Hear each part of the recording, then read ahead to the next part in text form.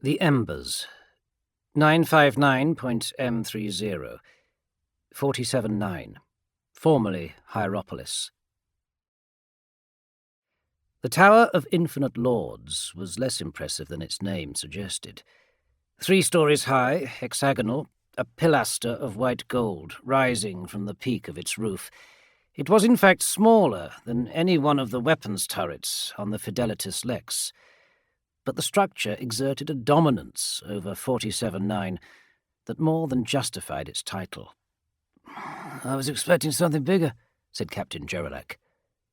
Like his skin beneath, Gerelek's grey armour was covered in a continuous tracery of cuneiform, neatly inscribed passages from the Book of Lorgar in the tongue of Colchis, a sign of its wearer's devotion. At his back stood 40 word-bearers, their slab-grey armour anointed with blessed oils that glistened on squad markings and the rune of the perpetual spiral chapter. With them came Chaplain Melchiades, though Corpheron had known him better as Dar Voldak back on Colchis. The first captain, the keeper of faith, favoured of the Urizen, had taken personal command of the last assault on the bastion of the church that called itself the Silvered Cup. Across Hierapolis, the cult's shrines and followers had burned. The last were to be slain that day by order of Lorgar Aurelian. With Corpheron were 10 space marines of the Ashen Circle, warriors sworn to the destruction of all false idols and heresies. "It is but a capstone, I believe," said Corpheron. "If the confessions extracted from the non-compliant are to be trusted, the tower sits atop a necropolis that stretches beneath most of this city." He cast an arm to encompass the ruins that surrounded them, buildings levelled by orbital and whirlwind missile bombardment the previous day.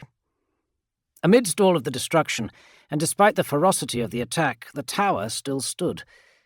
The official Legion reports put this endurance down to a concealed energy field of some kind. Corpheron suspected that a more otherworldly force was at play, hence his decision to intervene directly in its raising, legitimizing the presence of his own men in the guise of the Ashen Circle. Men who knew the truth could not be buried nor burned. "It doesn't even have guns," scoffed one of Gerelek's subordinates, a sergeant named Bel Ashered. Corpheron was of a mind to recommend the squad leader to Erebus for promotion to the ranks of the Legion's chaplains, and this expedition was, though Bel Ashered did not know it, a test of temperament and loyalties. "They will not shirk from being the first through the gates," replied Corpheron, pointing his chain-blade towards the tower's ornate entrance. "The Emperor wills it. It shall be done." Bel Ashered raised his bolter in acceptance of the challenge, and then signalled for his squad to make ready for the attack. Melchiades stepped forwards, a grim figure in black, a tabard of grey over his armour, reminiscent of the Covenant priests of their homeworld, a sign that he had been raised from infancy in the embrace of the Holy Church. Like Corpheron himself, though the Keeper of Faith needed no such decoration for others to know his storied history. "Dwellers within," the chaplain declared, his voice amplified to a roar by his armour's address system, ringing back from the stone walls. "You have been found guilty of non-compliance with the desires of the Emperor of Mankind, refusing the benefits of enlightenment and denying the imperial truth. In persisting with your worship of false gods, you directly defy the mandates of terror. Furthermore, in refusing to acknowledge the falsity of your worship, you commit the willful and persistent adherence to an error in matters of faith. There is but one law, and it is from him of terror that it springs. Font of truth, the Emperor has claimed this world for the benefit of all humankind. You refuse to set aside your selfish vanity, and are therefore guilty also of treason against humanity. No clemency will be offered, no mercy shown. Your lives are forfeit, and your estates shall become one with the great imperium of mankind." Such formalities observed, Gerelek signalled his warriors to advance, the squad of Bel Ashered at the spearhead of the attack. Cor Phaeron and his followers from the Ashen Circle followed close behind on foot, their hand-flamers and barb-toothed axe-rakes in hand, the speedy advance offered by their jump packs not required on this occasion. Bel Ashered himself reached the silver portal first, and placed a trio of melter bombs upon its surface before withdrawing. Their detonation turned the gates to charred splinters and molten metal, ripping a hole through the thick barrier to expose the broken bars and locks within. Wrenching open the doors, the word-bearers stormed the threshold, bolters spitting at some enemy as yet out of sight of Cor Phaeron. Sparks of lasfire flashed past the Space Marines as they stormed the breach, flicking ineffectually from their warplate. Entering in the wake of the assault, Cor Phaeron and his companions found themselves in a small foyer. A circular shrine ahead, the altar already toppled and broken by Jaralek's warriors. The plastered walls were painted with elaborate murals that reminded Cor Phaeron of illustrations from the oldest holy books of Colchis, depictions of the Empyrean he had studied for long years before the arrival of the Emperor and the 17th Legion. The scars of laser and bolt marked the swirling designs, among spatters of dribbling blood. Bodies torn apart by bolt detonations filled the doorways and littered the white slabs underfoot, swathed in silken vestments of the silvered cup faithful, their blood seeping along the cracks between the tiles. Nothing else was alive. There was another door at the opposite side of the chapel, of plain white-painted wood. A squad of Jaralek's men stood ready to open it. "Wait!" Cor Phaeron commanded, striding quickly across the shrine room. "An inner sanctum, I expect. We shall deal with the blasphemies within. Jaralek, search for routes into the catacombs. There is no telling how many of these vermin might flee through the tunnels. Coordinate with your squads scouring the city on the surface so that none escape." The captain hesitated for a moment, and then looked at the Ashen Circle gathering around Cor Phaeron. He raised his blade across his eye lenses in salute, and then turned away, issuing orders to his warriors. "Dathor, break the door," Cor Phaeron said, stepping aside for the Ashen Circle warrior to approach. The chain blade of Dathor's axe rake snarled into life, teeth becoming a blur at its tip. With 3 swings he hewed at the portal, the third bedding the blade deep into the timbers, allowing him to rip the splintering fragments from the frame. Cor Phaeron entered first, stepping into a short hallway, too narrow for the jump packs of the Ashen Circle. "Ensure none follow," he told them, before advancing to the stairwell at the far end. He ascended quickly into a chamber that ran the breadth of the tower. Here he found statuary and more murals, and at the far end a handful of robed men with long beards hurriedly taking books and amulets out of a large chest. One of them noticed Cor Phaeron and straightened, panic on his face. He started to reach for something inside his robe. "If that is a weapon, you all die in the next 30 seconds, said Cor Phaeron. "Stay your hand and you live. Which one of you is Audeus?" The 5 elders looked at each other before one of their number, even more wizened than the others, raised a timid hand. "I am Audeus, overpriest of the Silvered Cup." He puffed out his chest, affecting a semblance of disdain, though it was clear from his trembling hands that it was all bluster. "This blasphemy shall not—" "Know that this day your prayers have been answered, Audeus. I have seen the manner of powers that you serve. A time of testing is at hand, but you must stay strong. Do you have means to escape this chamber?" "Why are you doing this?" "Does it matter?" snapped one of Audeus's fellow elders. "He is letting us go." "An ornithopter in a loft station," another replied on behalf of their leader. He stepped towards a ladder that ran up one wall, pointing to a trapdoor above it. "Nourish your faith, but remain hidden. Let the truth be your strength, and whatever becomes of this world, know that your faith will prevail. Your souls shall be rewarded. There will come a time when your true masters call upon your descendants." As a group, they started towards the ladder. Cor Phaeron raised his bolt pistol and aimed at Audeus. "I must have proof that your sect has been destroyed. Your head will suffice. The rest of you, fly east for 2 kilometers and then northeast out of the city. There is a gap in the auger screen. You will find refuge in the Midden Mires. Disappear." I thought you said my prayers had been answered, said the overpriest, alarmed. He tried to run for the ladder, but the other priests snatched hold of his robes and forced him back towards Corferon. "Did you not pray for the powers to lay their gaze upon you?" Audeus nodded hesitantly. Those who had given him up hurried towards the escape route. "Now you shall lay your gaze upon the powers," Corferon said, and pulled the trigger. Book 1. Revelation. Colchis. 118 years ago, Terran Standard. 24.5 years ago, Colchisian Calendar. Translator's note on time. The world of Colchis is of a magnitude larger than Holy Terror, and consequently even approximations of time by the accepted nomenclature of Terran Standard are unsuccessful in conveying the very different diurnal and nocturnal cycle of its inhabitants. Before we begin, the reader should familiarize themselves with the following information. The orbit of Colchis around its star takes nearly 5 years, 4.8 to be more precise. Therefore, if a Colchisian refers to being 6 years old, they are in fact 28 or 29 Terran years old. A Colchisian solar day, that is, one complete planetary rotation, is 7.1 Terran days, or 170.4 Terran hours.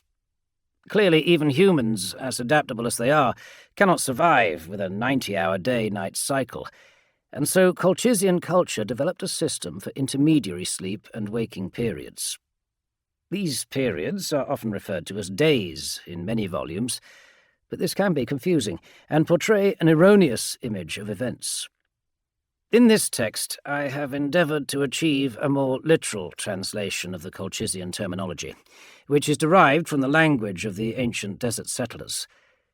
Day, in the following manuscript, refers to a complete orbital turn of the planet from sunrise to sunrise. This day is further divided into the following times of approximately 24 hours each. The exact length depends further upon seasons and locality, and chronometry on Colchis is a dedicated and difficult scientific discipline in its own right. Dawn away, morn day, long noon, post noon, dusk eve, cold fall, high night. These sub-days are then broken down into 3 further periods, 2 of wakefulness and 1 of sleep, approximating 8 hours each. These 3 periods are called wake rise, wake main, and rest eve, with the last being the sleep period, although frequently inhabitants may sleep less than 8 hours during morn day, long noon, and post noon, and slightly longer during the darkness of the remaining time.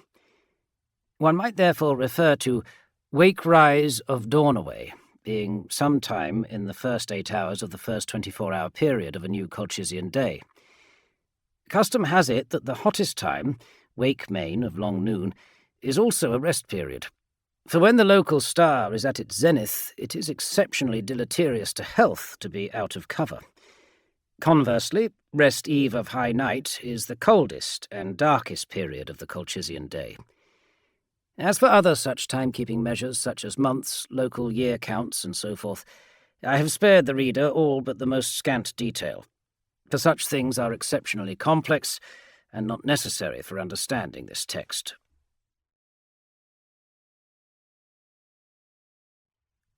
Chapter 1. 111. Sands the colour of rust, ash and old sweat stretched out to the haze-blurred horizon. Even in the baking heat some life clung on.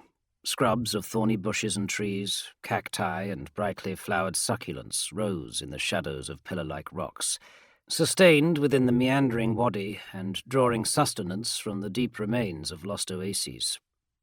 There was movement everywhere, if one knew where to look. Scorpions and sun beetles skittered over the scorching sands, and flies buzzed lazily from cactus to cactus. Far above, in the wisps of cloud that scudded across a pale blue sky, immense sand vultures with 4-metre wingspans circled in the cool upper airs, eyes as powerful as magnoculars scanning the ground for any morsel. Dust devils skirted across the dunes, erasing the tracks around the camp, piling fresh drifts against the sides of 13 large tents made of fabric striped red and blue, black and gold, grey and white. Sunshades held up on strong poles, shielded against the unrelenting long noon blaze, keeping the worst from the backs of prized bipedal sunstrider mounts, and much more heavily set sternback sled beasts. Their short hair stained red by the dust, the animals panted in the heat despite the shade, eyes closed against the glare coming off the nearby dunes. More huge parasols were set up on the leeward side of the camp, and beneath them clustered the declined. Old and young, they huddled about their solar stoves, cooking patties made from grey cactus flour, flavoured with treasured drops of honey spider milk. They talked quietly and nursed their canteens, perilously low now that they were 2.5 days out from the last oasis, debating the best course to take at wake-rise of dusk eve, when the dropping temperatures made travel practical again. They fingered talismans and fetishes of small bird and mammal bones, intricately carved with verses passed down from ancient generations. The eldest dozed, clasping prayer sticks across their chests, the faint whistles and whines from the pierced bones changing as their chests rose and fell in the constant but weak breeze. Around them infants dug in the sand for waddy nappers and desert whelks, though in their minds they imagined they were opening up one of the lost vaults to unearth archaeotech treasures from the time of the last wandering. They picked over pebbles and small fossils, dividing them into piles of varying shininess, size, and other criteria only small children would understand. The older children dared each other to stand in the sun for as long as possible, timing their efforts with small sand glasses, ignoring the warnings of their parents who spoke of some uncle or aunt who had died from a skin-curdling sun rash or been consumed by swarms of tumours. The youngest adults attended to the shrine. The centre of the camp was dominated by 4 large poles, each made up of separate totems carved in the many likenesses of the 4 powers. Though they were declined, forbidden entry into any of the great cities, they nevertheless paid homage to the gods of their ancestors as best they could. Offerings of small sacrifices burned in incense bowls at the base of each pole, their scented wisps drifting out across the camp, carrying the prayers of the faithful into the air. The ward priests kept the small fires burning, moving from one to the next in constant work, wafting air, rearranging kindling, adding sprinkles of more incense where required. Now and then one of the nomads would rouse in the stupefying heat, struck by a sudden thought or need. They would scribble their prayer on a scrap of papyrus and pass it to one of the totem attendees. Murmured incantations would accompany the flare of burning papyrus, their meaning lost to antiquity, but their importance sustained over 100 generations. 112. Fan Morgai, leader of the tribe, gathered his family to a brief council. He pointed to the darker shimmer on the horizon, which a stranger to the deserts might have mistaken for a mountain. The nomads knew better. The mound, whose peak was just visible in the distance, was no natural formation, but the remains of a city of their ancestors, long dead sands claimed by the desert. 2 more restives for good walking, he told them, waving the fabric map that was his most prized heirloom. The symbols were all but faded from view, but he knew how to read the topography, taught by his mother and grandfather as soon as he was old enough to learn his letters. A prayer in a hole, muttered Stanzia, his eldest sister. You think the gods will guide us to a lost vault? No, Fan Morgai said with a sad shake of the head. I think that this is the city of mirrors. See the clouds above it? Rain, my boys and girls. Rain, soon. The wadi at Fushas is said to be flooded again, said his youngest cousin, Fabrital. Only a wake-rise's walk away, no more. The wrong way, argued Cora, Fabrital's elder brother, who had already expressed his favour for the plan of Fan Morgai. And who said this? A drunken soothsayer at Mayporis. He would tell you anything for a sip of Jackass. He had one of the old books, protested Fabrital, and he cast the bones upon its pages right in front of me. I saw. A wind symbol and the sun. Fresh beginnings, he told me. And you spared him a sip of your liquor for the good news, said Fan Morgai. He was about to continue, but a shrill call drew all their attention to the shaded watchpost on stilts erected at the windward side of the camp.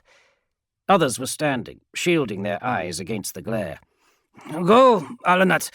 Swap with Benjo," Fan Morgai told his young sister, and she dashed off into the light, sweeping her headscarf about her face to shield against the sun for the moments it took her to reach the watchpost. Benjo dropped down and ran back to the elder, his looking tube glinting in his hands. He gestured for Fan Morgai to meet him between the two nearest tents, and pointed into the wind, a little to edgewards. "Caravan!" he blurted, thrusting the seeing device to Fan Morgai. "Caravan!" The tribal leader lifted the telescope to his eye. Retinal detectors clicked and whirred as they adjusted the liquid lens, bringing the horizon into sharper focus. He swept right a little, towards the far distant coast, and caught a blur of darkness against the dunes, no more than a kilometre away. "Caravan? Out here?" He looked at Stanzia, and they shared a glance of concern. They both looked to the main tent that housed the chief's family. "Say nothing to the strangers," she told him, and he agreed with a nod. "Make ready. Get your weapons," he told the others. "But do nothing to provoke them, and let me do the talking." 113. The largest vehicle crested a broad dune like a breaching whale, its huge flanks rearing up over the sands amid a plume of dust and smoke. A dozen small funnels trailed oily fumes from their gargoyle caps. Thick wooden tracks churned the sand as it achieved the summit, the sand plough upon its front furrowing aside dirt and grit into twin banks on either side. Details were scant, the caravan just a vague darkness in the haze. But as the vehicle approached, the other shapes around it resolved into better focus. 2 crew four-wheelers ran as outriders, their roofs and spoilers glinting with solar collecting plates, balloon tires carrying them over the shifting desert. With them came actual riders, mounted on sunstriders, decked in faded ribbons and pennants, the streamer of a black and red prayer flag curling from the back of each scout. Their faces were hidden by thick scarves and glare goggles, their riding robes tattered and dirty. Their steeds had also seen better days, flanks scarred by sandstorms, hair matted, tails docked short in the style of the inner waste tribes.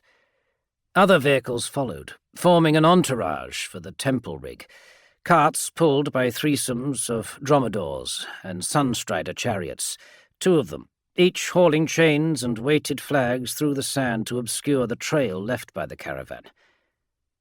The shrine wagon could now be seen more clearly, a turret above its driver's cab topped by numerous flared speakers flanking a pulpit, large reflectors casting a brightness onto the decking behind, where dozens of armed men and women waited. As the great sheet above the deck flapped and bulged in the winds, spear tips and mauls, arrows and sling staves glinted in occasional flashes of sunshine. Beyond the stacks of the traction engine, the large wagon heaped up into a type of aft castle, upon which 2 spear launchers were mounted. Here, mast-like poles were joined to the exhaust piles by black and red bunting, missing in places, giving the impression of gap-toothed grins. From the summit glinted a golden icon of a book aflame, a symbol of allegiance and faith, a testament to one of the proselytizing creeds of the old cities, the Covenant of Varadesh. 114. The glimmer of eyepieces sparkled along the deck of the shrine wagon as the occupants turned their attention to the cluster of tents sighted in the distance.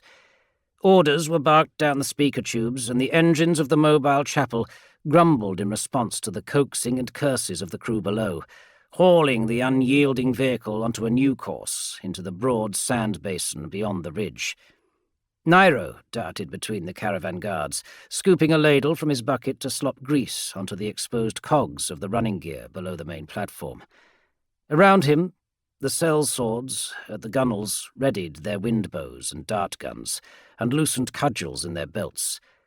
A few aimed kicks at the aging slave, others directed only curses at the man, winding his way in a half-crouch between them. He was clad only in a loincloth and headband, his whip-marked back and shoulders an exposed maze of sun-darkened skin and white scar tissue, turned leathery and cracked by years of exposure. It was, powers be praised, a miracle Nairo had not been cursed with the tumours like so many of those he had grown up with. His advanced age was something of a talisman among the other slaves. 6 Colchizian years he had survived. 30, as the adepts of terror would later reckon such a time span. His head was shaved bald, tattooed on the right side with a simple version of the Book of the Word, symbol of the Covenant who ostensibly owned him.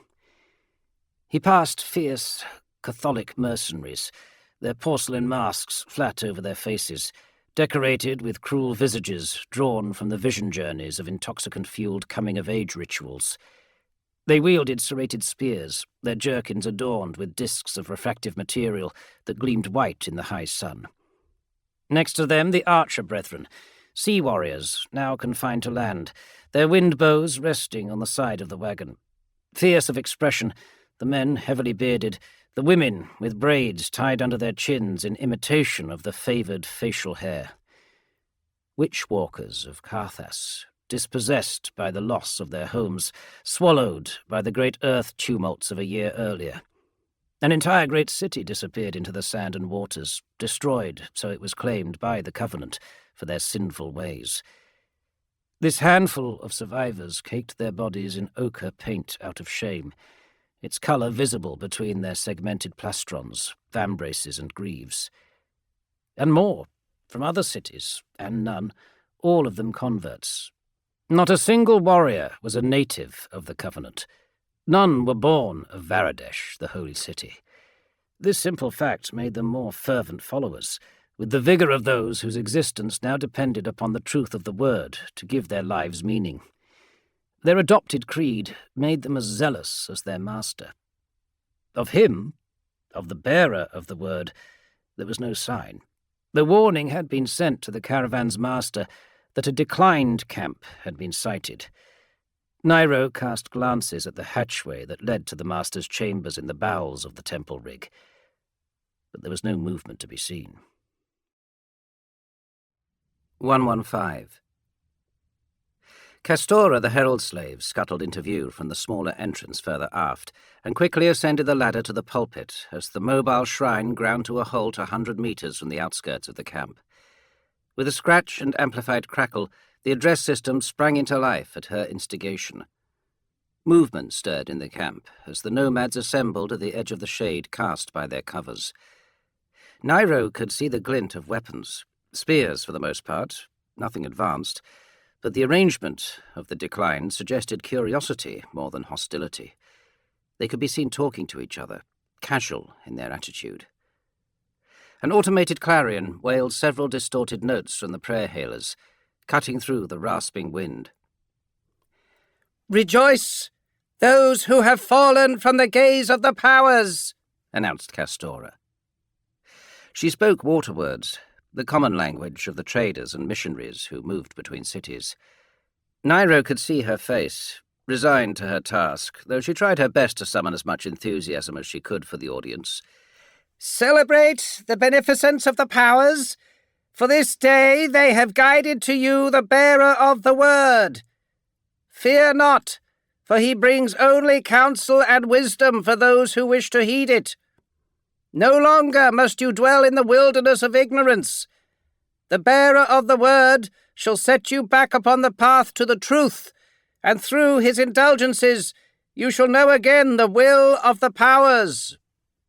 The sound of a foot upon the steps drew Nairo's eye back to the open grate.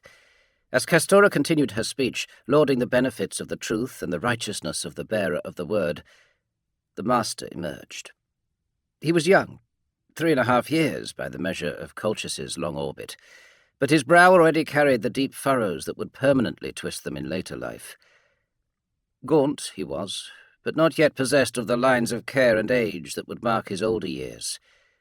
He was garbed in dirty tatters of dark grey robes, marked by sigils of the powers and designs of the constellations of the Empyrean above, the very same clothes that had been literally ripped from his back when he had been cast out of Varadesh.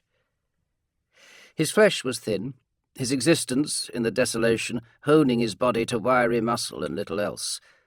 Already his skin was marked with the scars of exposure, dark from the sun and scratched from the wind-borne sands. Castora withdrew as he reached the bottom of the pulpit ladder, slipping over the edge like a fleeing serpent to allow the master to ascend without obstruction. With characteristic energy, he hauled himself up to the addressing platform, while the clarions sounded their greeting call again. "He, the bearer of the word," he declared, raising his arms above his head. "Witness the truth from my lips, and remember the name of Cawl Theron." Chapter 2. 121. The leader of the Declined raised his hand, giving the caravan permission to approach. The temple rig rolled forwards at walking pace while the other vehicles formed a boundary about it, and the escorts dropped down from the fighting platform to walk alongside in a guard of honour. 2 sand sleds pulled ahead, raising up great sails to create a corridor of shadow between the lowering gangplank of the mobile shrine and the perimeter of shade at the edge of the camp. Cawl Theron swung himself over the side onto a rope ladder and swiftly climbed down to the shaded sand, his bare feet sinking into the heated grains. He hardly felt their scorching touch through scars and calluses as thick as the bottom of a shoe. It was a joke amongst his coterie that his souls were as inured to pain as his soul. He permitted such humour to continue as long as it was not deliberately perpetrated within earshot. Mockery of the powers and the Empyrean was a blasphemy, of course, but he also knew that soldiers had their own ways, and it was better not to test their loyalty too hard with unnecessary injunctions on their behaviour. A handful of the nomads clustered forwards, bearing cups of water in welcome. It was a good sign, and Cawl Theron felt his mood lighten at the prospect that his sermon might fall on willing ears for a change. Custom dictated that they host the preacher, but all too often such hospitality was short-lived, long enough only to satisfy tradition and reputation. The offering of water seemed a genuine welcome. He suppressed a grimace as he saw some of the nomads were marked with the swirls of the sand curse, or the scabby lesions of the cell-eater. Uncleanliness was rife amongst the Declined, a symptom of their irreligious ways, but he did not believe this justified denying them the truth. What was the point in bearing the word of the powers to those who already heeded it? That the fools of Varadesh had cast him out for suggesting that the Covenant should be more missionary in its outlook had only reinforced his belief that the truth lay in the wilderness between cities. That this was an apt metaphor for his endless quest through the desolation for pockets of wisdom was not lost on Cawl Theron. Guided by the powers through the arcane mysteries of Colchisian astrology, Cawl Theron had recruited dozens to his cause in the long seasons since his exile had begun. There were ears that would heed the word and the truth, and while they did, it was his duty to bring it to them. "May our journey end in the waters," the nomad leader said, inclining his head in greeting. He was a little shorter than Cawl Theron and maybe 7 years old, though most of his face was hidden by scarf and goggles. The hand that proffered the cup of water was lined with age, the leathery skin cracked and tight over sparse flesh. "Blessings of the powers upon you," Cawl Theron replied, raising up his left hand with the middle and index finger together, drawing the sign of the 4 in the air, as prescribed in the accounts of the Barabicus, a circular motion starting at the top left and moving down and right, followed by an X across the same. The nomad leader followed the movement of the fingers with a curious look, ignorant to its meaning, but impressed by the import of the gesture and the solemnity with which it was delivered. "I am Cawl Theron, the bearer of the word." "I am Fan Morgai, and these are my people." He took a sip from the cup and passed it to Corferon, who allowed only enough liquid to moisten his lips. He was eager to begin his sermon, but Fan Morgai was insistent that all the customs were followed. After they had drunk from the same water, he then insisted on introducing his family and other prominent members of the tribe, reeling off names that Corferon forgot immediately as irrelevant. If they became followers, he would deign to spare more thought for them, but not before. 122. Eventually, Corferon was guided to the mats closer to the heart of the camp, though not those directly next to the central tent, as he might have expected. Rather than dwell on this strange departure from nomad tradition, he eagerly launched into his sermon, gesturing strongly to emphasize his points, dark eyes moving from one listener to the next in smooth transitions, as he had been taught in the chambers of the orrery in Varadesh. The heat of his passion consumed him, fueling his words as he strayed from his practice lines to remark upon the journeys of Epixas of Ermgames and her death at the hands of the unbelievers of that city when she returned with the truth. He could see understanding in the faces of his audience as they shared the pains of Epixax's tribulations and rejection, as they had been rejected by those who claimed themselves faithful. "In each of us has been set a purpose," he told them, glorying in the opportunity to unburden his mind of their heavy thoughts. "The powers look upon our works and are disdainful, for there is nothing beneath the Empyrean we can create that is not but a pale mirror to the glories of the upper spheres." The spirit of the powers was upon him, a fire in his gut as their words passed from his lips. Theirs was the will. His was the word that carried it. He laid a hand upon the scarf-clad head of Fan Morgai, feeling a paternal regard for these dispossessed, though most were his senior by a half-year and some much more. The powers had ushered them into his care, and he would not abdicate his responsibility to introduce them to the truth. "I shall not shun you as others have, for the powers care not for our mortal hierarchies, only our dedication. It matters not that you dwell in the wild places, cast from civilization into the desert like animals, for we are all nothing but tenants on the lands of the powers. Who more than you know the meaning of sacrifice? What priest or priestess in the towers of Guras or Varadesh can say they know the desires of the powers more than those forced to suffer each day beneath their burning scrutiny?" He waved a hand towards the great orb beyond the parasol sails. "Make no mistake. That what the sun is to the day, so the powers are to life. They are the light that sustains it, the fire that will consume it. As the sun is relentless upon our backs, so we must be relentless in our service." The declined were held rapt by these words, so different from the dry testaments of other missionaries who had sought faith for their cause. Here was one who spoke in ways that matched their experiences, who knew something of their miserable lives. More than half the adults of the camp had gathered to listen to his sermon, and as many children as could muster a few moments of attention. Corferon caught himself upon the crest of pride, about to plunge into the self-congratulatory trough beyond.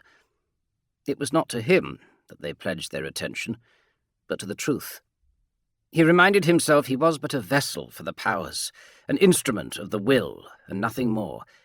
His was not the credit, only the sacrifice. Such was the position to which he had been appointed. 123. Corferon, possessed by the energy of the powers, started to pace as he spoke, moving along the row of cross-legged nomads at the front of the crowd. He directed his words to those at the back, encouraging them to hearken to his message so that they might know the truth. "Unto us will be delivered the word, and with it shall we know the will of the powers," he told them. He clenched a fist to his sun-scarred chest. "Into me has been passed this knowledge. I pass it to you, for the powers have spoken and declared that the message must be heard.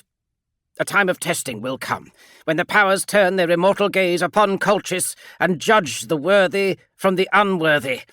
None can raise up the defense of, 'But I did not know,' for the powers have gifted us all with the means to know the truth." He waved a hand towards the slaves bearing his accoutrement behind him. Many sacred books, a sceptre with a fist-shaped head and other relics that he had come upon in his searching across the wastes. At the gesture, the slaves knelt and proffered up their burdens. I have read the wisdom in these ancient pages. A half-truth, for he understood the language in only 6 books from his library. And in them I have discovered the word. And the word saith that we shall serve the powers to the exclusion of aught else. Slaves shall provide the food, for free men and women must bear the burden of worship, bending all effort to the praises of the powers that created and sustained us. Each of you is a chosen one. He pointed at the crowd with a skinny finger. Some smiled, others flinched. He noticed Fan Morgai and a few others glance away. Corferon pondered this as he continued. Each has their place in the machine of the universe, whether to be the cog or the cable, the switch or the fulcrum. The texts tell us that one will come, raised above the others in the eyes of the powers, to bring sight to the blind, hearing to the deaf, the word to the mute. Again the sharp eyes of the preacher caught a small flutter of movement from the chieftain and his family. Was it nervousness? Shame? Corferon took several paces, changing his perspective, his words now coming through instinct as he surveyed the camp from a fresh angle. Prestige and honour will reward the faithful. He indicated his followers, who waited in groups under the shade of the sun sails and on the deck of the mobile shrine. The light of the powers shall fall upon them, and all blemish will be removed from the body, so that it reflects the purity of the soul. From this new position, he realized that Fan Morgai had not been looking away from Corferon, but rather the chieftain and his close companions had glanced towards something. The main tent at the very center of the encampment, a large conical structure of white, black, and red, embroidered with sacred constellations. 124. Plague and misery shall be the lot of the faithless, said Corferon, voice dropping to a snarled whisper, his fierce gaze roaming over the crowd, seeking other suspicious behaviors or signs of guilt. Nothing is hidden from the gaze of the powers. All is laid bare before their immortal scrutiny, as the desert is set before the blazing sun. This garnered a definite reaction, an exchange of looks between Fan Morgai and his wife. Corferon stepped towards the crowd, arms outstretched with palms facing out as though laying benedictions upon them. They shuffled from his path, parting like sand before the wind, until he came to stand before Fan Morgai. He turned an accusing stare upon the nomad leader. What is in your heart, Fan Morgai? When the powers turn their gaze upon you, shall they see one of the faithful, or an agent of the faithless? Fan Morgai said nothing but swallowed hard, meeting Corferon's gaze for only a moment. A bead of sweat ran down the side of his face, not unusual in such conditions, but the preacher took it as a further omen of the power's desires. He pressed on, stepping past the chieftain, to thrust a hand towards the leader's abode. What secrets do you hide in your own sanctum? He demanded. You may think that you can keep your secrets away from the sight of mortals, but the powers see all. They look into the hearts and minds of men and women as easily as I look into your eye now. Do not sully your tongue and my ears with denials and lies. Cowed, hands trembling, Fan Morgai gave another look to his family and nodded. His wife and children gathered close as he moved towards the tent. I meant no wrong by it, he said quietly, stopping at the threshold. I intended no offence to the powers. Corferon nodded in silence, neither accepting nor condemning the statement. He waited, suppressing his eagerness to see what the declined had concealed from him. It would be archaeotech, he was sure of it, something from one of the dead cities made in the time of the age before. All such artifacts were supposed to be turned over to the Covenant, but many tribes and rival sects hoarded the archaeotech for themselves. As did Corferon, though the declined were not to know that he was no longer an accepted member of the Covenant. In fact, he traded on that ignorance, assured of the traditional protections offered to a traveller of holy position. "Bring it forth, so that we might see what the powers already know," he commanded imperiously, thrusting his finger again towards the tent. Fan Morgai pulled back the heavy flap of the door and stepped back. "Come out," he said with a tremulous voice. "Don't be afraid." Cor Phaeron's already furrowed brow knotted further, confused by this turn of events.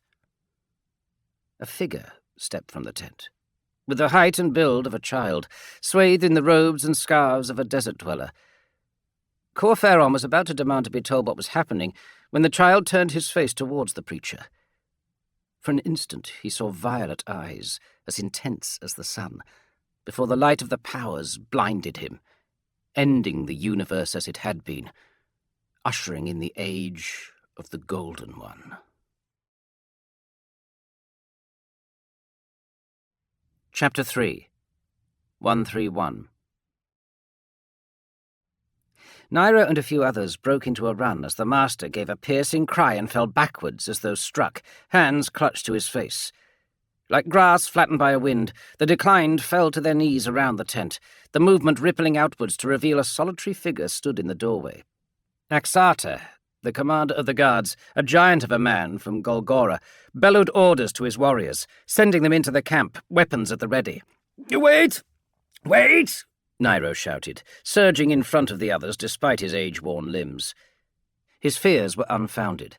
Axata moved his company only to secure the area, but gave no order to attack. Nairo had eyes only for the master, not out of any loyalty to Cor Phaeron, for he was a despicable man, but for fear of his own future. Without the master, he and the other slaves would be left to the untempered attention of the guards, who would likely be even worse than the preacher.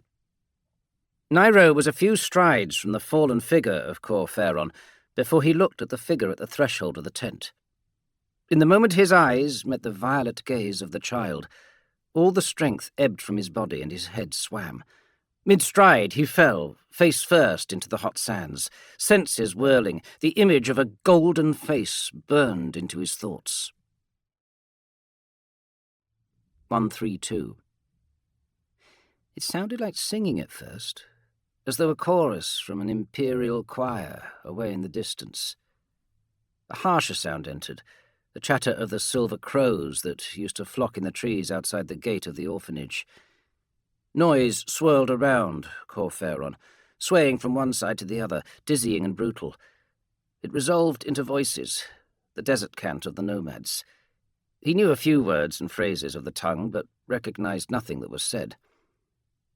He opened his eyes, but saw only the darkness of the sunshade for a few heartbeats before the scarf-shrouded, weathered faces of the declined intruded upon his view, concern in their dark eyes. They receded at a shout from Axata, scattering from the approach of the guardmaster and his armed companions. A few of the slaves crouched over their master, hands outstretched but unwilling to touch his holy flesh. Pain throbbed across his forehead and pulsed in his temples when he sat up. Blinking hard, he could not dismiss the twin pinpricks of brightness that seemed seared into the centre of his eyes. For a moment his discomfort robbed him of all recollection, but with a gasp the memory returned, and he sprang to his feet. He averted his gaze from the boy, a half-year-old, and no more from what Cor Phaeron vaguely remembered of the height and features of the figure that had so stunned him, and his piercing eyes sought Fan Morgai. He spied the chief of the declined tribe close to his tent, conversing conspiratorially with his family. He stepped away as he saw Cor Phaeron rouse himself. "What heresy is this?" demanded the preacher, advancing on Fan Morgai, spittle flying from his lips. "What have you sequestered from the light in this camp of blasphemies and darkness?" "He's just a boy, Cor Phaeron," retorted the chieftain's wife. "A child we found in the desert. We saved him from the scorching." "Just a boy? Do you not see that the light of the powers is upon him? Why would you hide him from me, the bearer of the word?" Cor Phaeron reached the gaggle of nomads and snatched at the robe of Fan Morgai, dragging him close. "Would you raise him up as some desert soothsayer? Perhaps a false prophet? Think you to be the captor of another Tezan, or Slanat, Cain, or Narag? What falsehoods would you lay in his heart, corrupter?" "He is just a child," said Fan Morgai, echoing his wife. He pulled himself away from Cor Phaeron's grasp, careful not to lay his own skin upon what he believed was the blessed flesh of an ordained priest. Cor Phaeron noticed a lack of determination in the chieftain's manner, as if an unspoken doubt troubled his thoughts. The itinerant preacher knew that he had looked upon something great, and he knew with equal vehemence that the child could not be raised by the superstitious, ignorant savages of the declined. Worse still would be to allow the boy to remain with them and then fall into the clutches of the Covenant, or one of the other city churches. Even so, there was only so far he could push the traditions of hospitality before Fan Morgai decided his guest was no longer welcome. Corferon raised his hands, touching his fingertips to his briefly closed eyelids in a gesture of apology. "Forgive my blindness, Fan Morgai," he said, in what he hoped was his most conciliatory tone. "You must know that the child is not of mortal birth." Not mortal. He is not, you are right. Not as we think it. It is only 17 days since we found him, preacher, in a glassy crater edgewards of the Katak oasis. He was an infant, a babe in arms. Now look at him, a half-year aged in just 17 days. "He should come with me, Fan Morgai. I shall lead him to the truth. You know it is more than happenstance that we have met this day. Of all the deserts to cross, of all the preachers and tribes to meet, the powers have placed you and I together in this place, at this moment. A greater work is unfolding around us. You have done your part, kept safe that which the powers have gifted us. Let me take him, Fan Morgai." "Why do you not ask me?" 133. Corferon stiffened at the sound of the new voice behind him. Its timbre was childlike, formed by immature vocal cords and a small chest, but its tone put him in mind of the high acolyte of the orphanage where he had been raised, steeped in considered wisdom and calm temperament. It was a voice filled with dignity, speaking perfectly the water words. Corferon met the gaze of the nomad leader and recognized the look in his eye, an understanding of the shock that currently bewitched the Holy Wanderer. "I know exactly how you are feeling," Fan Morgai's expression said to him. "It is all right. You can look at me now," the boy said quietly. Corferon turned his head and glanced over his shoulder, expecting the blaze of energies that had assailed him before. Instead, he saw the boy swathed in shirt and trousers too big, face framed by a dark red scarf. The violet eyes were as bright as before, but there was none of the imperial abyss into which Corferon had found himself dragged when he had previously met their stare. Even so, the gaze of the child was disquieting. The preacher turned fully to look at the infant, but could not find the words he desired. The aura of the boy was intoxicating, a vessel for the light of the powers. "What did you say, Lorga?" said Fan Morgai. "You named him?" Corferon directed a venomous glare at the nomad. "You gave him one of your filthy sign names?" "It is a good name," Fan Morgai replied. "A very old name. It came to me the moment I laid eyes upon him. Or, I should say, the moment I recovered my senses after seeing him. It means the rain-caller." "I like it, Corferon," said Lorgar. "If it does not displease you too much, I should like to keep it, as a reminder of this time with Fan Morgai and his kindness." The request was made quietly, but it entered Corferon's thoughts with the same weight as the commands of the powers themselves. To deny it would be to attempt to hold back the energy of the sun with his bare hands. He nodded, struck dumb for a moment. "A reminder?" Corferon latched on to the meaning of the words. "You will accompany me?" "Your speech was very moving, Corferon. I know that I am different, unique. You are the bearer of the word, and I would learn of the powers and of the truth." He spoke the words with the same inflection as Corferon, perfectly mimicking the emphasis the priest placed upon them. "I think that if I am taught of these, then perhaps I may understand myself. You can teach me these things." Fan Morgai had tears in his eyes, but nodded at this pronouncement, as powerless to resist the boy's desire as the dunes are to resist the shaping of the winds. 134. Corferon felt something else stir in his breast as he looked at Lorgar. The flame of passion burned as never before, ignited by the presence of the child, but in the fire he felt a different purpose than before. When he had been cast into the desert, he had vowed to bear the word to all who would listen, every convert a reward in itself, proof that he did the works of the powers, and that the covenant was built upon falsehood and dogma. Now, Lorgar presented a new means by which the word might be elevated. Corferon's thoughts buzzed with a grander plan, a triumphant return to Varadesh, with a new prophet beside him to scour clean the corruptions of the covenant. He tilted his face away, lest something of his desires were shown to Lorgar. Stepping past Fan Morgai, the preacher turned his back on the boy and beckoned impatiently for him to follow across the shadowed sands to the temple rig. Come with me, Lorgar. I will teach you of the powers and the truth. Growls and grumbles followed them, but no overt protest was made by the declined. The slaves who had come to their master's aid scurried past, dashing through the heat of the sun to either side to reach the temple rig ahead of Corferon. Axata fell into step at his left shoulder. Others would kill for the child, Corferon told his captain without looking around. He is salvation and damnation. Even though they are willing to give him unto us, these vagrants will happily flap their lips of what has occurred here, and others will come looking for Lorgar. We cannot have news of the boy reaching the ears of the Covenant. They would scour the desert for us. I understand, Holy Master, replied Axata. He peeled away, leaving Corferon and Lorgar to approach the shrine wagon. Corferon waited at the bottom of the ladder, and then motioned for Lorgar to precede him up to the deck. When the boy was halfway up, Corferon grabbed the rungs and hauled himself onto the rig as the sigh of wind bows and crackle of fusils burst into life behind him, greeted by the panicked shouts of the declined. Chapter 4. 141.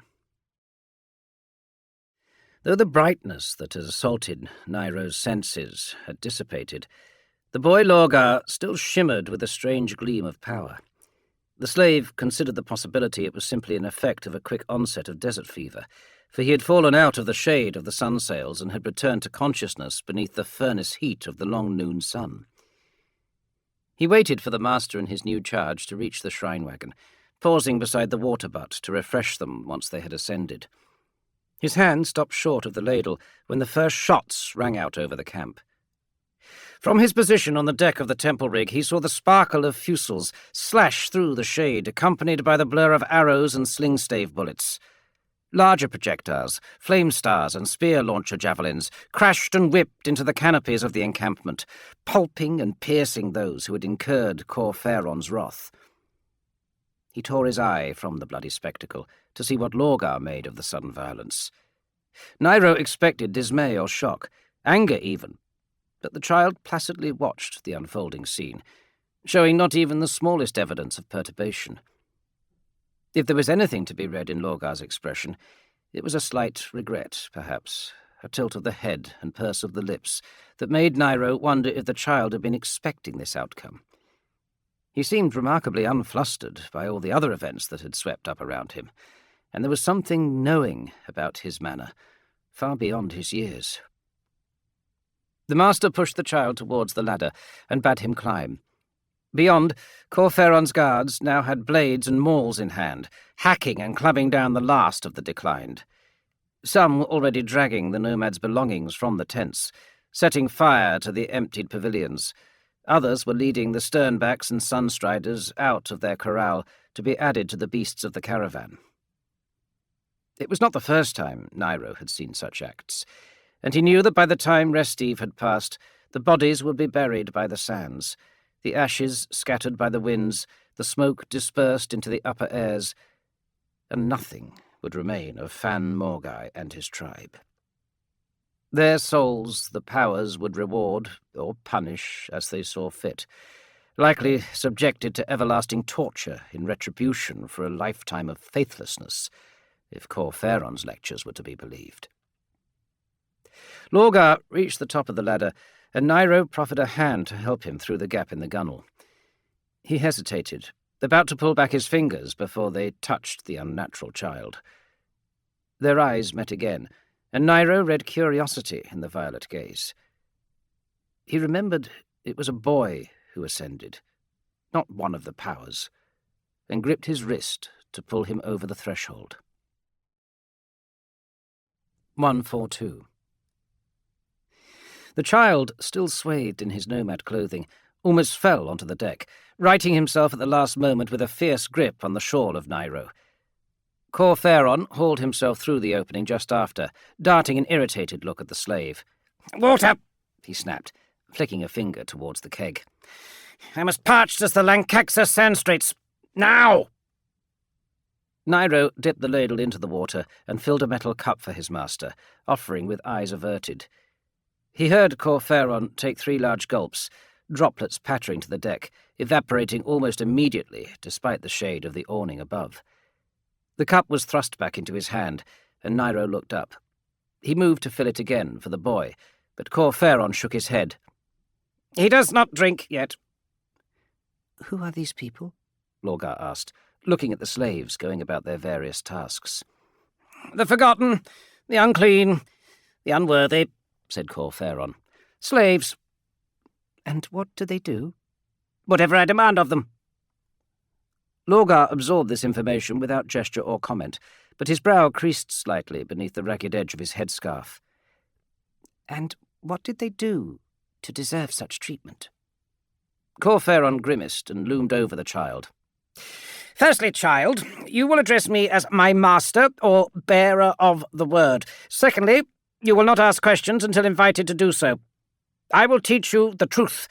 Concern yourself only with such lessons as I deem right. I will indulge you a moment longer, as you are new to the path of enlightenment." The preacher pointed at Nairo and swept his fingers across the rig to encompass the others who had been made outcast. "They are slaves because they offended the powers." And who arbitrates such offences, my master? Lorgar asked, innocence radiating from his face. For how long is the punishment administered? "You misunderstand, Lorgar. You must learn to pay more attention if you are to seek the truth. They are slaves, a miserable position to be in, so one must conclude that in order to suffer such a fate, the powers must be punishing them. You heard my sermon. To each a path is shown by the powers, and each will walk it as the powers desire. They are slaves because the powers wish it to be so. If the powers no longer desire them to be slaves, they will find fresh positions and freedom. It is not in the judgment of mortals to inflict or release such bondage." Lorgar accepted this wisdom with a thoughtful look. Nairo saw no compassion in the boy's strange eyes, but there was also none of the coldness and disdain of the guards, nor the venom and cruelty of Corferon. "Master," Nairo touched his fingertips to his eyes as apology for the interruption. "where is Lorgar to sleep, to eat? Will he stay with you, or billeted with the guards?" The master considered the question for a moment before a flicker of a sly smile twisted his lips. "He will eat, sleep, and pray with your kind, Nairo. He will attend higher lessons when I call for him without delay. If he is tardy, you will all be punished. And get him out of those stinking declined rags.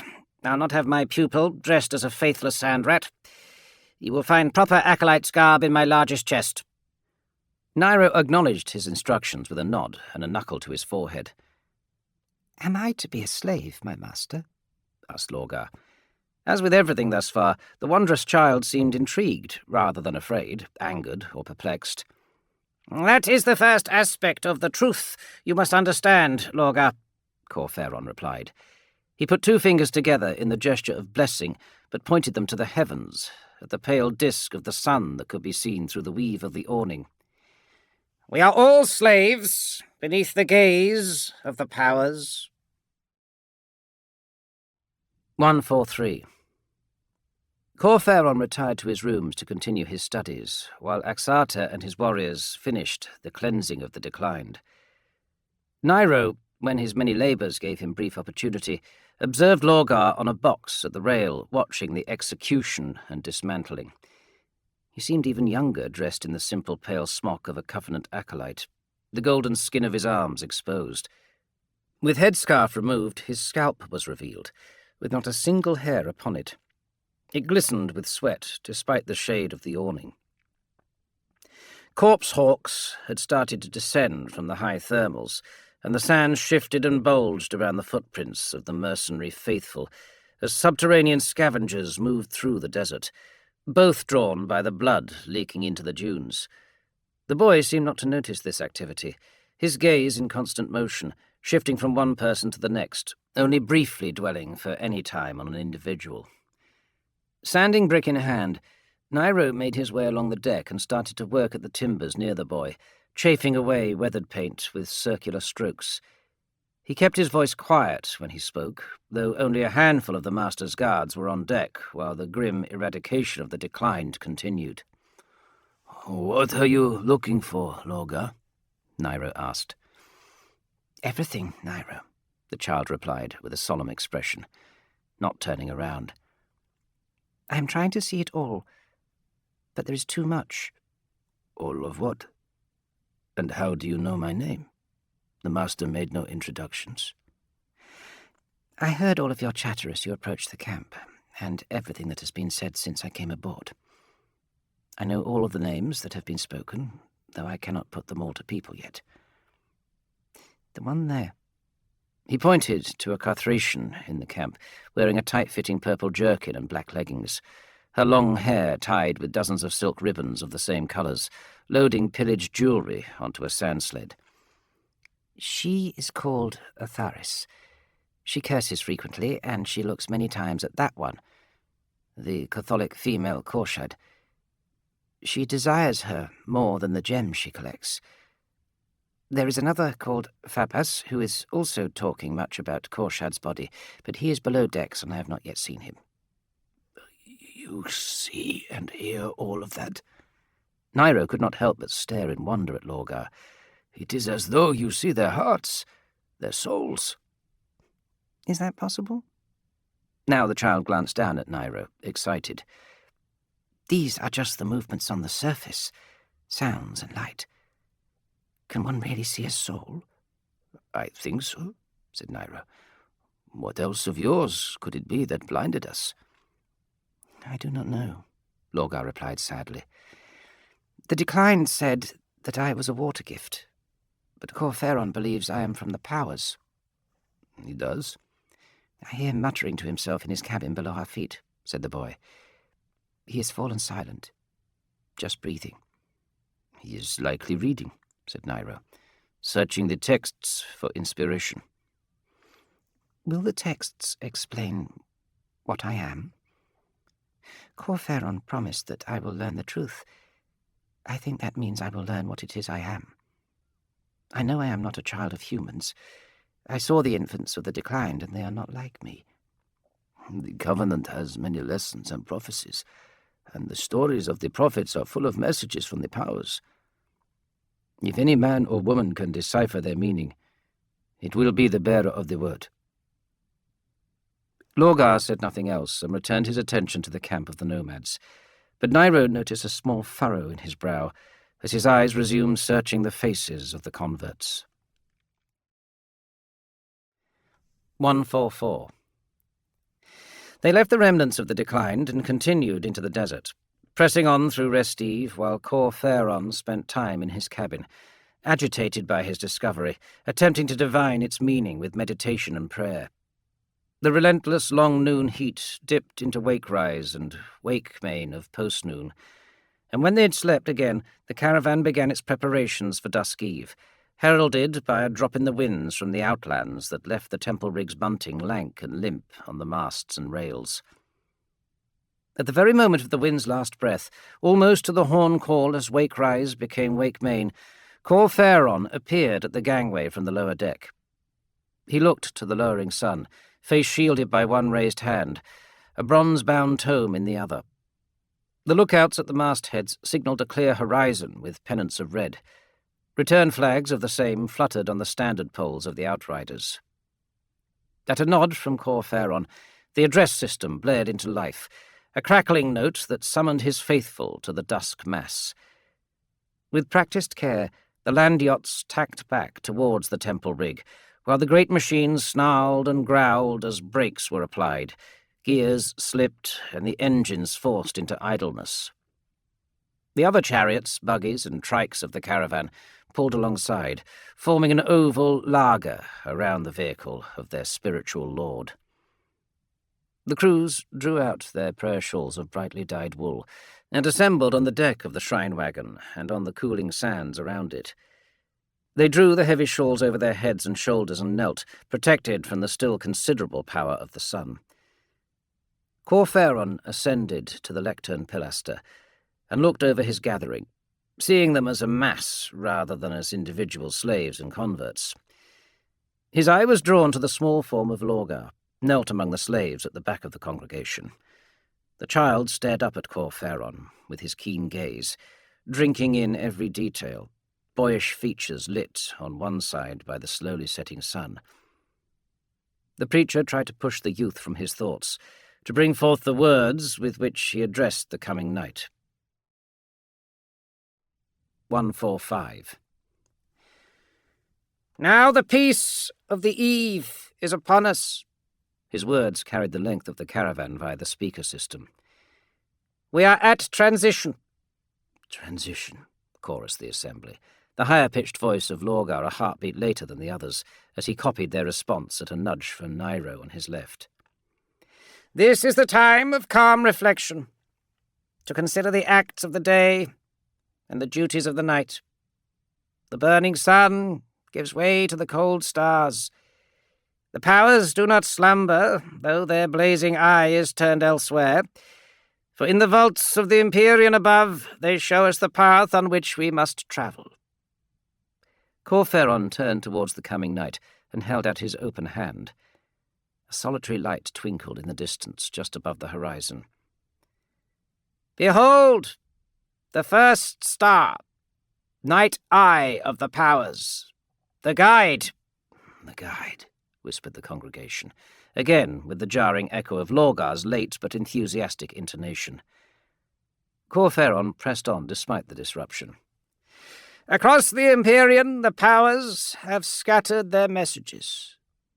He held up the heavy tome in his hands, the book of heavenly scripts, proffering it to the invisible powers above.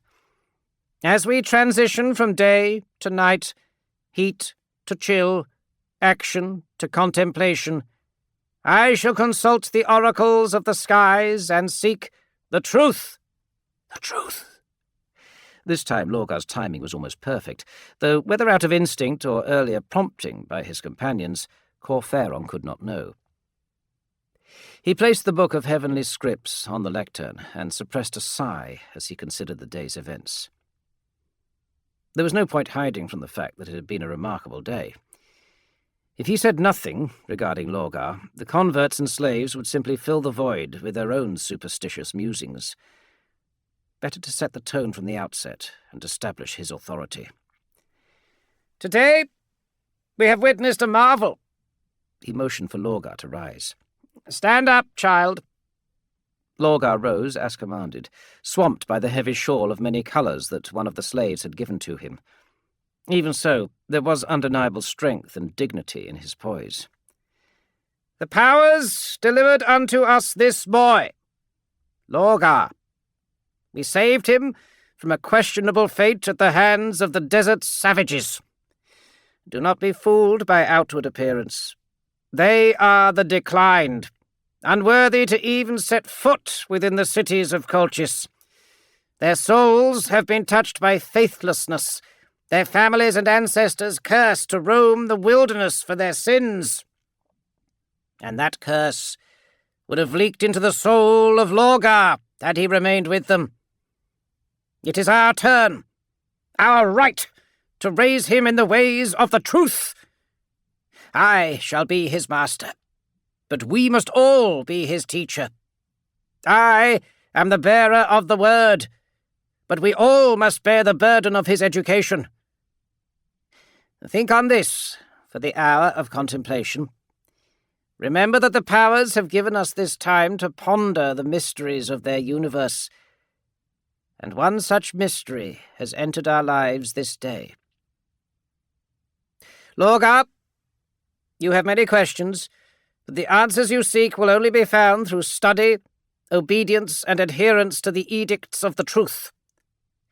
Tonight, I shall begin your instruction in astromancy, so that in time you too shall discern the wisdom and missives of the powers. But first, you must learn the scriptures of our forebears. Corferon waved for Lorgar to kneel again, and then raised his hands to the Empyrean, eyes closed. He took a moment to give silent thanks to the powers for this boon, for though he had tried to remain strong after his castigation and exile, and though the light of the powers fell upon him each day, he knew they could see the doubts that had assailed his thoughts of late. Lorgar was reward for his perseverance, confirmation that he was still on the correct course across the wildlands of the powers' arcane design. He needed no surer sign of his destiny than that which had been sent to him clad in the guise of a child, a pupil ready to be enriched with faith and the truth. What else would better show the people of Colchis that a new age had dawned, an age with the covenant broken down and rebuilt by the hand of the great Corferon? He opened his eyes, feeling the strength of the powers radiating afresh from his body, invigorated by their blessing. His followers looked to him, ready and willing to do his bidding, eyes bright and hungry for his law and his law. Unto him they had placed their souls, and he would not fail them.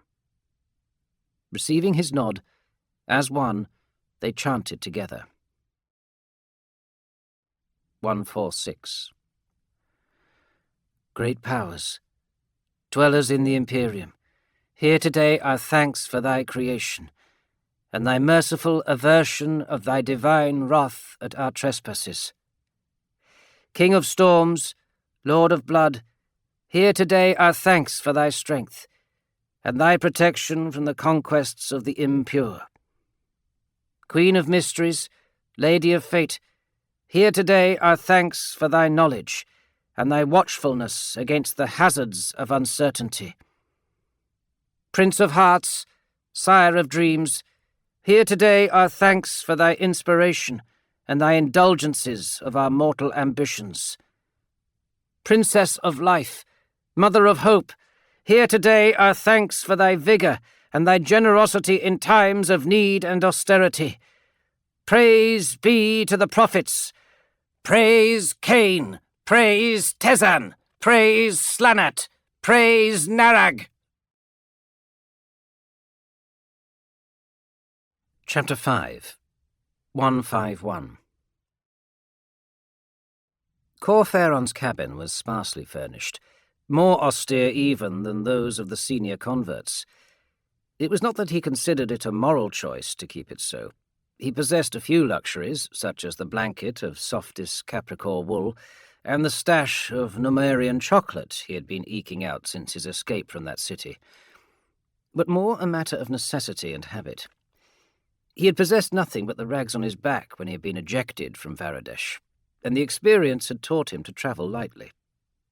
The books took pride of place in a cabinet that was in fact 2 travelling cases attached to the wall. If he was required to leave in haste, they were all that he needed to take with him, assuming that he had opportunity to do so. He was not so admiring of the powers that he would lay down his life for handwritten and printed pages and an old crystal reader. The window and shutter were propped open by a forked branch from a woundbark tree, which had served as his rod of office for nearly half a year, until a tribal leader had gifted him the old sceptre that hung over his bed. The haft of the rod was still lined with the thick red sap from which the tree's name was derived. Through the window the twilight crept over the bare metal of the rig's underbelly and onto plain wooden walls. More light came from a small lumen cube on an upturned crate beside the cot, as well as primitive tallow lights on other shelves. The flickering gleam caught on old circuit boards and chipped reader gems. A few other ornaments of no particular physical value were stored in open boxes on the floor, mostly gifts from thankful audiences or offerings to the powers that Corferon had intercepted before they had been thrown into burials, sacrifice pits, or ritual furnaces.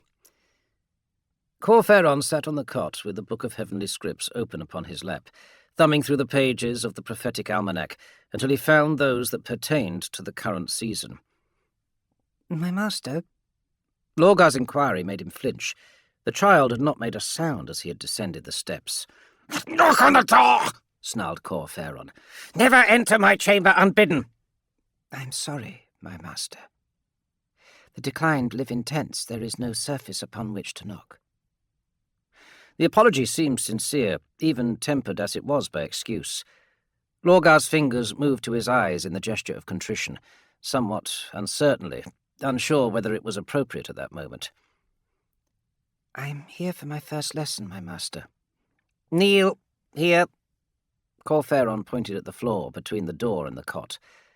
Lorgar obeyed.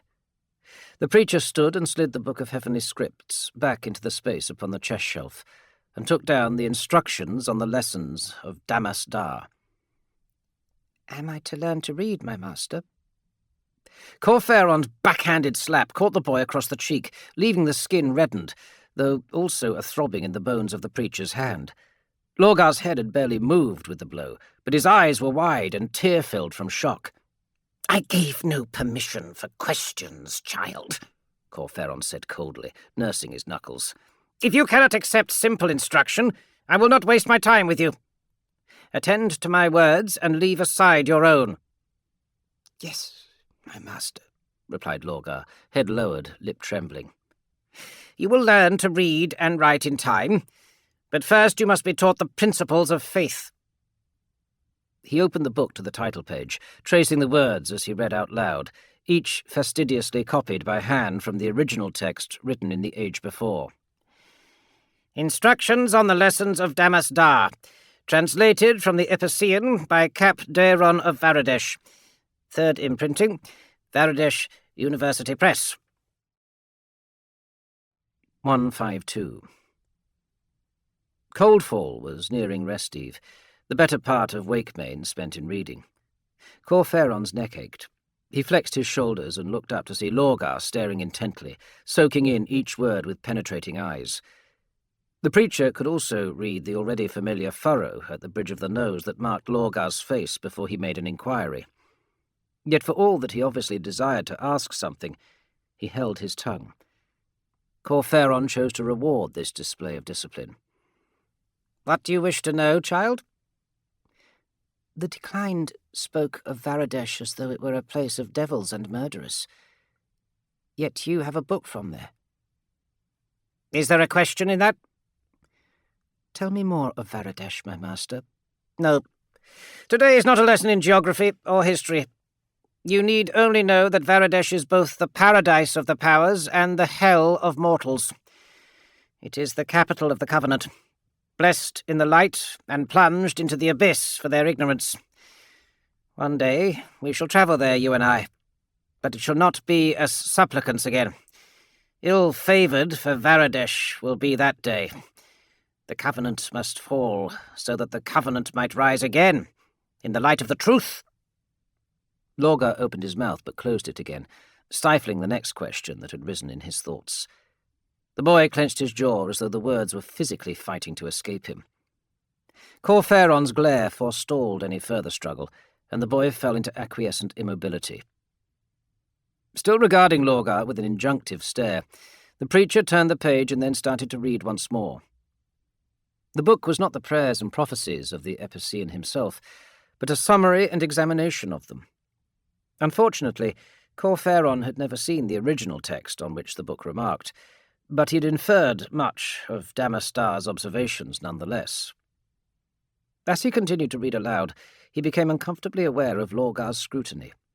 The boy's gaze moved between the face of the preacher and the book in his hands, his jealousy plain to see. "You desire this?" snapped Corferon, slamming the book shut to thrust it into Lorgar's face. "You think you will find your answers in here without my help?" No, my master. Lorgar pleaded, holding up his hands in submission. Forgive my trespasses, my master, as we pray the powers forgive them. I desire only to understand. Please, read me more of the instructions on the lessons of Damastar. Do not make demands of your teacher, child! Corferon stood up, blanketing the boy in his shadow.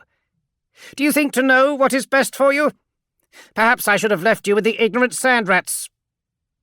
Lorgar said nothing in response to this accusation, his lips tightening against a rebuke that went unspoken. The thought alone enraged Corferon, that this waif he had saved from destitution and damnation would gainsay his wishes. Wakemane is near spent, and the observations of the Empyrean must commence shortly. What have you learned, Lorgar? Why should I not consign you to the slaves' lot and leave you to grub what you can of the truth from my sermons? In the first instance, we can summarize the attitudes of Epicia and its peoples as one of platitudes rather than adulation, as evidenced by the need for Damastar to speak out against the rites of the Crimson Temple, began Lorgar, perfectly repeating the opening lines of the text. 153. We shall investigate the origins of this protest in the initial chapters. When we have established the platform from which Damastar was— Enough! growled Corferon. He seized the collar of Lorgar and made to drag the child to his feet. For 2 heartbeats, nothing happened.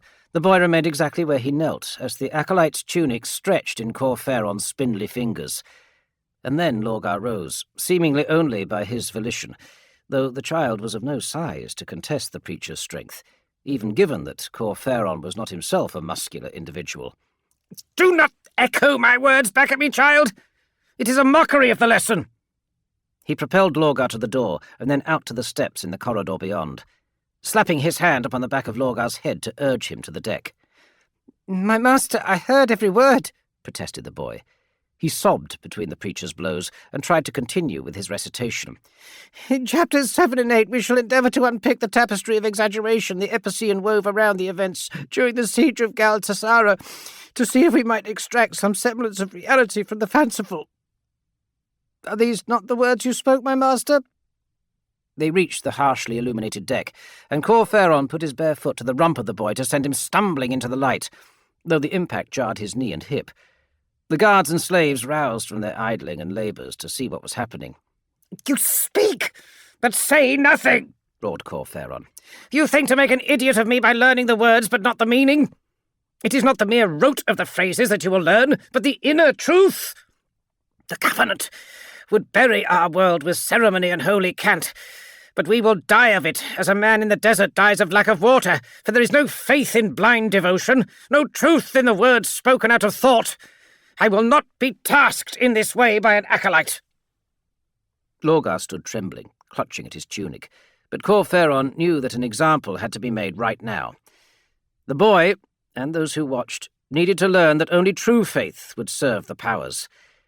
He would not raise an automaton, like the academies of Varadesh, but an acolyte of the truth. Exarta, bring your lash here, he said, gesturing to the commander of the converts. If Lorgar will not heed my words, chastisement will make a deeper impression. Exarta approached, uncoiling the whip from his belt. Corferon sneered at the man's caution and thrust a finger towards Lorgar. Make the marks upon his flesh, so that the truth might make marks upon his soul. 154. In the darkness of the below deck, the boy's startling eyes glistened, and tears cut tracks through the grime on his face. Lorgar huddled close to a thickly riveted stanchion, eyeing Nairo with suspicion. The slave had cleared the others out of the room to give the child some privacy, and stood protectively at the bulkhead. The door behind him opened a hand's width to let in a sliver of light from the corridor outside. I learned the words, Nairo, Lorgar said, choking out the words between sobs. His eyes roamed the gloom for a moment, and then settled again on the slave, lost and confused. I remembered them perfectly. I thought he would be pleased. Why was he so upset? I don't know, Lorgar, Nairo confessed. The master is sometimes swift to take affront, but very slow to offer explanation. He held out a hand, laid it carefully on the boy's arm so as not to startle him. "Let me see," he said softly. Lorgar shuffled away and shook his head. "No." "Where does it hurt?" "In here," Lorgar said, tapping his exposed chest. He raised quivering fingers to his forehead. "In here." "What of your back? 6 blows Axata put upon you." In a crouch, Nairo moved closer, tugging gently at the tunic. "Let me check the wounds." Lorgar darted him a scared look, but Nairo smiled as reassuringly as his gap-toothed mouth allowed, nodding encouragement. "I'll not touch anything. Just let me see." Reluctantly, Lorgar nodded, turning so that his back came into the light. Nairo slipped away the tunic, exposing the boy's shoulders and upper spine. In the dim light, he could barely see 6 red welts running diagonally across the middle of his back and left shoulder. He turned and pushed the door open a little wider to let in more light, but this did not reveal any further damage. There was not even a scab to show where the whip cracks had landed. "No grazing, no bruises? The skin isn't broken at all?" Nairo shook his head in disbelief. "I think perhaps you have an ally in Axata, and he laid the whip on you less harshly than it seemed. I thought it odd you did not cry out. Perhaps you need to be as good an actor as he is, for I would swear he put his arm into every blow. Cover up lest the master sees the lack of injury. He would not like to think that Axata has spared you the full application of chastisement, and it would bode poorly for both of you." Lorgar shrugged the tunic back on and turned to Nairo. "It does not hurt. Not there. My soul is injured, Nairo. The ache is in my hearts." "You mean heart, Lorgar?" "Just the one." The boy scowled and shook his head. "I can hear your heart, Nairo, and that of Dervas on the deck above and many others. I know you only have one heart, but listen to mine." He waved for the slave to bow his head to Lorgar's chest, and Nairo did so, hesitantly, until his ear came upon his slender breastbone. He heard an unmistakable twin beat pulsing through the bone, and sat bolt upright, staring at Lorgar with fresh amazement.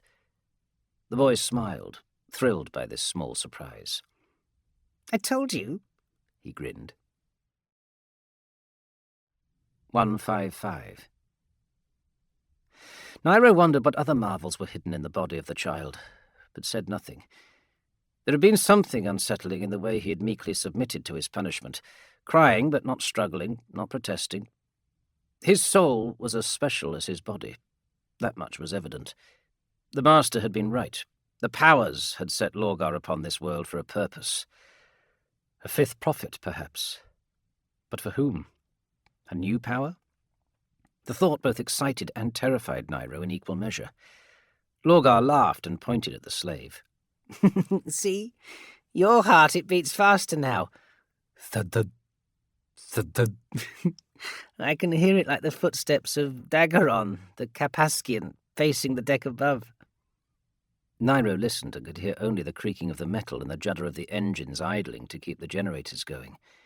Yet he did not doubt the boy's testament. He could no more stop the racing of his heart at the thought of what the child represented than he could hold back the desert winds. "Rest here until the master summons us for the observations," he told the boy as he turned to leave. "Nairo," the slave looked back. "I could learn the words more quickly if I did not have to wait for Corferon to read them." "You can read the books?" Nairo had thought that he could not be any more surprised by anything else he learned of the boy, but was mistaken, as he would be about a great many things in the coming years. "Not yet, but I'm sure it wouldn't take long to learn, would it?" "For you?" Nairo shrugged. "Probably not. But Corferon lets no other read his holy books. You must be patient and attend to his lessons and his instructions. Be diligent. The slightest trespass might incur his anger." "But if I could just get—" "No." Nairo turned back fully and held up a finger in admonishment. "Put such thoughts from your mind, Lorgar. Do not disobey the master. It will go badly. But perhaps you— If he caught you, his acolyte, you would be beaten. If he caught me taking one of his books, me, his slave, my hands would be forfeit, my life most likely taken in a painful and drawn-out way. I thought you wanted to help, Lorgar said with a pout. When did I say that? You did not say it, not with words. But you are here now, and others are not. Thank you. Nairo retreated, not acknowledging the praise nor the boy's assessment of his spirit, for he knew that as much as he could not let the boy needlessly suffer, he also harboured a secret grander hope, the boy's favour. With it, who could say what might yet be achieved for the likes of a slave? Nairo? The question stopped him just at the threshold, but he did not look back. Is there ever not a question upon your lips, Lorgar? You speak well, better than the other slaves. I think you can read also. You were not born into slavery, were you? What did you do before becoming a slave? He was not going to answer at first, but there was something undeniable about Lorgar's questions, about his voice, that meant one could not disobey nor ignore his request. A teacher. I was a teacher of sorts before I was made a slave. He heard the boy take in a breath, ready to speak, and guessed at the next query. I was enslaved for teaching the wrong thing, to the wrong people, if that is what you want to know. And what was that? Nairo gritted his teeth, trying to refuse the urge to comply. It was more than simply the child's voice prizing open his volition. It was his desire to speak that made him do so, to share that secret. Freedom, Lorgar. A heresy in the eyes of the Covenant. I taught that all men and women were equal beneath the gaze of the powers. And that was more than Nairo had been willing to share. If such a thing became known to Corferon, his former identity might be guessed, and his life would be forfeit. So before he admitted more, he fled. Chapter 6, 161. The incidents with Lorgar left Corferon's patience worn thin, and knowing his own nature, the preacher secluded himself in his dorm through rest-eve until the next astromantic observations were required at the break of wake-rise on high night. He sat on his cot and stared out at the dark desert, waiting for the powers to pull the thickest veil of night over the skies. The temperature had dropped rapidly as the heat of the day faded through coldfall. Here, at one of the highest points of the Vandergeer desolation, snow was more common than rain, but it was not yet the season for such bounty from the powers. The high night winds had not yet started, but it would not be long before they brought their chilling touch. Near cloudless, the air would not trap the heat of the day, and well before the close of wake-rise the thermometer would be close to freezing. Through the caravan the slaves were making ready for the cold, lighting fireboxes and dragging out the solar collectors that had been storing the sun's energy since dawn on Morn Day. Parasols that had shielded them from the deadly sun were now reversed, their reflective sides turned inwards to trap as much escaping heat as possible. The paradox seemed appropriate. Corferon took up the fitfully glowing screen of an autoscriber and pressed his thumb to the relic's activation rune. "We must forever desire the gaze of the powers," he said, clearly, slowly, so that the diction device could catch each word precisely. A spool of Transpex parchment slid out of the end, his words neatly burned onto the surface in a flowing script. The effort of restraining his racing thoughts was a good discipline, helping him shape his philosophy even as he gave voice to it. "That they have abandoned Colchis is no mystery to me, when the Covenant spews mindless rote into the Empyrean, devoid of faith and passion. But to draw the eye of the powers is to be laid bare to their scrutiny. A testing will come, when we are beset by that immortal gaze once more. Those who hold true to their faith will pass, Those who show weakness of resolve will fail. It is not for mortals to judge, but to bring forth the gaze of the powers and allow their judgment to run its course. When the testing is complete, those who remain shall live beneath the invigorating and protective gaze of the powers once more. As he considered these words, Corferon felt his anger ebbing. He remembered the truth, that unto each would be given the tasks set to them by the powers, according to their design. Into him the powers had invested knowledge of the truth and the strength to be the bearer of the word, the seer among the blind, the listener in a crowd of the deaf, the speaker in a world of mutes. They had entrusted that duty to no other. But it was so taxing, bearing the responsibility of so many souls. 162. 3 knocks at the door announced the arrival of a visitor. Axata, Corferon believed, knowing well the force and pace of his chief convert's request for entry. "Come in!" It was indeed the guard captain, his bulk suddenly filling the cabin. "Sentries posted, patrols sent out, master." Corferon silently nodded his acceptance of the report. He detected a slight awkwardness about his lieutenant's demeanour, and his presence was a change from the norm. "Why do you report in person, Axata? Normally it is sufficient to send word with an underling." The giant twisted his hands around the knot of the rope belt that held his acolyte's robe over the plate and mail armour beneath. "The boy—" "What of Lorgar?" "He is not normal. You said so yourself, master." "I did." "Why is he here?" Corferon considered dismissing the question, but he could see that the matter would nag at the captain, and through him would infect the thoughts of the other converts. He almost delivered a throwaway platitude to assure Axata that the powers had a plan, and that they were all a part of it, whether the divine scheme could be seen or not. He stopped himself, knowing that it would be an affront to the truth. It would be no admission of weakness to share his concerns, and would strengthen Axata's loyalty to think he had been taken into his master's confidences. "I think his purpose is not for us to divine, but to define, Axata. See how eager he is to learn? He is a mould into which we must pour our faith and our wisdom, to create something beautiful and holy." Axata nodded slowly and scratched broken nails across his stubbled chin. He narrowed his eyes. "But what purpose do you have for him? You teach him like an acolyte, but beat him like a slave." "There is greatness in Lorgar. That is plain to see.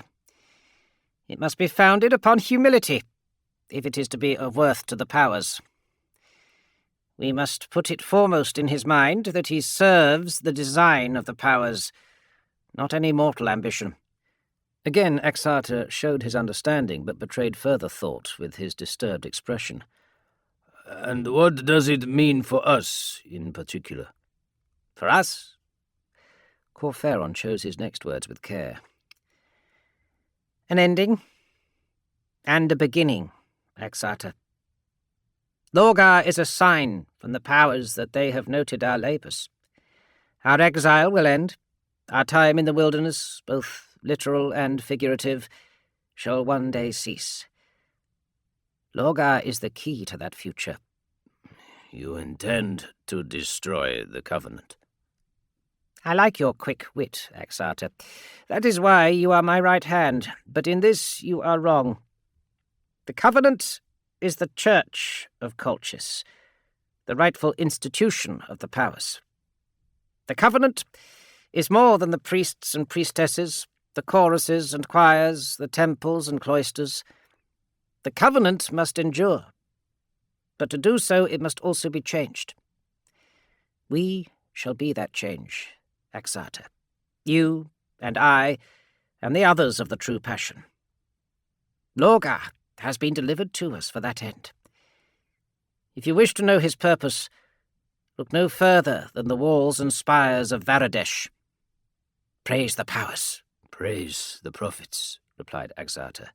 Heartened by these words, he left Corferon, who was also invigorated by the exchange.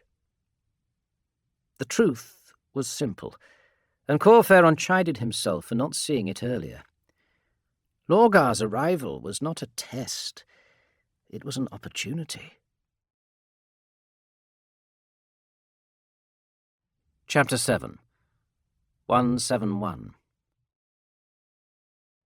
High night came, bitter and clear, when the stars were full bright. Nairo and the other slaves dismounted from the temple rig in preparation for the observations, bringing mats and telescopes for the master.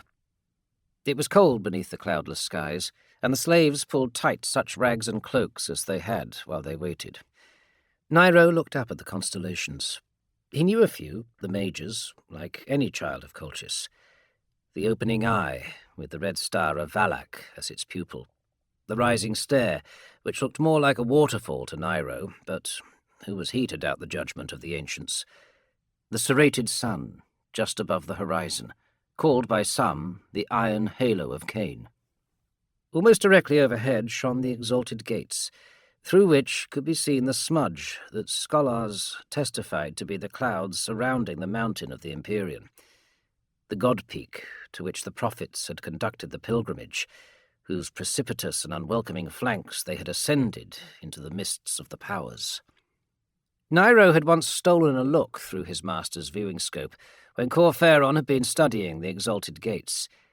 He had seen the distant swirl that concealed the god peak, and for a moment had felt a connection to the powers. He had known in that moment what Corferon meant when he said that they dwelt beneath their immortal gaze.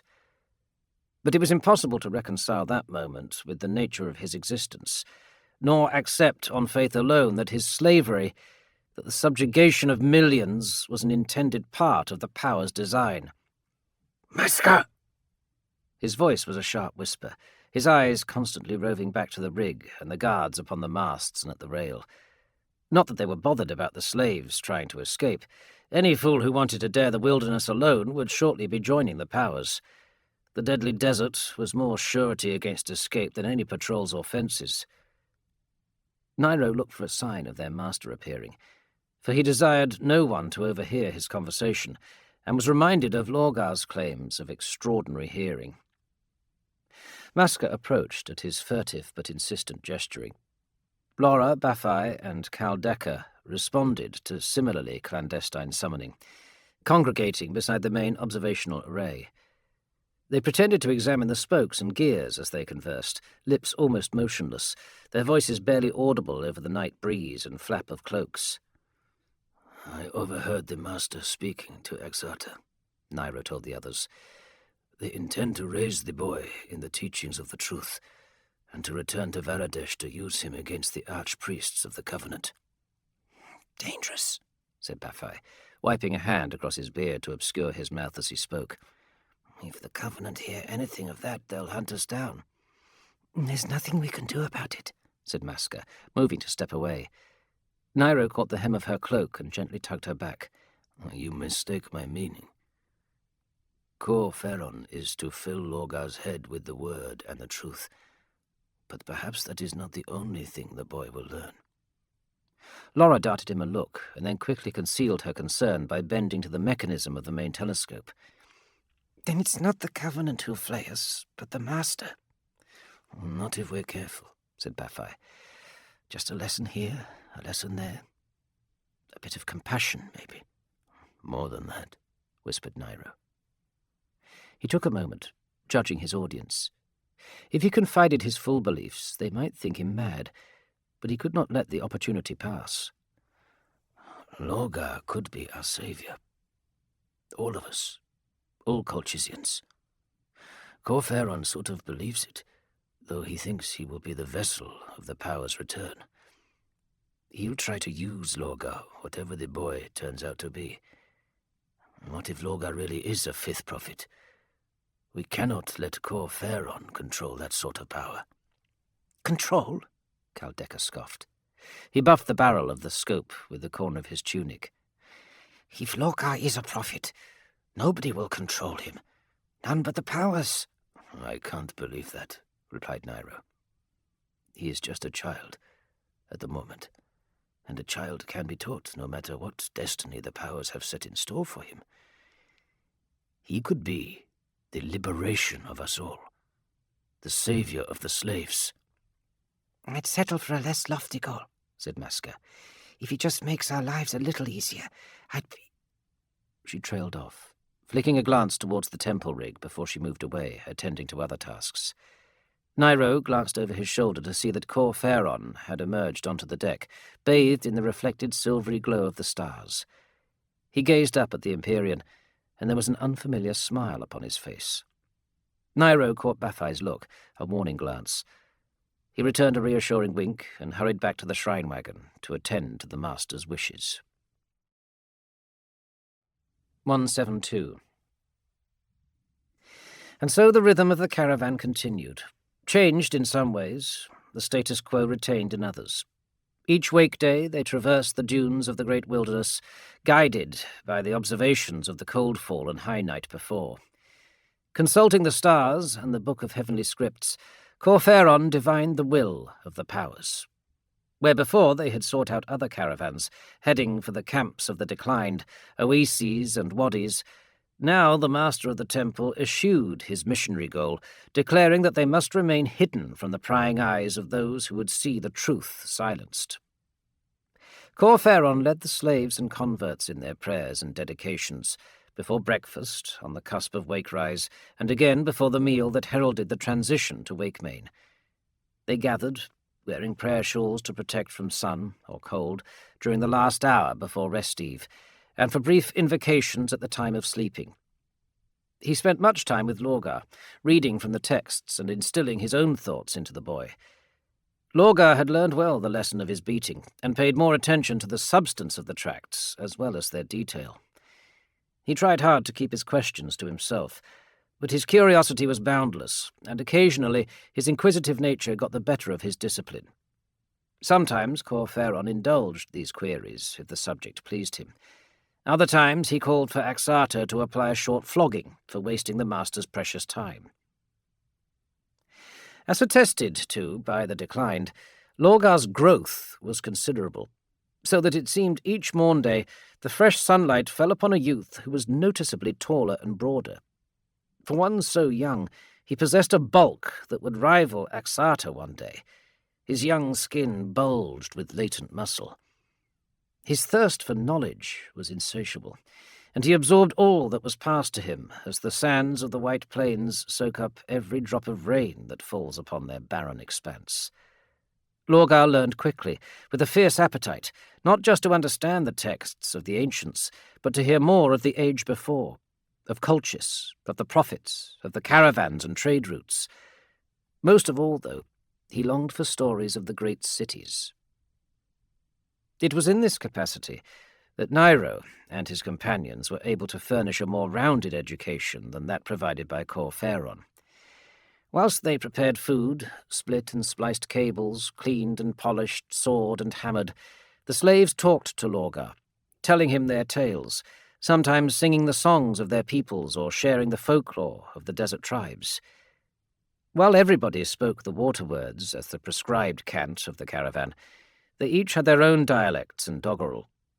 These Lorgar quickly assimilated, and was keen to demonstrate to Cawl Ferron, but Nairo warned him not to reveal this to the master.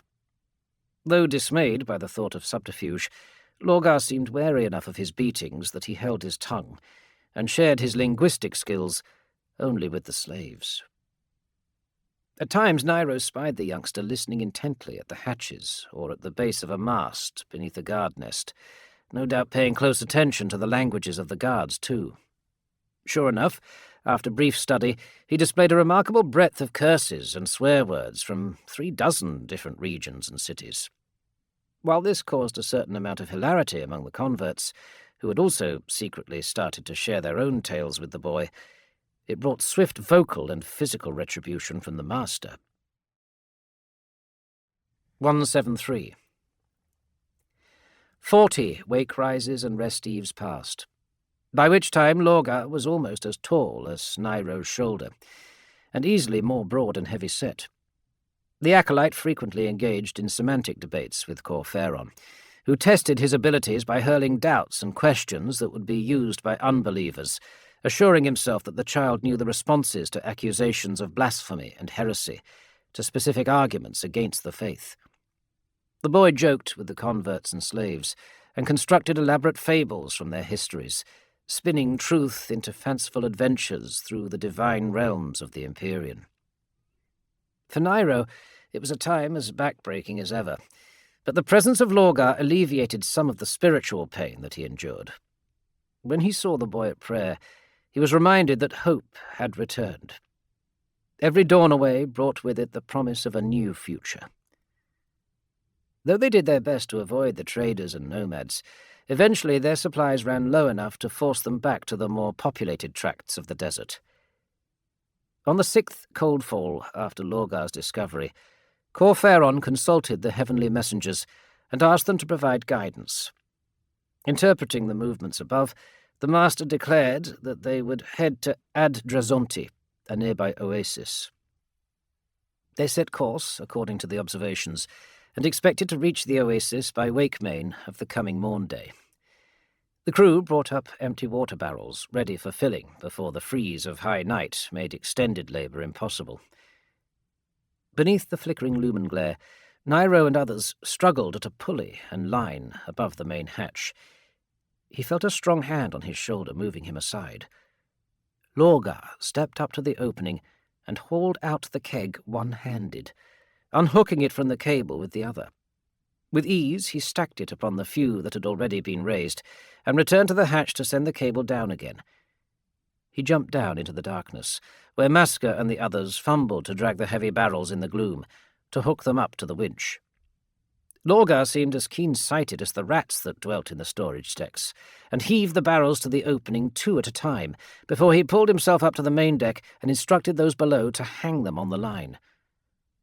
With metronomic repetition, the boy laboured, tirelessly and with barely a sweat sheen on his golden skin. Not more than an hour had passed, and all of the barrels were stacked along the gunnels. "What next?"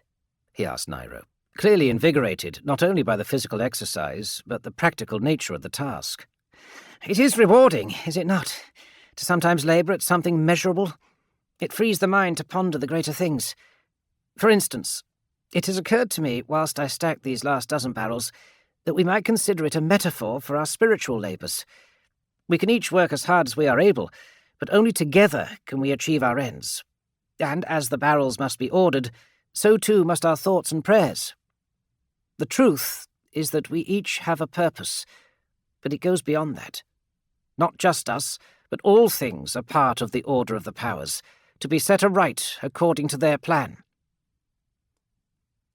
The slave was unsure what to make of it, worried that Lorgar had absorbed too much of the master's demands for hierarchy and subjugation to the will of the impassioned, as he referred to those who had heeded the word and allowed the truth to enter their souls. "Salting kegs," Nairo replied, after a moment's thought, pointing to the aft hatch. "We'll be bringing aboard meat." Lorgar set to this task with equal vigour, singing hymns that Nairo recognised from verbal offerings in the temple, though with extra verses of his own invention. As he rolled the large salting kegs across the deck, he regaled his growing audience with "Glory to the Ascended," but each verse and chorus rendered into a different tongue, effortlessly translated on the fly by the youth, as several of the slaves and guards called out for him to use their native dialects next. 174. It was thus caught up in the festive air that Nairo and the others did not see or hear Corferon rise from his cabin. The first they realised of his coming was a thunderous bellow as he came into view up the steps from the below deck. "What is this clownish mockery?" Converts and slaves scattered like vermin before the lantern, suddenly occupied with tasks in the holds or engine rooms, or at the far ends of the temple rig. Lorgar stopped in his tracks, the barrel he had been kicking across the decking rolling to a halt against the gunwale. Nairo stayed close, unable to abandon the boy to face the master's displeasure alone. To his credit, Axata remained also, suddenly hanging his head in shame, where moments before he had been cheerfully banging out the beat of the hymn with a fist on the rail. You! Corferon jabbed a finger towards the guard captain, who flinched as though the accusing digit was the barrel of a fusil. Ready your whip! The master rounded on the other converts, hectoring and snarling at them to drag forth the slaves who had shirked their duties. They complied quickly, fearing his wrath and that the scorn of the powers would fall upon them instead. It seemed that it took only moments to round up the 38 men and women, forced to their knees on the deck with Nairo. The powers set us in motion upon the face of the world, Corferon spat. Unto each of us they have poured their purpose, and into their great design they have woven us. If they had desired you to be idle, to giggle and cavort like cliff monkeys, they would not have seen fit to cast you into slavery. 6 lashes each. 175. Corferon turned from the slaves, having pronounced his judgment, focusing his scorn upon Lorgar. Though almost as big as the master, he quailed from Corferon's approach as if the powers themselves had sent an avatar of admonition against him. I sought only to help my master, the boy explained weakly, all strength and music robbed from his voice. It is not your place to help, Corferon replied quietly. The first crack of the whip and yelp heralded the beginning of the punishment for the slaves. But Nairo, and those not yet taken in the rough hands of the guards, had eyes only for their master and Lorgar. Corferon spoke calmly, with none of his customary snarling and raging. He seemed disappointed by the boy, genuinely hurt that his acolyte had been so foolish. "Would you do all of their labours, Lorgar?" Corferon asked. "Would you strip the meat from the bones, stoke the fires, oil the gears, wash the clothes, varnish and paint the temple, sow the pennants, sift the sand for land crabs and beetles and scorpions to cook?" Lorgar stood dumbfounded, hands gripping each other in front of him, confusion written across his features. "What of the other slaves, Lorgar?" Corferon waved a hand past the rail to the darkness of the night. "Not just those of this caravan, but the others of 100 traders, 1,000 merchants, and the millions in the cities. Would you take all of their labours away? Who would nurse the children? Who would set stone upon stone to erect the monuments to the powers? Who would stoke the furnaces and polish the lecterns, and inscribe new copies of the texts? Would you do all of that for them?" The boy shook his head, shoulders slumped, not looking at his master.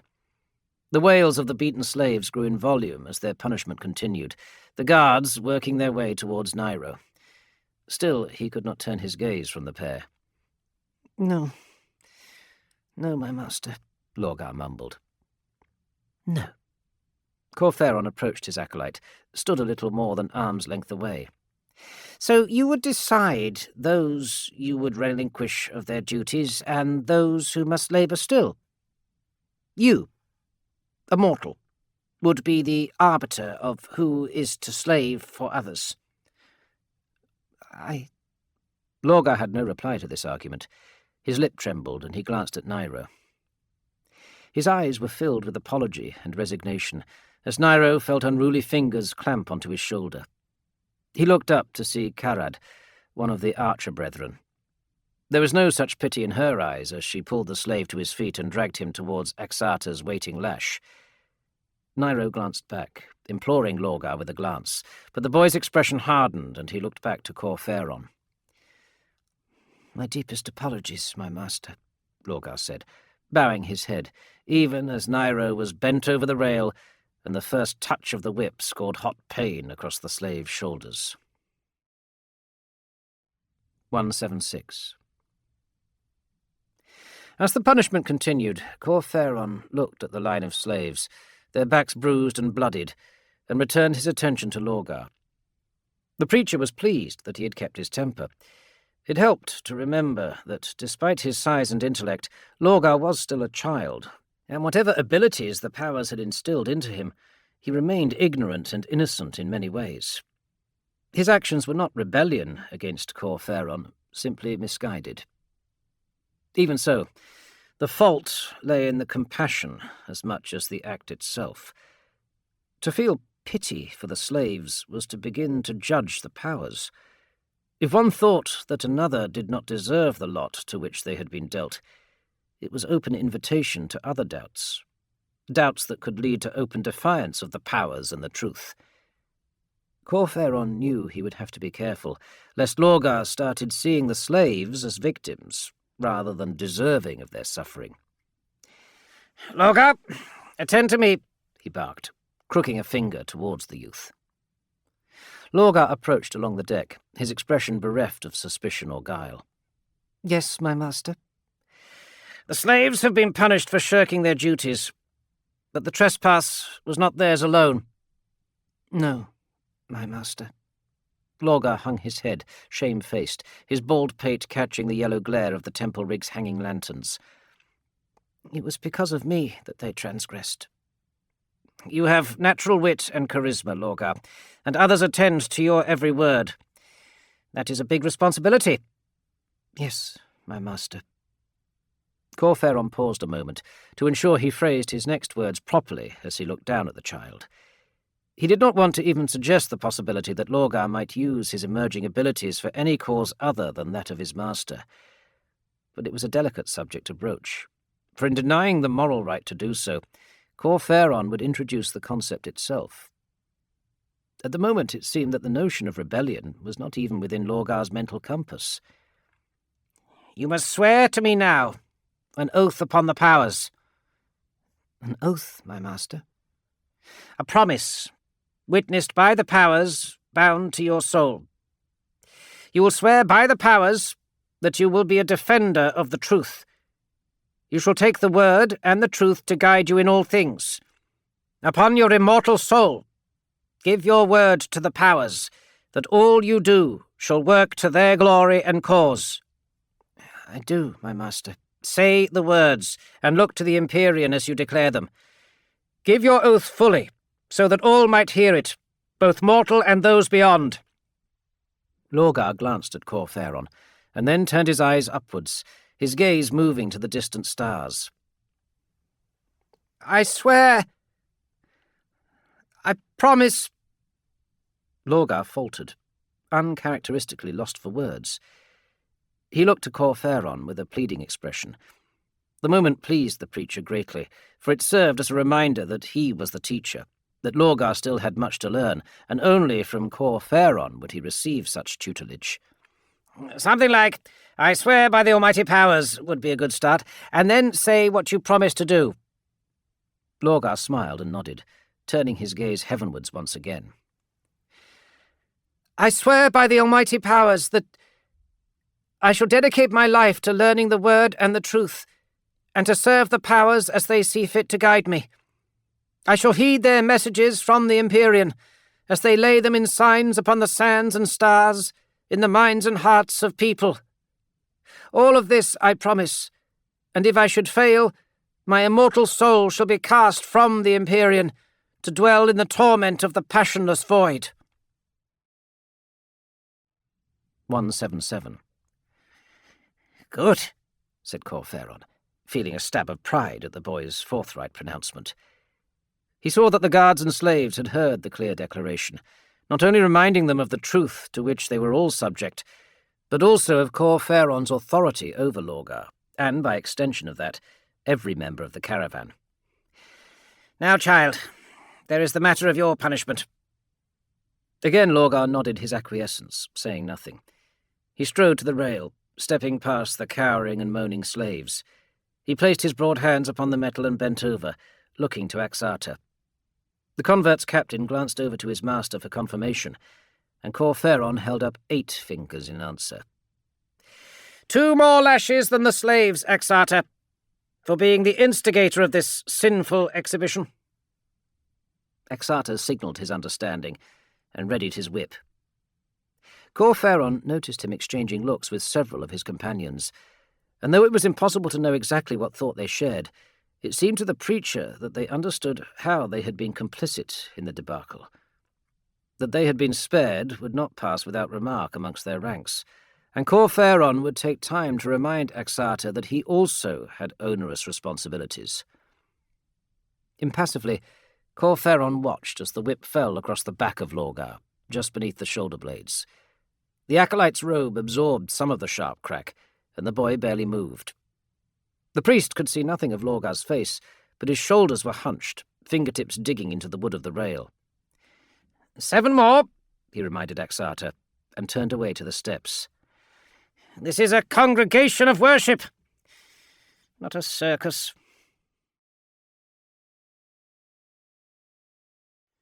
Chapter 8 181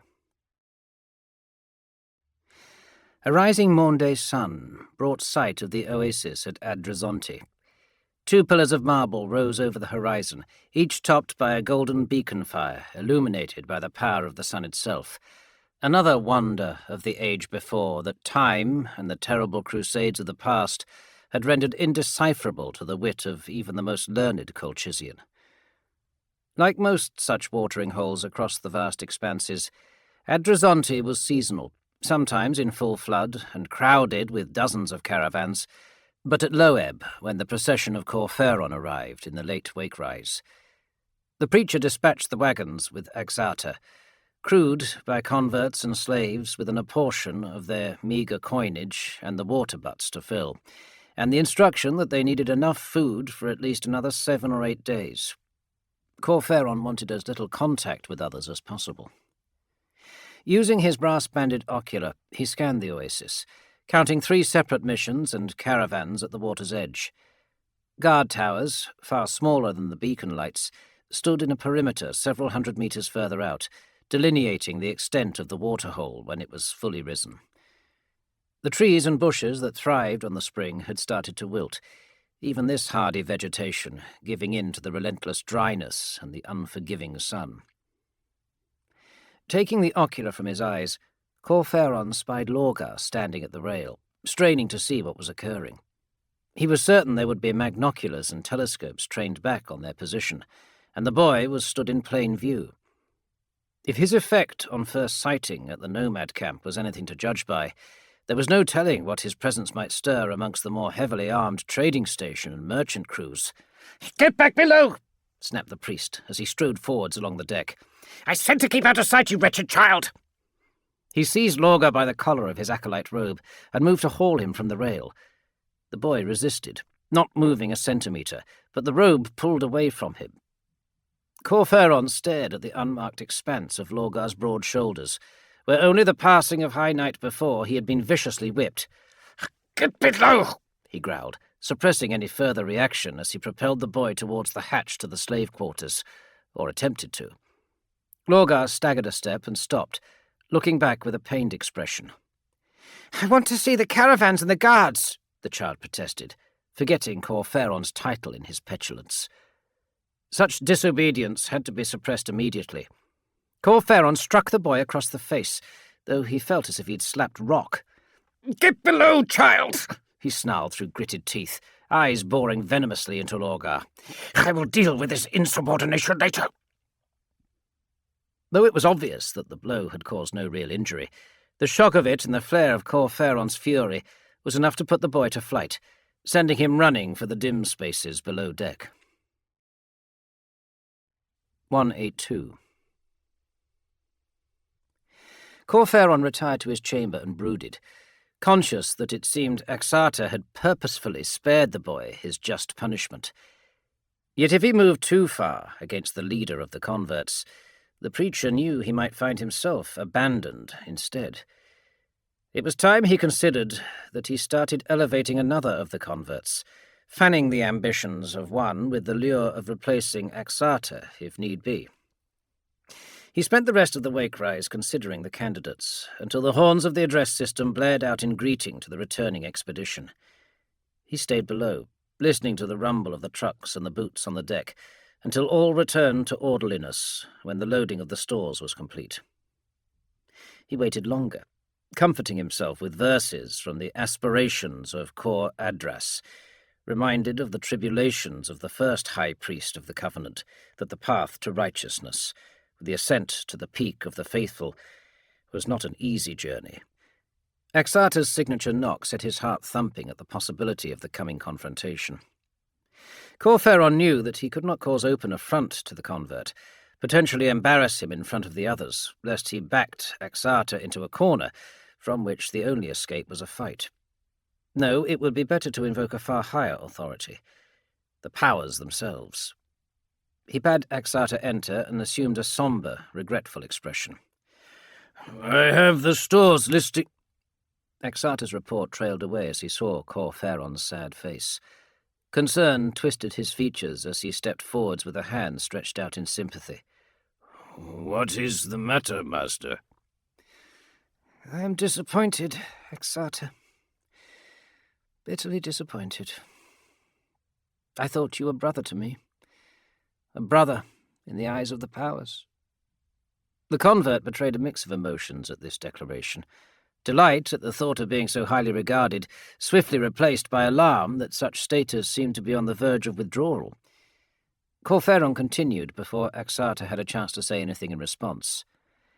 "I have placed my trust in you, Axarta. Great trust. You are my eyes where I cannot see, my ears where I cannot listen, my tongue where I cannot speak." These last statements were a direct quote from the famous speech of Tezn in the Book of Changes, when the prophet first conjured the duplicitous elemental cacao. Axarta trembled, knowing well the verses being thrown at him, and their lesson to be wary of treachery from all others. Corferon added the final phrase, laden with scorn. "My hand where I cannot reach, Axarta." "All is in order, I swear, Master," replied the convert, proffering the notes of lading as though they were the original parables of the prophets. "I would never do—" "Do you place your judgment over mine?" snapped Corferon, turning to generalities to harden his argument before he raised specific accusation. "No, Master." "Do you think that mortals should second-guess the justice of the powers?" "Of course not, Master. Why?" 183. The preacher fixed Axarta with a piercing glare, daring him to confess his sins. He let the silence continue, marshalling his ire, directing it until he could no longer contain his righteousness. "The boy!" Corferon dropped his voice to a harsh whisper, though he felt like screaming from the masthead. There would be those listening or trying to, and he would not have them eavesdrop on this exchange. "I ordered him lashed last night, yet there is not a mark upon his body. It is not your place to spare Lorgar his due punishment." "Nor did I swear," said Axarta, face flushing. Not with anger, but shame. His meaty fists closed around the bills, crumpling the transparencies. "I put the whip upon him as hard as any of the others." Corferon thought himself a good judge of people, at least in respect to reading their truths and falsehoods. Doing so had provided him with many a lever to extract support or patronage in the time since his exile had begun. In Axarta, he had a true convert, one who believed in the truth to his heart. He feared the wrath of the powers, and accepted Corferon's position as the bearer of the word. He could no more lie before his master than he could cut out his own heart and keep living. "Then we have a different problem, Axarta," Corferon answered swiftly, changing tack and tone. "Come with me." Axarta said nothing as he followed Corferon along the companionway and up the steps to the main deck. The whole caravan was already moving away from Adrazonte, the guardhouses hidden behind the surrounding dunes. The priest called for Lorgar to come up from the hold.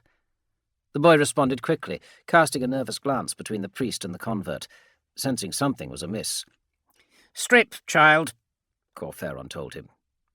Lorgar complied after a moment, the pause one of confusion rather than defiance.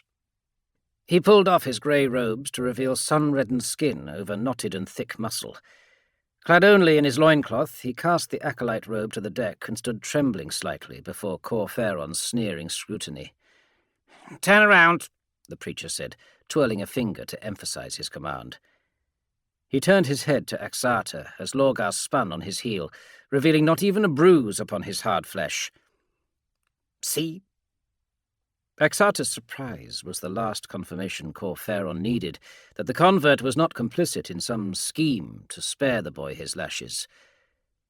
With that being the case, there was no further worry of conspiracy, and the preacher turned his thought to a fresh concern. "It seems your whip is not deterrent enough," Corferon said aloud for all to hear. "Gather your 5 strongest. Have them bring their mauls." 184. Nairo watched with growing horror as Axata stalked about the deck, calling names and giving orders until he and 5 others waited with thick cudgels in hand. Lorgar stared at them impassively, moving his gaze from one to the next. No one was able to meet his stare for more than a heartbeat before turning their eyes away. Axata was smart enough to not even match gaze with the child, his own fixed upon his master's intent stare. "You know what needs to be done," the priest said as he jabbed a finger at Lorgar. "The body must be scourged, for the soul to know purity also." "Avoid the head," Axata muttered to his companions as they surrounded Lorgar with weapons raised, looking to Corferon for... For what? Nairo wondered. For him to change his mind? "Do it, or you will feel the touch of chastisement also," Corferon said calmly, though Nairo thought he caught for a moment a twitch of consternation at this smallest sign of dissent. Lorgar raised his fists to his face, elbows touching, exposing his solid flanks and shoulders, silently accepting the punishment to come. Axata landed the first blow on the thigh, and once this was done, it was as though a hex was broken, and the others joined in, laying their mauls upon Lorgar two-handed. They beat him about the shoulders and ribs, until a blow to the back of the knee sent him sprawling to the deck, where they continued on his back and legs, working methodically along spine and limbs. Corferon gave no order to stop, but the men started to tire, their blows lacking force. It was Axata that made the decision, stepping back, dropping his club to the deck from aching fingers. The others retreated, suddenly grateful for the cessation of violence. The withdrawal revealed Lorgar knelt with arms tucked beneath him, forehead on the deck. Every part of exposed flesh was blackened from bruises, here and there a trickle of blood where the skin had broken. Corferon stepped closer, kneeling beside him to listen. Nairo also saw the youth's lips moving and strained to hear the quiet words. "And in the 6th summer of the fasting years, Senata Tal was thrown into the serpent's cage, and his accusers amongst the unbelievers jeered, and they cursed his name." It was from the revelations of the prophets, the cornerstone of the Covenant's faith. Nairo saw Corferon watch Lorgar's thick tears drip to the deck before he stood up. He gave a nod to Nairo, who quickly passed the word to others. He led a cluster of slaves to the child and helped him up. With their assistance, Lorgar hobbled across to the open hatchway, head bowed, back bent. He stopped at the top of the steps and turned his head to Corferon, one eye blackened where a blow had gone astray. He nodded, as though grateful for the beating. It sickened Nairo to think that Lorgar believed he deserved such a terrible punishment, though he drew hope from what he had seen of the youth's recuperative abilities. Like the whip, the cudgels would leave no lasting injury upon him, and for that Nairo was thankful to the powers, even as he was reminded of the sting across his own back from Axata's attentions the cold fall before. Dignity emanated from the boy, and Corferon turned his back on the acolyte, a little too quickly to be purely dismissive, Nairo thought. The preacher picked up the youth's robe and threw it to Nairo without looking at Lorgar. "Such shall be Lorgar's punishment from now on," he announced. "It is only in the powers' purview to forgive our trespasses, not mine. The sins of the soul will be purged in the flesh." Chapter 9, 191. From Adrazonte, the caravan headed into the pitiless expanse known in Varadesh as the Low Barrens, and to the nomads as the Sands that Slay. Its reputation was well-founded, a 4,000-kilometre sink of pressure and heat and scouring winds that was virtually impassable for 3/4 of the year. The oldest myths from the age before told of hidden cities and a fall of stars that had created the terrible wilderness, Beasts roamed abroad, that was certain, and beneath the sands even more terrifying apparitions and denizens awaited the bold or foolish. None were held in more awe than the king-worm, an embodiment of destruction, many living within the sands that slay worshipped as a demigod, an incarnation of the powers. The spawn of the king-worm had spread far and wide through the Low Barrens, preying on the unwary and desperate that strayed into the territories. Tradition held that none passed into the Low Barrens after the Feast of Lamentation, yet it had been 3 days since that observance, and still Corferon, determined to avoid the slightest contact with any others that might relay the secret of Lorgar to the cities, pressed his caravan along the remains of the old highways into the continent-spanning desolation. None dared voice their dismay, for to raise complaint against the messenger of the powers in such a terrible place was to invite disaster.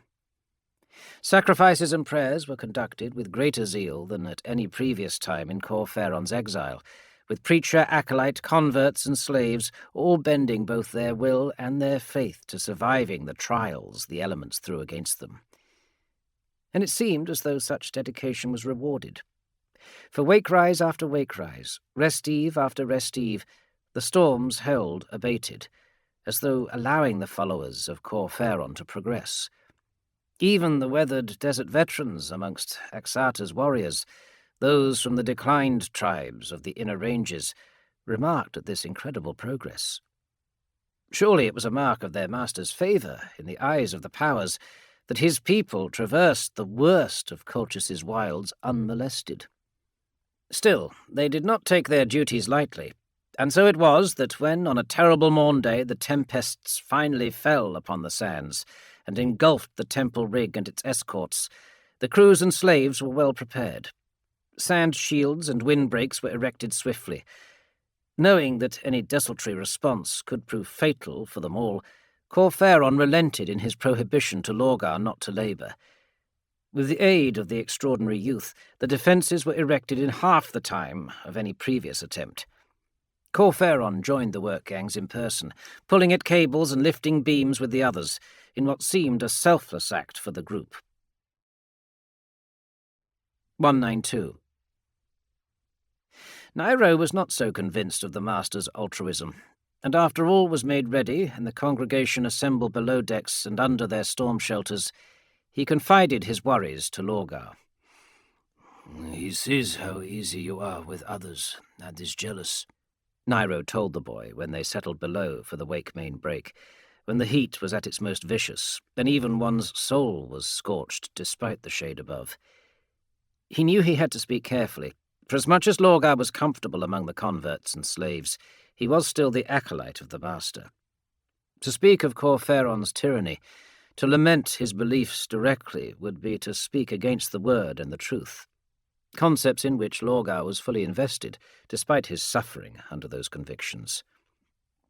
"He worries that you are too popular, and tries to usurp some of your manner to himself.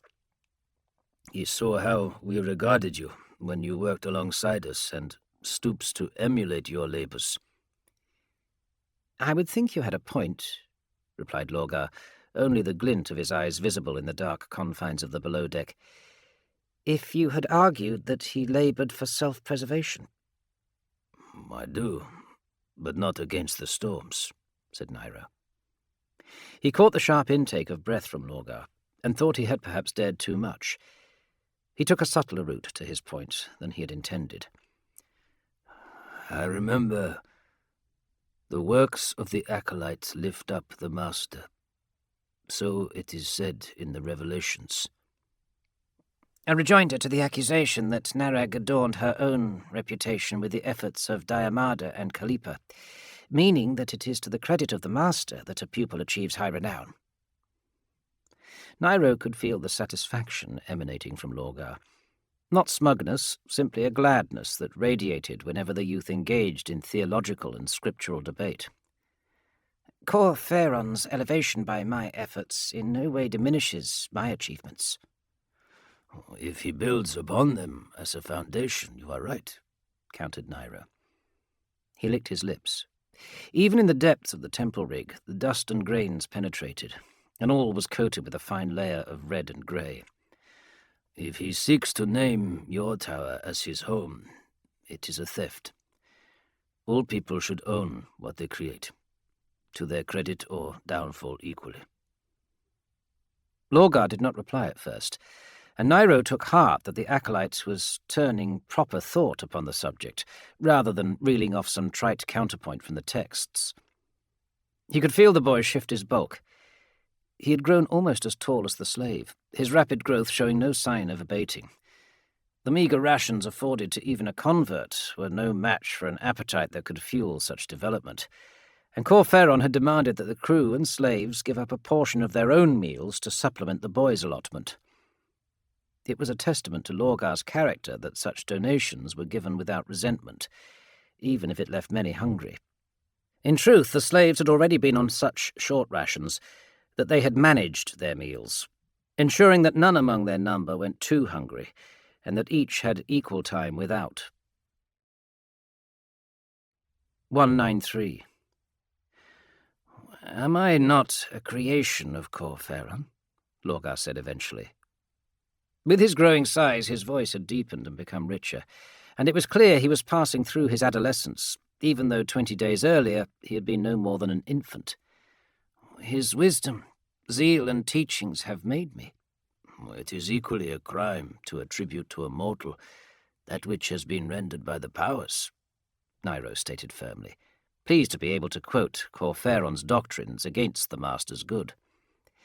You have unique gifts. We all know this. The powers instilled in you some fate greater than that of any mortal. Many will try to turn you into their tool for their own ends, but you must stay true to the will of the powers. In that, only you can be the arbiter of the truth.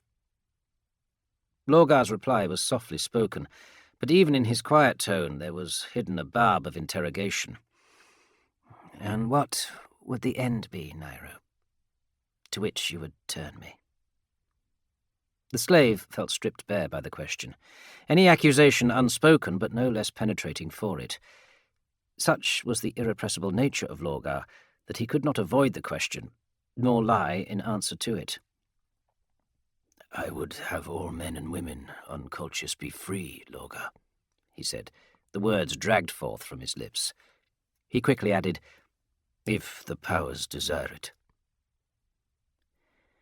For what seemed an eternity, Lorgar did not reply, and had it not been for his slow breathing, Nairo would have thought the youth had slipped away. It made the slave flinch when finally Lorgar laid a broad hand on his leg and spoke. I hear you, he said simply. We shall learn if the powers hear you also. And from this Nairo took comfort, until he later thought about the words some more.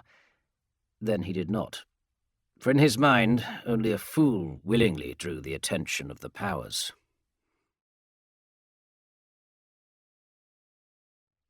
Chapter 10.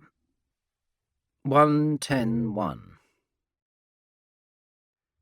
The journey across the Low Barrens became a toil for all, a struggle against an increasingly fierce environment. A few of the smaller vehicles could not withstand the sand gales and were swallowed or destroyed. Several others abandoned or pulled apart for spares, their precious materials and tech reclaimed for future use. Corferon pushed them on, extracting every last effort from his followers. He reminded them of the sacrifices of the prophets to bring the word of the powers to the cities of Colchis past.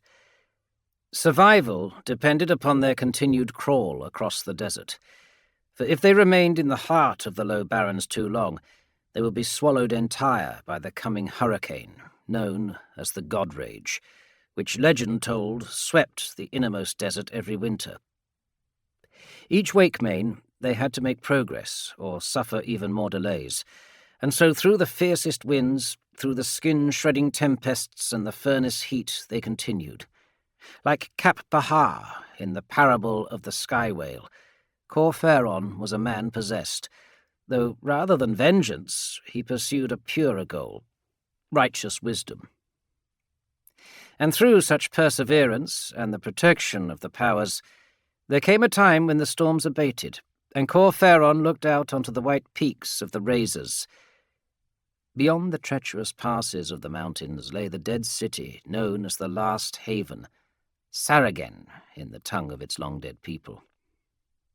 Corferon had not confided the nature of their destination to others, for Saragen, above all the ancient cities, was ill-fated in the legends and folklore of the deserts, save for the menace of the Kingweum. None returned, it was claimed, and the ghosts of the damned roamed the streets and broken palaces. Yet to here Corferon felt drawn. Though he had not been able to make astral observations through the Low Barrens, he was confident that the omens he had seen before had pointed to his destiny being fulfilled in the Last Haven. Heartened by their victory over the God-Rage, the caravan hurried onwards over the plains, a desolation as arid as any on the periphery, but placid and fruitful in comparison to the latter days of their journey. 1:10:2 More and more the converts and slaves looked to Lorgar, if not for leadership, then for physical assistance. Corferon had allowed his ward to help through the storms, and it was now impossible to revoke that permission, even though they had entered tamer climes. Though only half a Colchizian year had passed since Corferon had plucked Lorgar from the savage Declined, the boy might have been more rightfully called a man, at least in physique. He stood as tall as the preacher, and far broader, a match for the burliest guards, save for Axata, who towered over all others. Yet in mind he was not yet mature, despite his evidently colossal intellect, faultless memory, and unprecedented language skills. In matters of emotion and reasoning he was still an innocent in many ways, isolated from the experiences and relationships that would have shaped a normal child of the cities or the desert. He was singularly Corferon's charge, placed into his care by the powers. Despite this great responsibility, and the knowledge that he performed a sacred duty, the preacher found himself looking on the youth as more than just an acolyte. Against all effort to remain aloof and scholarly, a teacher, not a parent, Corferon could not restrain the growing paternal instincts that Lorgar aroused in him. Knowing that he could not allow any familial bond to distract him from the proper education of Lorgar, Corferon dedicated himself afresh to instilling the virtues of the word and the truth into his adopted son. Every moment Lorgar was not needed seeing to the working and safety of the temple rig, or catching a brief sleep, Corferon filled with lessons. Yet even this was not enough to sate Lorgar's thirst for knowledge, nor remove the seemingly persistent crease of a forthcoming question from his forehead. 1:10:3 "Let me read the books, my master," Lorgar pleaded, one rest eve after prayers, when the two of them had retired to Corferon's chambers for the customary study of the Book of Kairad, their current occupation. The wind howled outside the shuttered window, scouring paint from the hull with rattles of grit and sand. "Is not my reading to your liking?" retorted Corferon. "Has the sound of my voice become so tiresome?" "Not these books, my master," said Lorgar. He pointed to the shelf where Corferon kept the oldest volumes and those from the most distant cities. Written in foreign and ancient tongues, their titles were a mystery to the preacher, even more so their contents. He had spent much time in contemplation of the illumination, diagrams, and illustrations, marvelling at the indecipherable runes and strange figures depicted, but could make no more sense of them than he could the bone-tossing of a declined soothsayer. "Those books, the ones you cannot read." "You think to pluck their meaning from the Empyrean itself?" said Corferon scornfully. "I would like to try to read them." Lorgar leaned forwards in earnest petition and laid a hand on Corferon's knee. "Please, father." The word struck Corferon like a thunderbolt, sending a shock of equal revelation and revulsion through his body. For an instant, the uttering of that title filled him with such profound pride and pleasure that he was giddy with the thought of it. That his feelings for Lorgar were reciprocated, that the child deemed him more than simply an instructor, was a vindication and affirmation that Corferon had never felt before. Then the reality of the statement turned that joy to bitterness. He slapped away Lorgar's hand and stood up, a heat of embarrassment that turned to anger flushing through him. Corferon could not look at Lorgar, wrathful and ashamed at the same time. "Do not use that term again. In all things I am your master, Lorgar, while you are my acolyte." The circumstance of this change in attitude struck Corferon as particularly manipulative. The preacher's resentment bested his shame, and he turned on Lorgar with damning words flowing unbidden from his lips. "You think that I would give in to such flattery? That I would allow a son liberties I would not extend to a pupil?" "No." Lorgar looked fearfully at the priest, hands held up in supplication. "I meant no ruse by it, my master." "A cheap trick to sway me to fresh lassitude in my discipline. Close confines in these storms have distracted me, and it seems we have both forgotten hard-learnt lessons of the past." Corferon strode to the door and wrenched it open to bellow along the companionway. "Exarter, attend me!" He glared silently at his ward, daring him to make further excuse for his contemptible behaviour.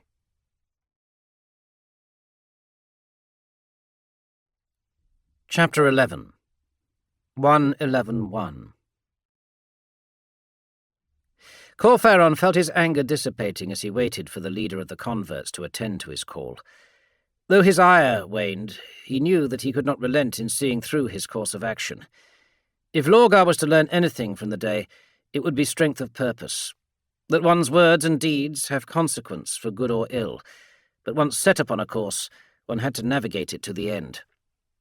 "Equivocation is for cowards, Lorgar," he told his pupil. "Never forget that.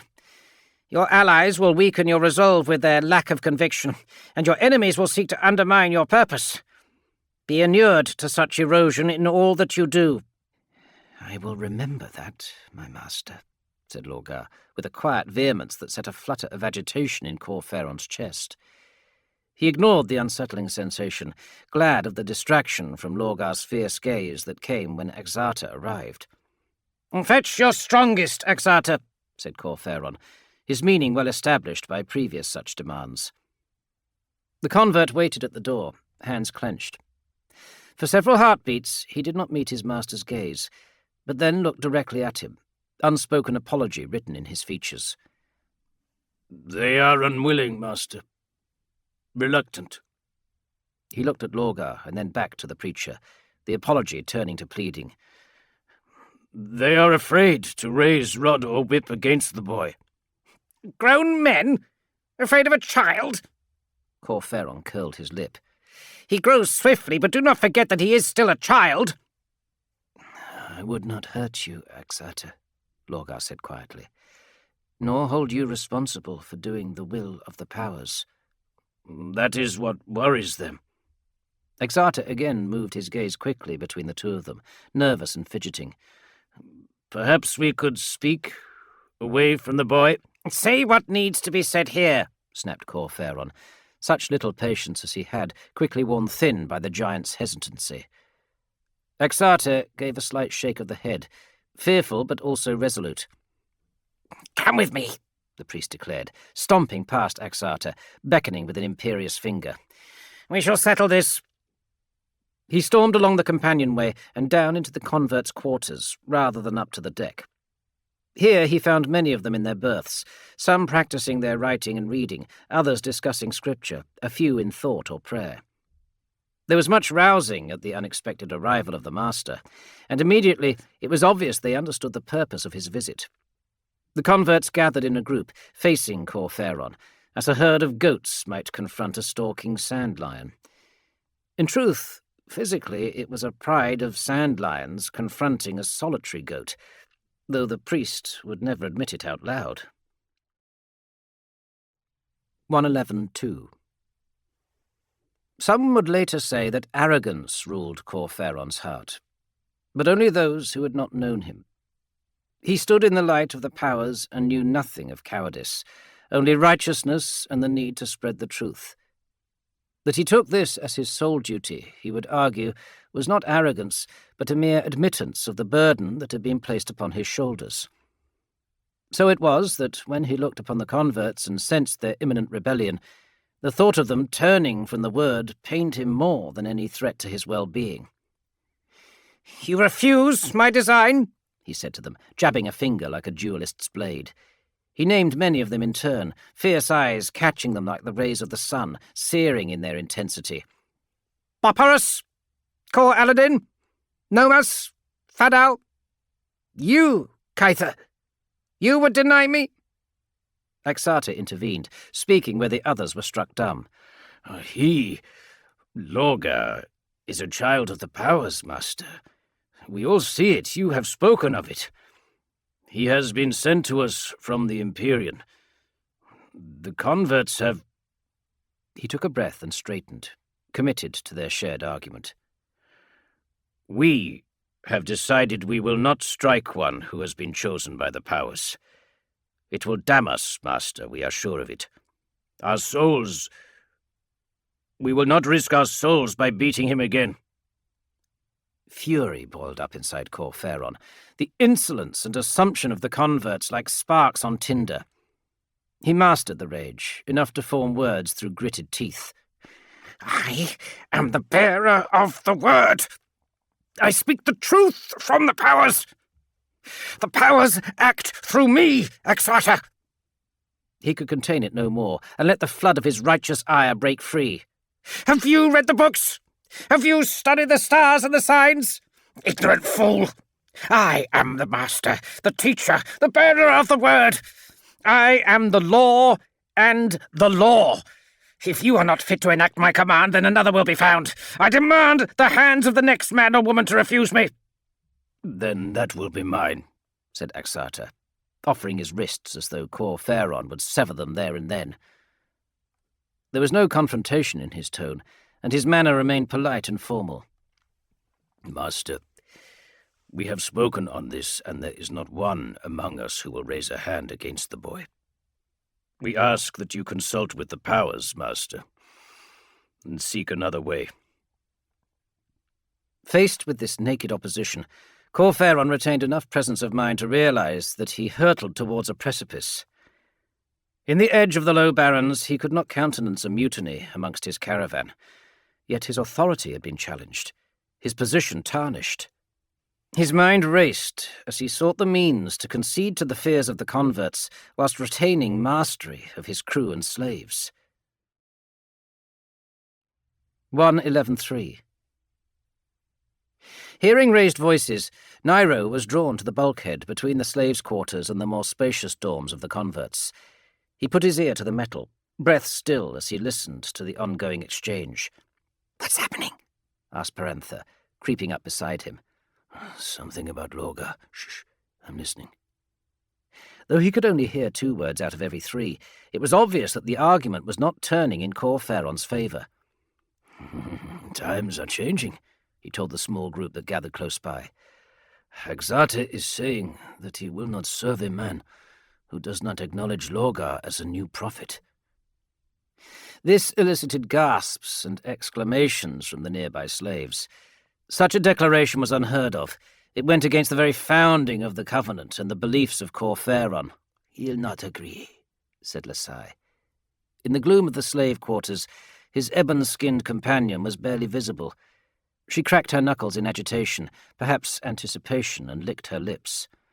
"Let's hope he doesn't," said Nairo. He drew a finger across his throat, as though it were a dagger. "Perhaps Axata will finally do what we have all craved." "The converts are as bad as Cor Ferron," muttered Perantha. "You've said that 100 times. "But Lorgar is not," Nairo assured them. "If Axata were to swear his loyalty to the boy, perhaps—" "You think—" Aladis's protest was cut short by Nairo raising a silencing finger with a glare and a shocked expression. "Axata just declared that the powers sent Lorgar to replace Cor Ferron, that the Master has fulfilled his role in finding Lorgar." "They'll do it," whispered Lasai, baring her teeth in a grin. Corferon is too arrogant to step back. He'll have to be cast out. Or more, suggested Koano, his enthusiasm for the idea raising the pitch of his voice. And they've grabbed him, announced Nairo, hearing angry shouts and the rush of feet. They're going to take him on deck. The hold suddenly erupted in movement, as though filled with swarming rats, as the slaves headed towards the steps below the hatch. Nairo pushed his way to the front, blinking in the sunshine that lit a cloud of dust from above. Suddenly a hush rippled out through the crowd, as a large figure emerged from the shadows, violet eyes catching the shaft of sun through the opening above. He moved quickly, silently. Nairo shrank back from Lorgar as the youth set a foot upon the steps, head bowed under the beams. "Wait here," Lorgar told them, face impassive. The words rooted Nairo to the spot, demanding instant compliance, though softly spoken. The acolyte ascended, and Nairo watched him go. Only when Lorgar was out of sight was the slave free to move again, and he followed cautiously, skulking up the steps a short distance behind, to peek over the edge of the hatchway. 111.4. Trembling with equal fear and excitement, Nairo saw that a handful of the converts had Corferon in their grasp, while 2 others were fashioning a noose from cable brought up from below. They had armed themselves from the weapon store. As well as mauls and whips, they carried an assortment of fusils, pistols, bows, and blades. "Exile, I said." Exarta stood a little apart from most, a dozen converts at his back. "The powers will decide if he lives or dies." "I'll not risk this serpent lying in wait in the sands," spat back Tortia, her fingers continuing to knot the thick red wire. The Catholian pulled down her porcelain mask, hiding her expression behind a painted visage of a scowling bat-like apparition. Her voice was muted as she continued. "We'll send him to the powers, and if they don't want him, they can send him back." "You will burn for eternity for this heresy!" roared Corferon. He wrestled an arm free and thrust his hand into the air. "This night the powers shall strike you down for laying hands upon the bearer of the word. It is not for mortals to defame the flesh of the chosen." "You were thrown out of the covenant for your mad schemes, Corferon," laughed a Hengi, one of those holding the preacher.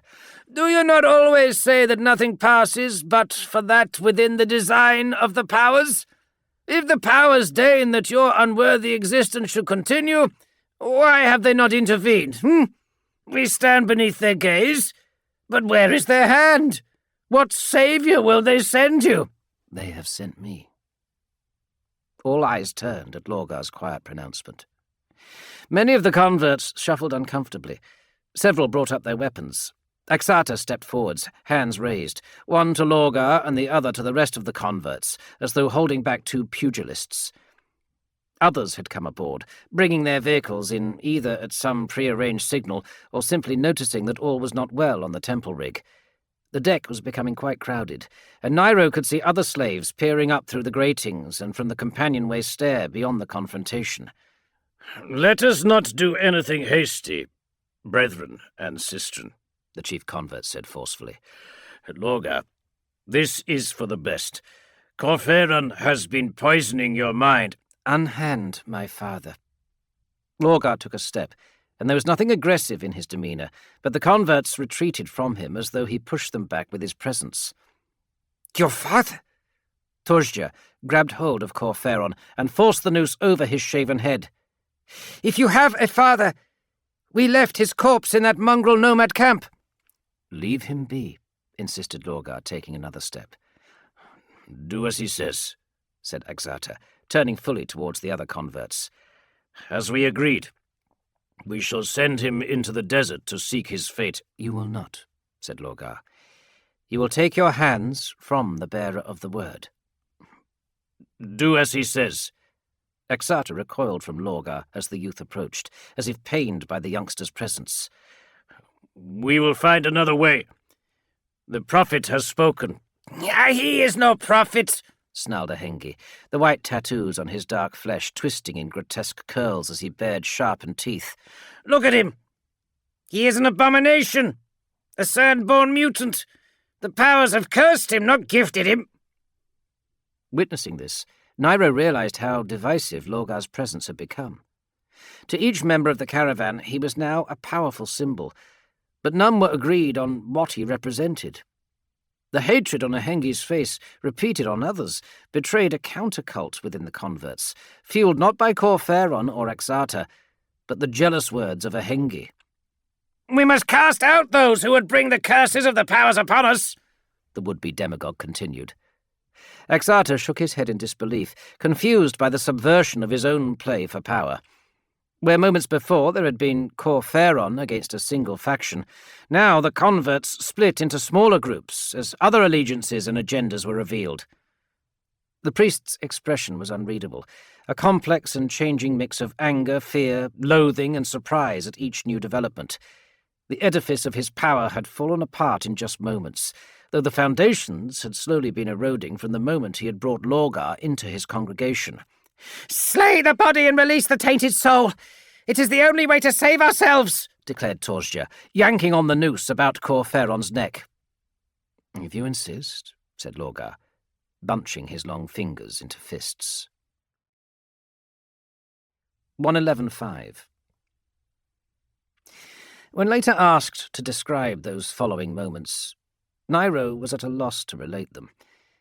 His first response was one of despair, that the creed of Corferon had been so inculcated into Lorgar's mind that he would save the preacher from his just demise at the hands of those he had consistently bullied and degraded.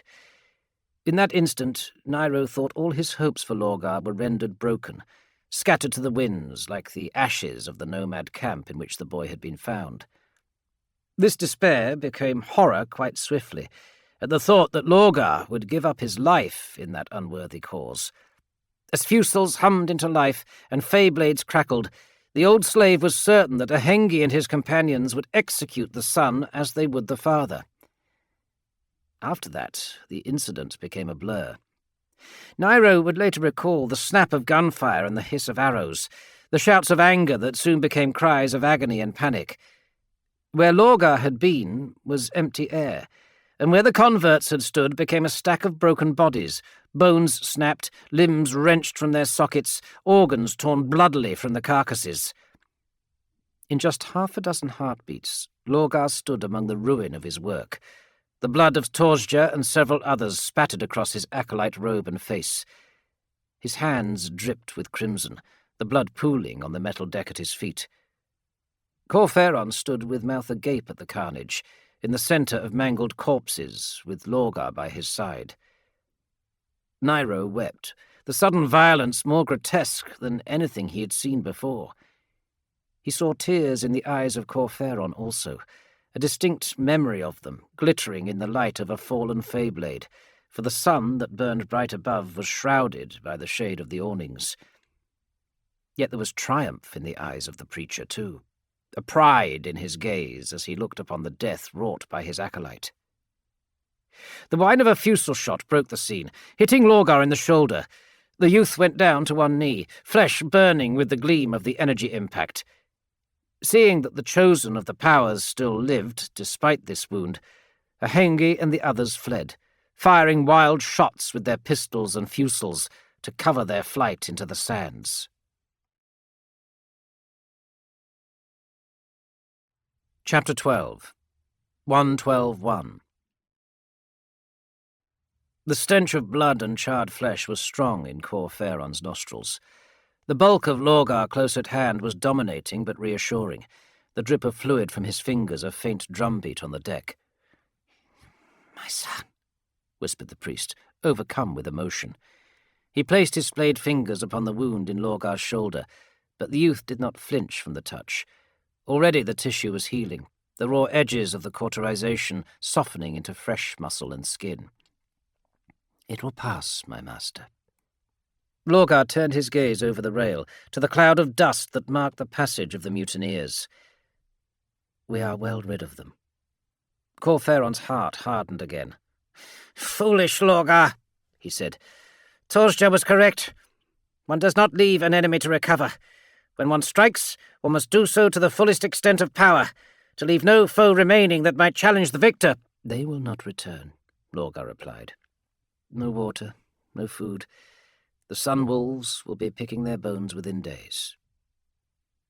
Corferon chose not to admonish Lorgar for omitting his title, judging the moment too precarious to waste on such trivialities.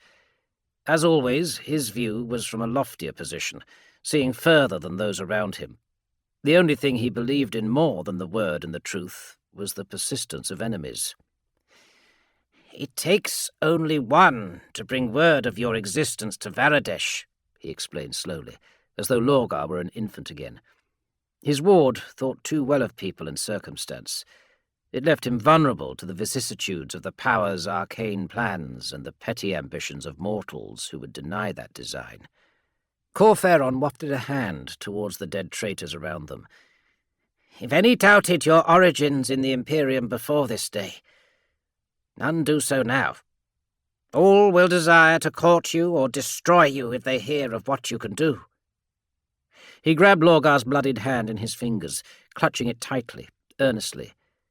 Corferon did not fear death or indignation, or any of the petty tremors in other men's hearts. Righteousness put right any dread of such mortal concerns. But he was not carved from rock. "You have been led to me, son, and I to you. The Powers have willed this to be, and thus shall it be. But there are those who would not have it so, who would allow their vanity to overturn the will of the Powers. The Covenant is the strongest church of Colchis, and by whatever means they will learn of you, Lorgar.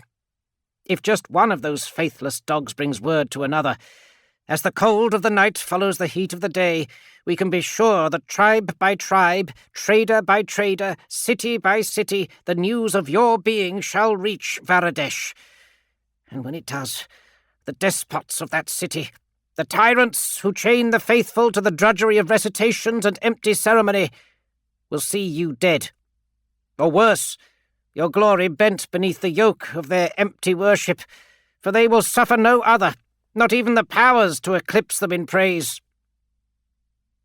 As was his way, Corferon did not have to specify his desire, for it was plain from circumstance what needed to be done. Through him, the truth was known, even though he did not have to give voice to the word.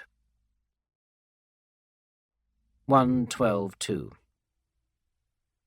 "Say no," whispered Nairo, barely breathing the words, remembering the keen hearing of Lorgar. The boy made no indication that he had heard the slave, and for a moment did not respond to the emotional petition of Corferon. "I will come," said Exarta, bending a knee to the master and acolyte, "to atone for the mistake and the peril I unleashed upon this blessed congregation."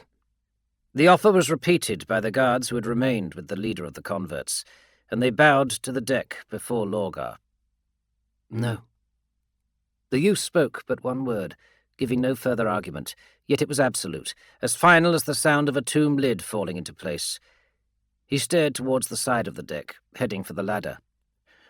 "They will be prepared this time," Exarta warned, rising. "Perhaps," said Lorgar, not looking back. "They have weapons." Exarta proffered his pistol to the youth. "You should take something too." Lorgar considered this, looking at the gun. Weapons are a falsehood, giving the weak the illusion that they are strong.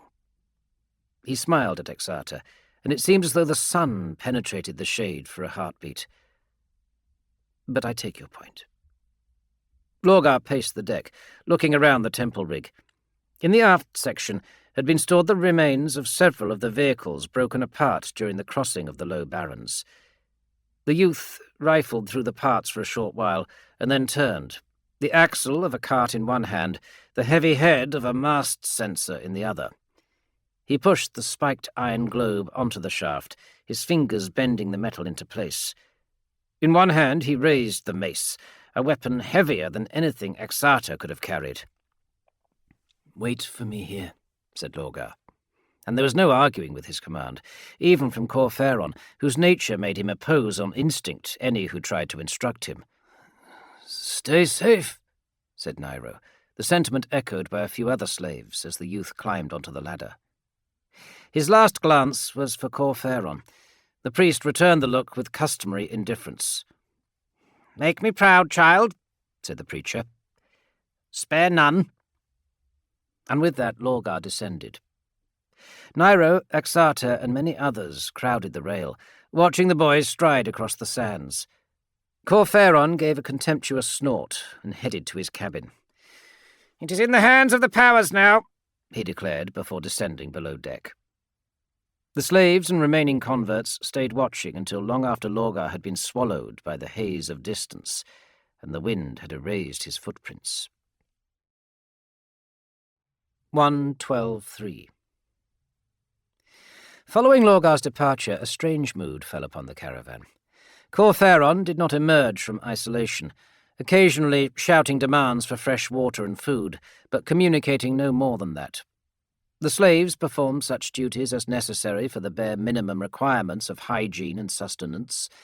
The guards, barely a quarter of their number remained, were reluctant to enforce any further labour upon those below them, now outnumbered a further threefold by the departure of the mutineers. There remained a possibility that the heretics who had turned away from the truth might return, but to patrol and post sentries would leave the converts with barely a handful of warriors to act as wardens on the temple rig. Some of the slaves, Lasai acting as spokesperson, demanded that they be armed from the lockers, arguing that the converts who remained would be no match for those who had been chased away. To the converts, this was not only a practical nightmare, but also an injunction against all they had been taught by Corferon. Axata and Nairo came to a quick arrangement that the guards would not administer any punishments whilst the slaves would make no attempt to harm either the converts or Corferon. Neither group could exist without the other for the time being, nor was willing to challenge the quickly established status quo. To cement this agreement, the two factions prayed together, asking the powers for guidance and protection and strength in the trying times. They cursed the mutineers as faithless and implored the powers to strike down those who had turned from the truth. 1:12:4 The wake-main of long noon passed without incident, as did rest-eve. Wake-rise came without sight or sound of Lorgar or the mutineers returning. Corferon did not emerge from his prayers, studies, or whatever activity kept him in his quarters, which suited both the converts and the slaves well. The truce that had been established continued through 3 more meals and prayer sessions, and endured into dusk-eve also. At the crest of Wake-main on dusk-eve, as twilight hastened towards coldfall, Axata approached Nairo. "I have a fear," he confessed to the old slave. "The Deniers had little time gained on Lorgar before he left.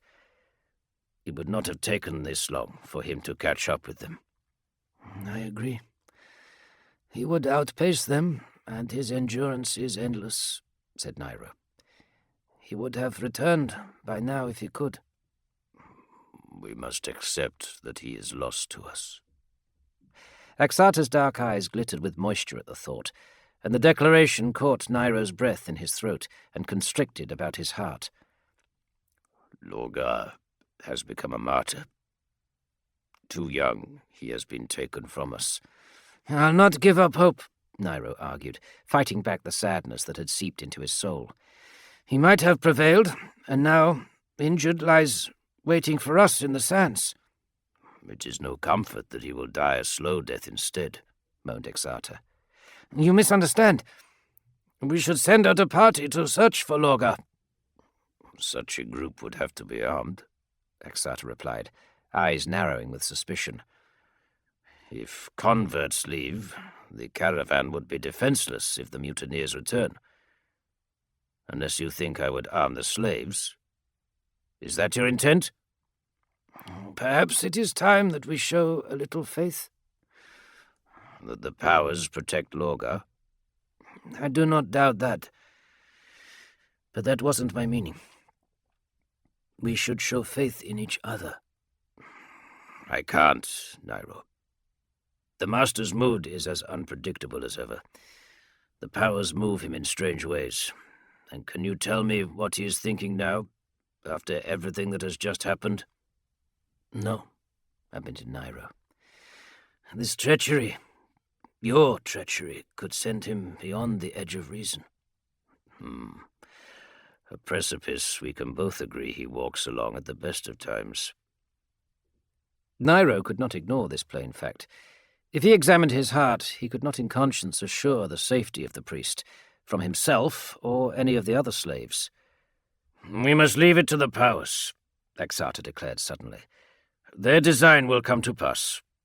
It is not for mortals to judge." "I have always found that fatalistic, Exarta," said Nairo. "I don't mean that we'll do nothing, quite the opposite. I will take the converts at dawn tomorrow, but I will not arm you in our stead. If the mutineers come back, and not us, well, either we'll already be dead, or I promise I'll do my best to avenge you and the Master. And if you think to attack Corferon, know that the wrath of the powers will be unrelenting in vengeance for the bearer of their word." Nairo saw that the giant had made up his mind, and thought that perhaps the absence of the guards would provide some opportunity yet to be seen. He did not tell the others, lest they fell to unnecessary scheming before the converts left, which might reach the ear of Exarta. The rest eve of Dusk Eve arrived, bringing its cold touch. Though tired, Nairo slept fitfully, agitated by the prospect of what coldfall might bring. 112.5. He turned the old pages again. Each leaf of the wafer-thin plastic curved without creasing, its sheer surface untouched by the ravages of time. Corferon ran a dirty finger along the inked lines, marvelling at the fluidity of the script, not seeing the ragged nail chewed to the skin. It was unlike the cuneiform that dominated the modern languages of Colchis, more akin to a flowing river of thought than isolated word forms. He looked at the beautiful illustrations, full of vibrant colour, even centuries, perhaps millennia after they had been crafted. The slender figures who represented the various rituals and prayer positions with their knowing eyes, superbly captured by crystalline threads of miraculous ink. The book was remarkably light in his hands. It was thin compared to the many weighty volumes that sat on the makeshift shelves, so that it felt as though he held no more than a feather. Corferon had often wondered what knowledge lay in the pages of the book, tantalizingly just out of reach. Was the answer he sought right here, hidden behind the words he could not read? Was it part of the powers' cosmic joke that they had given him the key to the truth, placed it right before his eyes, but blinded him to its presence? He cursed his own ineptitude, and cursed again the mania that fueled his mind. The fervour of faith burned so brightly, so hotly in his soul that it was impossible to resist. It was the fuel to his zeal, but it had a price, and now he had paid that account in terrible dues. A wavering hand wiped away the sweat from his brow, then moved to the moisture that wet his cheeks. He had sent away his son, sent him to his death most likely. More than that, he had deprived the world of the powers' great gift. Corferon hated that the powers had made him the bearer of the word. He thought of the title and laughed, but in bitterness, not humour. The appellation had occurred to him in a fevered sleep, 10 days into his exile, burning in the desert. The books he had stolen from the temple had been his salvation, the shield against attack, the proof of his identity. He let the book fall from shivering fingers and stood up, reaching towards the other indecipherable tomes held on the wall. He pulled out one at random, its leather cover inlaid with the spotted remains of gold leaf, the title as distant from him as the Empyrean itself. Corferon threw it onto the floor and grabbed another, and this volume he let fall from numb fingers also. And the others. With sudden craving, he pulled from the chest shelf, toppling the books about his feet. The piles of bent pages and cracked spines reminded him of the old etchings, of heretics and martyrs bound to the stake, firewood around them, the flames scorching the sin from their flesh. He looked at the lantern, reached a trembling hand towards the oil-fueled light. Forlorn, he He gazed down upon the works of the unknown authors and felt all purpose ebb from his body.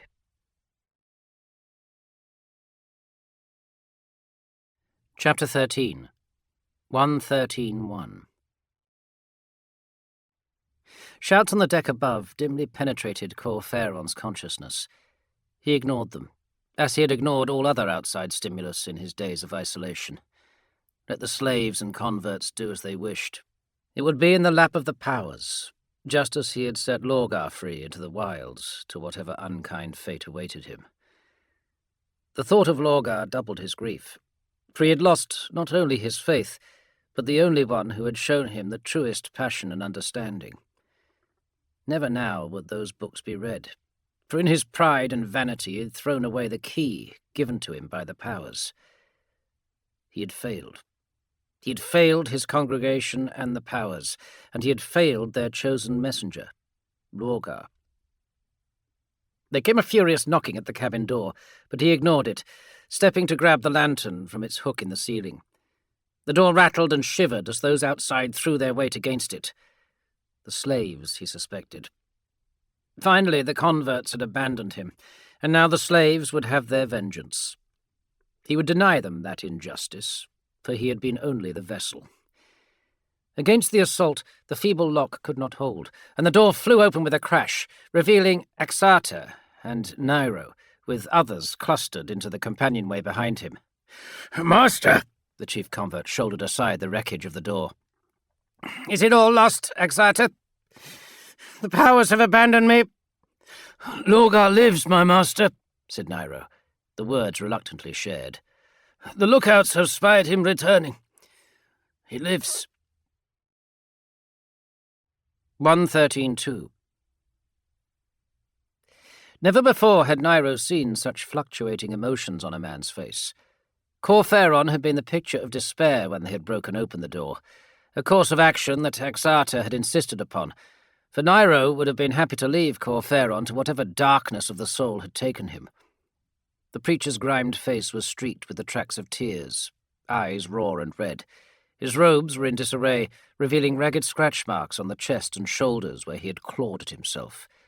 His face was similarly crisscrossed with marks.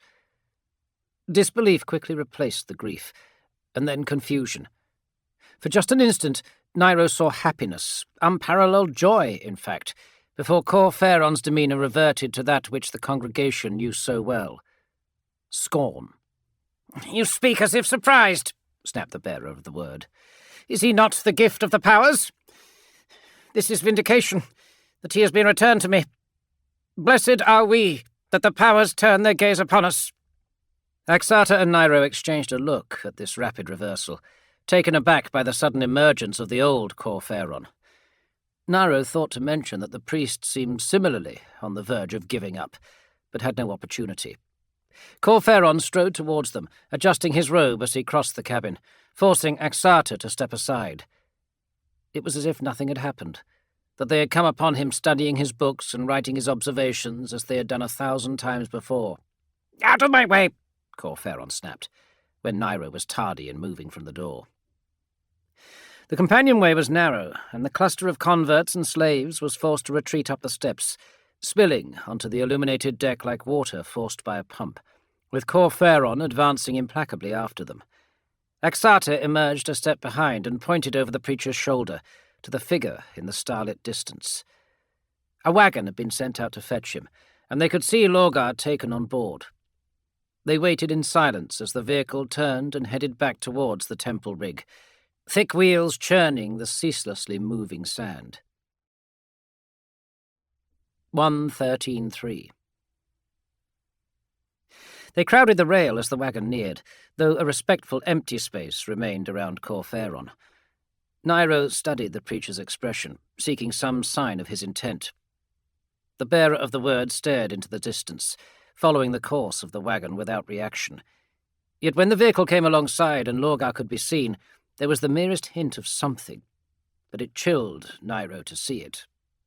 Triumph. Nairo could feel his world slipping away again. Cor Phaeron would emerge from the mutiny stronger and more zealous than ever. It mattered not that Axata and his converts were much diminished. With Lorgar returned, Corferon would be all-powerful again. Yet the slave could not resent the youth's survival. He looked down at the wagon and saw the boy, skin darkened by the sun, but not reddened or blistered, as it should have been after such exposure to the unrelenting elements. The sight of Lorgar filled him with joy, an elevation of the spirit beyond the simple pleasure of seeing an ally returned. With easy movements, Lorgar jumped from the wagon to the ladder up the side of the temple rig. In one hand he held his mace, its head and shaft dark with dried blood, as was the youth's arm. His chest was splashed with the same, though run through with tributaries of sweat across his golden skin. He hauled himself to the deck and stood before Corferon, head slightly bowed. "It is done, my master," said Lorgar. None were spared. The converts and slaves lifted their voices in praise and gave wordless cheer to this pronouncement. Corferon matched the youth's look, fixing him with his gaze. Nairo saw a flicker of something in Lorgar's face, just the smallest of changes. A subtle challenge, perhaps, as he held the priest's stare, rather than looking away in deferment. In Corferon's eye he saw something of recognition too. He gave the slightest of nods and stepped back. 113.4. As he did so, Corferon seemed to notice the book in his hand. Nairo had not paid it any heed, but it seemed the preacher had been holding it when they had broken into his cabin. Now he recognized it, just as Corferon looked down and saw it also. The Revelations of the Prophets, the holiest book on Colchis. Corferon held it up like a banner, for all on the temple rig and beyond to see. "The powers have made their will known to me," he declared. "The truth is revealed, and their blessings laid upon our cause. Lorgar is returned to us, one of the faithful, a servant to the word." A servant, my master, not a slave? Had he not been so close, Nairo might have missed Lorgar's whispered question. The youth looked at Corferon, and then at the book in the preacher's hand, his meaning pointed but lost on the slave. Corferon seemed to understand the intent, and paused in his delivery to spend a heartbeat evaluating Lorgar's stare. The priest nodded, a little reluctantly at first, but again with more vehemence, while whatever thoughts that uncoiled inside his brain took form. When he spoke, it was with slow deliberation, which might have been taken for emphasis, but Nairo could see that it was simply a mask for a lingering uncertainty. The priest's gaze did not move from Lorgar, even though it seemed his words addressed them all. "A time of testing. I have said before, all of us must undergo it, be it as master or slave or convert, or acolyte. Our doubts made manifest, our enemies both real and phantasmal laid before us. The powers have no need of the weak. They reward the strong. As I was shown the path to the truth while I wandered the unforgiving sands, so Lorgar has placed himself before their immortal gaze, proving his worth and writing his faith with the blood of our foes." Corferon's hesitancy had gone, his voice now strident once more. He thrust the book towards Lorgar, who looked at it with surprise and bafflement for a moment before he took it. "It has been made clear to me that I tread a different path from now. My present course is run. Though I shall remain your guide in all matters of faith, a new messenger has been delivered to us." Corferon smiled at Lorgar, and, anticipating what was to come, Lorgar beamed back, his joy infectious. His excitement seeped into Nairo to the delight of the slave, even as the rational part of his mind screamed in despair as Corferon's grip on the boy took a new and even more dangerous turn. The priest stepped back and bent one knee before Lorgar, eliciting gasps from the converts and slaves together. "Behold, our new bearer of the word!"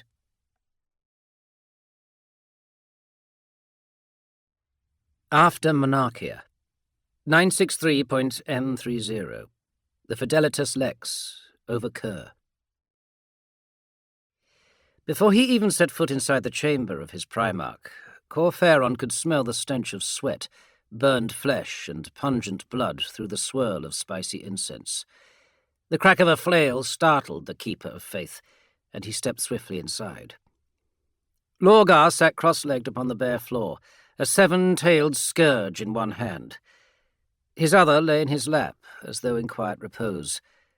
With serpent-quick vehemence, the Primarch lashed the scourge across his shoulder and back, laying the knotted tails upon his flesh with a drawn-out slap. The blow would have crippled lesser beings, but the Primarch's only reaction was a twitch of the lip. Through a layered daub of grey ash, his skin was in tatters, a remarkably disturbing achievement, given his Emperor-gifted physiology, testament to the viciousness and persistence of Lorgar's self-flagellation for the last 3 days. At his side was a gold-rimmed bowl of white clay, a font from one of the many chapels of the Fidelitas Lex. Within the metre-broad dish were ashes and charred remnants. Lorgar noticed the perplexed look of the Keeper of Faith. "All that is left of proud monarchia," the Primarch said quietly, his expression haunted. He dipped his hand into the ashen mess and let pieces fall through his fingers. "Buildings, people, a lifetime of endeavour. My foolish pride." "None should be prouder," declared Corferon.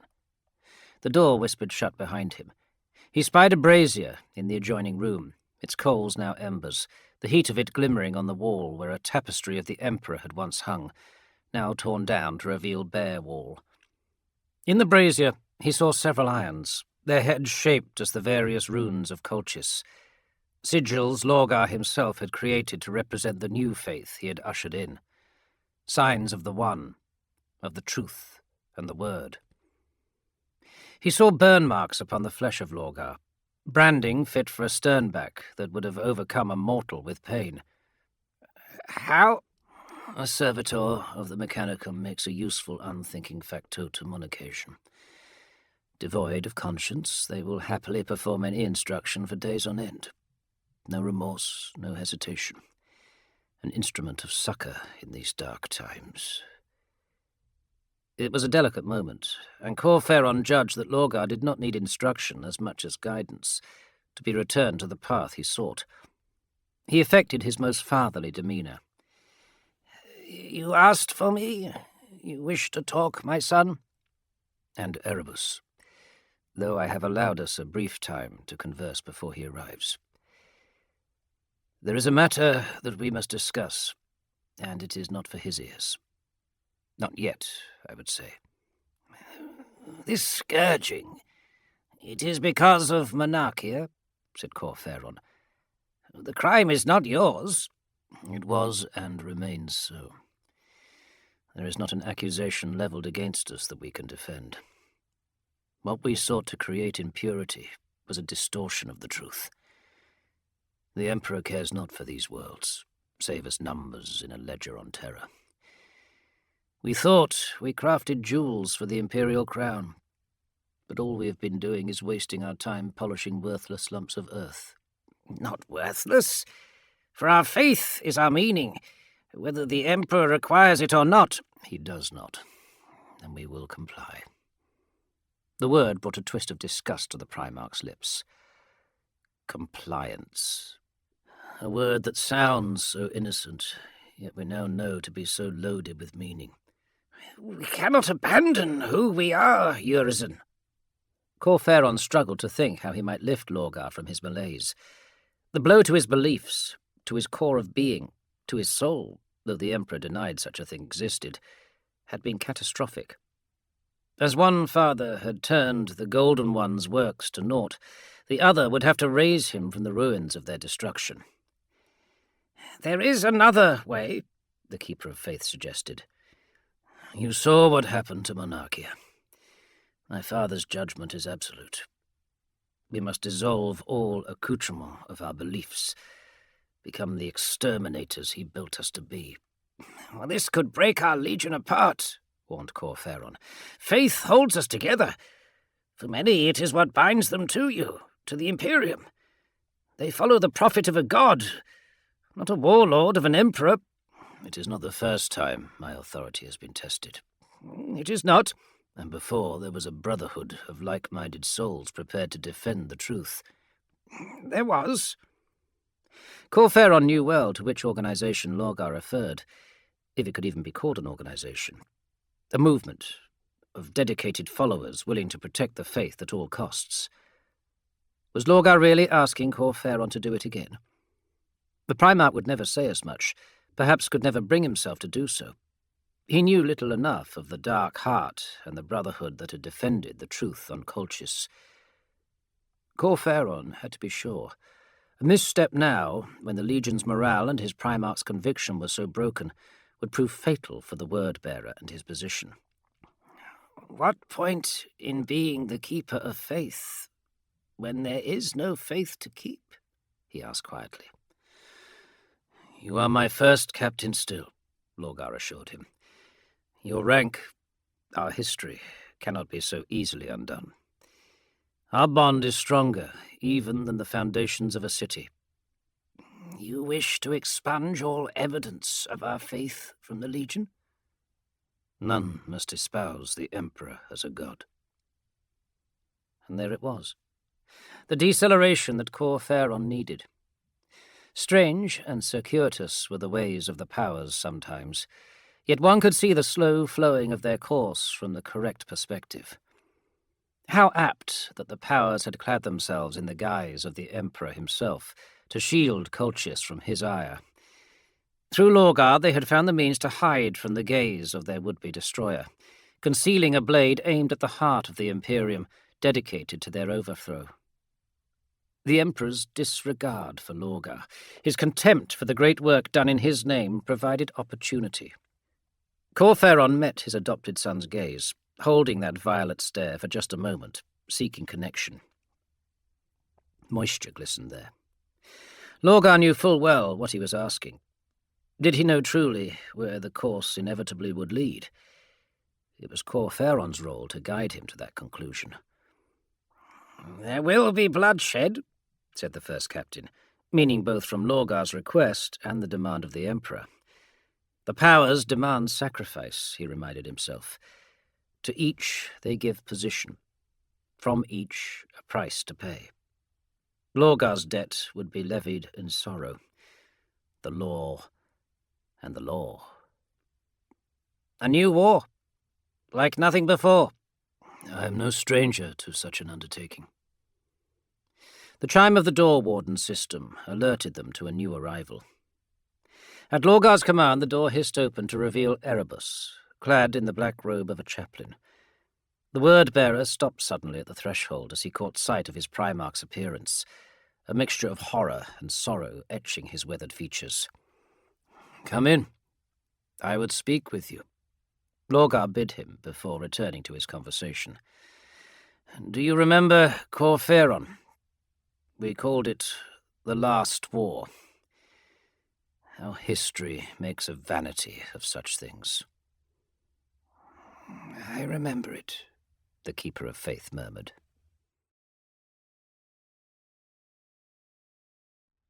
Book 2. Ascendance. 112 years ago, Terran Standard. 23.3 years ago, Colchisian Calendar. Chapter 1. 211. Corferon watched from the shadow of the deck, his calculating gaze moving from the crowd gathered in the shade of the temple rig to Lorgar in the pulpit and back again. Another declined tribe, held in rapture by the acolyte's words, staring up at him as he delivered another self-written sermon. When the preacher had first passed the title of Bearer of the Word 8 days before, it had been a moment of necessity, desperation almost. Yet he looked back to see in that instant also the hand of the powers, for it had been an inspired decision. The benefits were many, most obviously that Lorgar commanded far more natural loyalty than Corferon could ever have hoped for himself. There was not a soul whose path they had crossed who was not moved by his words, not touched by his passion and faith. Though they had been avoiding contact, The number of such souls was gradually swelling the size of the congregation. Corferon looked around the camp. It was twice the size it had been before he had met Lorgar, more than replacing the slain converts.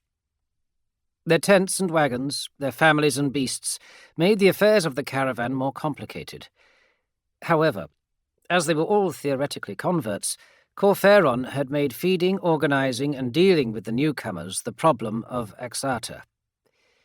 The responsibility seemed like a boon to the master of converts, whereas in fact it enabled the priest to keep the newcomers out of his affairs. And such affairs he now had time to ponder and shape and grow as he desired, unfettered by the demands of sermonizing and seeing to the sole being of his congregation.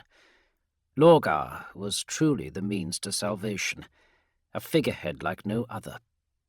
That he took the eyes of the many away from Corferon was of great value, and as with Axata, the role itself seemed to be its own reward. Lorgar had never looked happier as when he stood before a willing audience listening to his stirring speeches, except perhaps when he spoke in private with Corferon, wrangling over some newly translated nugget of information from the books that Corferon had finally allowed him to read. They had arranged one such session for that Wakemane, and Lorgar took the final prayers of the gathering quickly, eager to meet with his teacher. Another slight change in Corferon's positioning from master, but one that made no substantive difference to the influence he held. In reality, Lorgar was a far better proselytizer of Corferon's ideas than he had ever been himself. Possessed of fiery disposition upon the pulpit, but able to extend empathy and compassion, where the priest was hardened to life's miseries and uncaring of others' petty burdens. The two of them descended to Corferon's chamber. Lorgar insisted in remaining billeted with the slaves, despite his new rank and purpose, but spent most of his time here, with the library. It was to the books that the youth now moved, plucking one from the shelf without hesitation to present to Corferon. His expression was one of eagerness. "I think I've finished translating this one," he said. Corferon looked at the book. It was the one with the flowing scripts and strange pictures. Lorgar continued, talking at pace. "It is like nothing else in the library. None of the other languages and dialects came close to helping decode it, so I had to start from scratch. I think, and I know what this sounds like, but I think it is not human in origin." Corferon frowned. "Not human? The pictures, the references, the entire reality described in the text is nothing like a human experience." Lorgar's passion faltered, and his expression became a lopsided smile. "The truth is, I think it's either a book of poetry or a guide to culinary artistry." "A guide to—" "I know," Lorgar shrugged. "It's quite opaque, and I might be wrong. I shall keep working on my translation, but I do not think the contents will be shedding any further light upon the truth." 212. Lorgar sat down on the bed, which made the floor creak, for he had continued to grow at an outstanding pace, and now stood taller even than Axata. His appetite was immense, fueling his huge body even as the books and Corferon did the same for his equally massive intellect. The youth sighed. "You are not content?" Corferon asked the question lightly, but the last thing he desired was a restless Lorgar. The youth had a tendency to seek out answers for questions others did not even ask. Any sign of ennui signalled work for Corferon.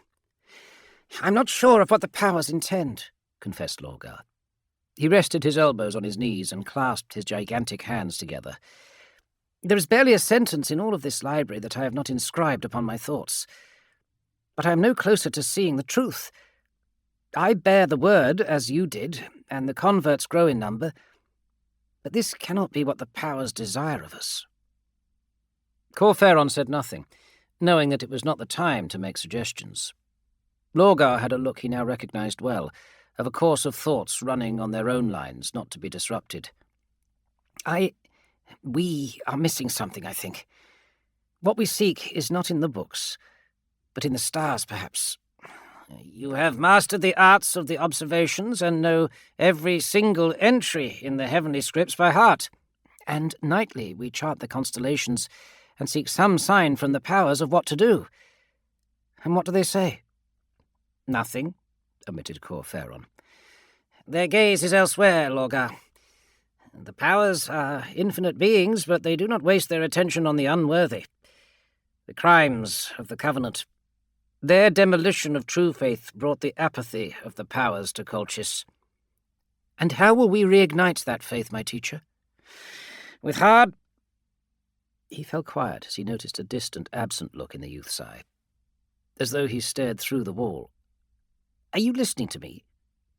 There was no reaction from Lorgar at first. Corferon resisted the urge to raise his voice, to strike Lorgar from his reverie. He saw the youth's lips moving ever so slightly, though the rest of him was immobile. What are you saying? Speak up! Listen, father. Corferon winced at the use of the patriarchal title. Occasionally, Lorgar regressed to such familiarity when he forgot himself. Listen to the music. Corferon strained to hear, but no music came to his ears, only the usual noises of the temple rig readying to continue onwards until rest eve. He moved to the window and opened it, in full knowledge that Lorgar's hearing was uncannily good, like all of his senses, and much else about him. Still, he did not hear any pluck of a string or pipe of a flute. I hear nothing, boy, he said, but realized that Lorgar's gaze had not shifted from its mesmeric state.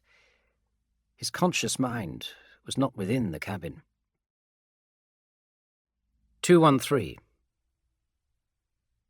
All of a sudden, Lorgar threw himself backwards onto the cot with a hoarse shout, cracking the timbers beneath his weight.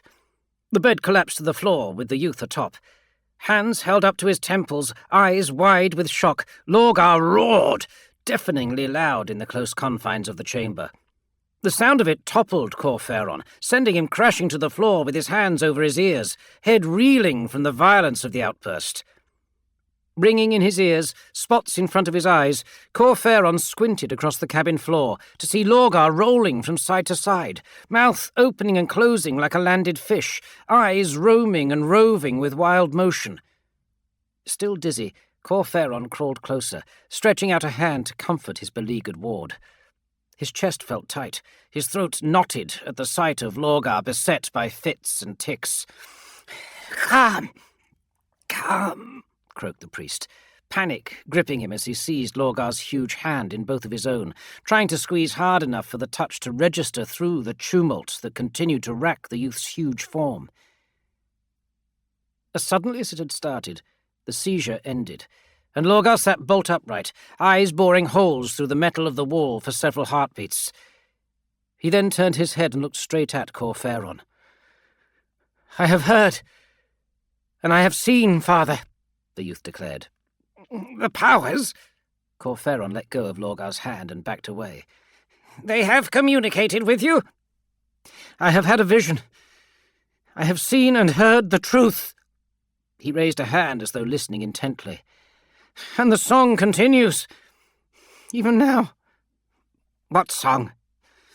"The song of the Empyrean, of all time and space, of the universe singing to itself."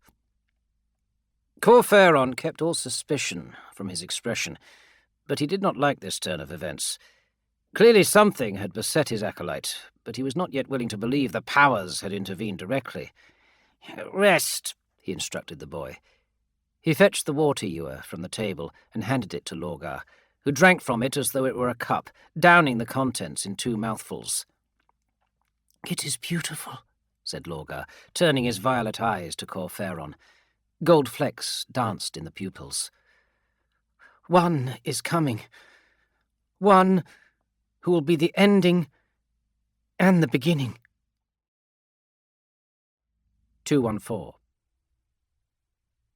On being questioned further, gently, for despite his physical strength, Lorgar's spirit was often still that of a frail adolescent, the acolyte revealed that he had seen a being cloaked in gold and stars, descending from the Empyrean with the wings of an eagle. "What does it mean?" Lorgar asked. "I can think of nothing in the messages, nor the observations. It cannot be the 5th prophet, can it?" Corferon scratched his chin and moved to the door, calling for a slave to bring more water and wine, to give himself a little time to think. While he waited, he considered his options. They were few, and none were to his liking. "It is unprecedented," he eventually admitted. Lorgar was about to speak, but Corferon heard steps in the companionway and held up a hand to silence the acolyte. "Say nothing of this yet." Lorgar looked as though he might protest, but Corferon's glare forestalled any dissent. A knock at the door announced the arrival of a slave with a fresh jug of water and a bottle of Lananson Red. Corferon dismissed the woman and returned his attention to Lorgar, handing him the tepid water, which the youth downed in 2 more long draughts. The preacher poured wine for himself and sipped, gathering his thoughts before he continued. "If we are not sure what to make of this extraordinary event, then the faithful will be even more perplexed. It is not our place to spread hearsay and speculation. We are ambassadors for the truth. You are the bearer of the word. Until we can say unequivocally what the powers wish us to know, what would you tell them?" The irresistible logic cut off any retort, but Corferon did not grant Lorgar time to comment before he continued. "We cannot ignore the timing, coincidental as it is. On this day, when you speak of seeking a sign, you suffer this vision." "Not suffer," Lorgar said quickly. "It was enrapturing." "You looked in agony." "Well, yes." Lorgar looked embarrassed, as though a guilty pleasure had been exposed. "It was excruciating, I suppose, but so magnificent also. And now it has brought me the music of the spheres. Such a wonderful arrangement." "You still hear it? What does it sound like? You never heard it before? Did you hit your head when you fell?" "Yes. Wonderful. No, and no." Lorgar's frown of chastisement made Corferon's chest tighten. "You think I would keep this from you?" "I do not know what to think," Corferon said, with considerable feeling. He finished his wine with a gulp, masking an overwhelming sense of frustration. Lorgar looked to him for guidance, so guidance would be what he gave. "But we already know that you have been marked out for greatness. I think, and this is only my initial deductions, that the vision is of yourself. It is a waking dream, a portent of what is to come, a self-revelation." "Like Tezen had on the slopes of Mount Ashask." Corferon struggled to remember the episode, his own powers of recollection far inferior to that of his acolyte. It was wise to assume the youth was right. There was not a line he could not quote verbatim. "Of sorts," Corferon hedged. His mind continued to race, and he spoke as the words came to him, once more channeling the raw wisdom of the powers as though from another place. "Today you lament the absence of the powers, and today they have sent you a vision. It is encouragement, not instruction, I conclude. An inducement, perhaps, to show you what might become if you apply yourself." "Apply myself to what?" Corferon hesitated. Long had he plotted this moment, for a long time unsure how he would ever achieve his goal, whilst absolutely faithful to the notion that he would. Lorgar had been delivered to him for that purpose, though Corferon had only ever hinted at what he wished for his adopted son. Was it time yet? "The Covenant, Lorgar. You are the Lightbringer, the one who will push back the darkness, the purger of the faithless. The bearer of the word must become the principle of the Covenant, Archpriest of the Godsworn." 215. Corferon waited with hammering heart, but he need not have feared. Lorgar considered his words only for a few moments and then nodded, radiating strength and commitment. "Then it shall be so. We shall make for Varadesh." "Now?" Corferon said, unable to hide his enthusiasm. He was ready for the long-anticipated confrontation with his old order, had dreamed of such moments every day since his exile. The preacher knew he would only have one chance to supplant those who had so wronged him, and the new bearer of the word was the key to that justice. Corferon no longer professed to be master of Lorgar. He could not simply command the youth to go to the sacred towers, the city of grey flowers. Corferon met Lorga's gaze and fell into the grip of those violet eyes.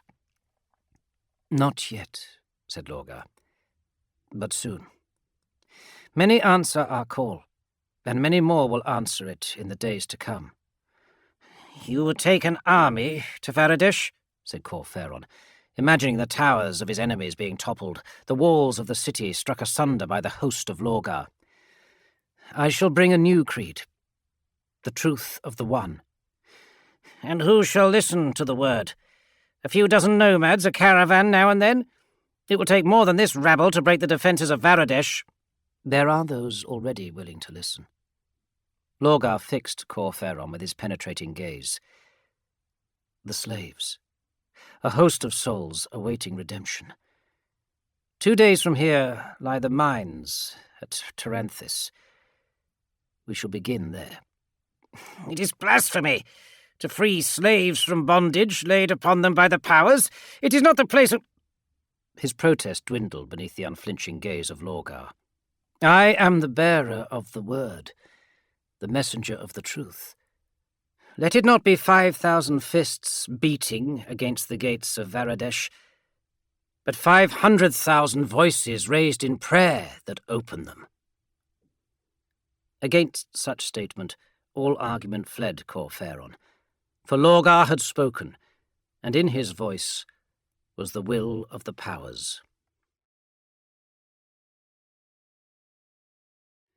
Chapter 2. 221.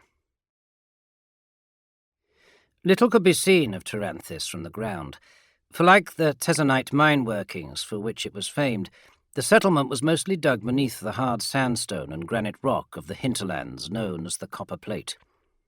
Only the dark red walls of the township were visible, though the stream of heavy wagons that moved along the road between the mine and Varadesh, some 140 kilometers away, betrayed its presence long before the defences came into view. A perimeter of towers stood sentry in the dustlands several kilometers from the gatehouse, and at the approach of Corferon's caravan, columns of armoured transports issued from 2 of these waykeeps. Powered by efficient vapour engines, one of the prized secrets that allowed the Covenant to maintain its preeminence, the millipede-like transports crawled over the sands on dozens of small tracks, spear-gun cupolas bristling from their reticulated hulls. Nairo watched them with a growing unease, their black flags marked with the burning book of the Covenant, an unwelcome reminder of the power that had placed him into slavery. "Exarta, stand your warriors ready," Corferon commanded from his lectern pilaster. "Have the caravan form up." Armed converts lined the rails and manned the spear hurlers of the temple rig, while flags and whistles signalled to the other vehicles to close on the mobile shrine. Nairo dodged the trampling feet and careless elbows of the soldiery, their numbers boosted further by 2 chance encounters in the desert while the caravan had made its way to Taranthis. Nomad riders and chariots left plumes of sand in their wake as they rode alongside the shrine, calling to each other in their strange voices and shrill whistles. Land yachts and solar carts formed an outer ring, the whole caravan moving at the pace of the temple rig as it ploughed through the dunes towards the incoming soldiers of the Covenant. When the opposing groups were half a kilometre apart, 2 trucks broke away from the Covenant contingent, flying long green pennants of parley above the flags of their church. Corferon gestured to Exarta to command the temple rig to stop, though around them the patrols continued to circle like protective silver eagles. At the masthead, a green pennant was raised in reply. The Covenant vehicles disgorged a platoon of warriors 100 metres from the temple rig. They were dressed in robes, the plain grey of acolytes, beneath bronzed armour plates. They carried tridents and spears, the bulky shape of slug-throwers fitted onto the hafts of the weapons beneath heads that gleamed in the post-noon sun. Each wore a portable sun hood that spread between 2 extensible poles from their backs, so that their helmed features were hidden in shade. Another disembarked, her armour a finery of gold and rubies, a bared tulwar that gleamed with power in one fist, an archaic pistol in the other. Tendrils of semi-organic exoskeleton ran along her limbs from a backpack that clung crab-like to her form. Nairo had never seen so much archaeotech in one place. Next to him, Aladas gave him a pointed look, her eyes filled with doubt. Disconcerted mutters rippled across the deck until a growl from Axata silenced the murmuring converts. The Covenant commander's voice rang out from amplifiers set into her helm, as loud as the hailers of Corferon. I am Gun Deacon Hal Aspor, Commandant of the Third Tower. You are forbidden from approaching closer to Taranthis. If you continue on this course, you will be attacked. Survivors will be subject to enslavement for their trespasses against the Holy Church of the Powers. Hearing a chuckle, Nairo turned to see Lasai suppressing her laugh. He glared at her. As if that would matter to us, she said between stifled giggles. Hopefully they'll string up Corferon. We'll burn with the converts all the same, Nairo reminded her, ending her humour. 222. Corferon watched the approach of the gun deacon warily, arms resting on the side of the pulpit. The millie-crawlers followed behind, spear guns tracking the roving outriders of his caravan. The delegation stopped about 30 metres away, a black blot on the red sands cast by their personal sunshades. He activated the sermonizer. I am Corferon, Seeker of the Truth, Herald of the Powers. You have no right to claim these free lands for the Covenant. You have no moral authority to deflect me from my powers-appointed vocation. The Holy Church of the Covenant extends to where its servants are, and as we are all ordained priests of the Covenant, that means these are holy lands. Your blasphemy will not gain you passage. Continue, and I will vouch you a heretic for the trespass. Vouch away, false believer! The standoff continued for several heartbeats, the two combatant priests staring at each other across the divide. A movement below drew Corferon's attention to the deck. Lorgar emerged from the shadow of the hatchway and turned to address him. "Let me speak to them," Lorgar said. "Let them hear the bearer of the word." "No," Corferon replied. "These ingrates do not deserve to learn the truth. Thugs in robes, nothing more. There is no more despicable thing than a traitor to the powers masquerading as their guardians." "I can persuade—" "No! You must learn an important lesson here, Lorgar. To proselytize is to invade. The act of conversion is one of spiritual violence that we must embrace. None come to the truth on an easy road. None willingly heed the word at first. For the soul to be pure, the flesh must endure."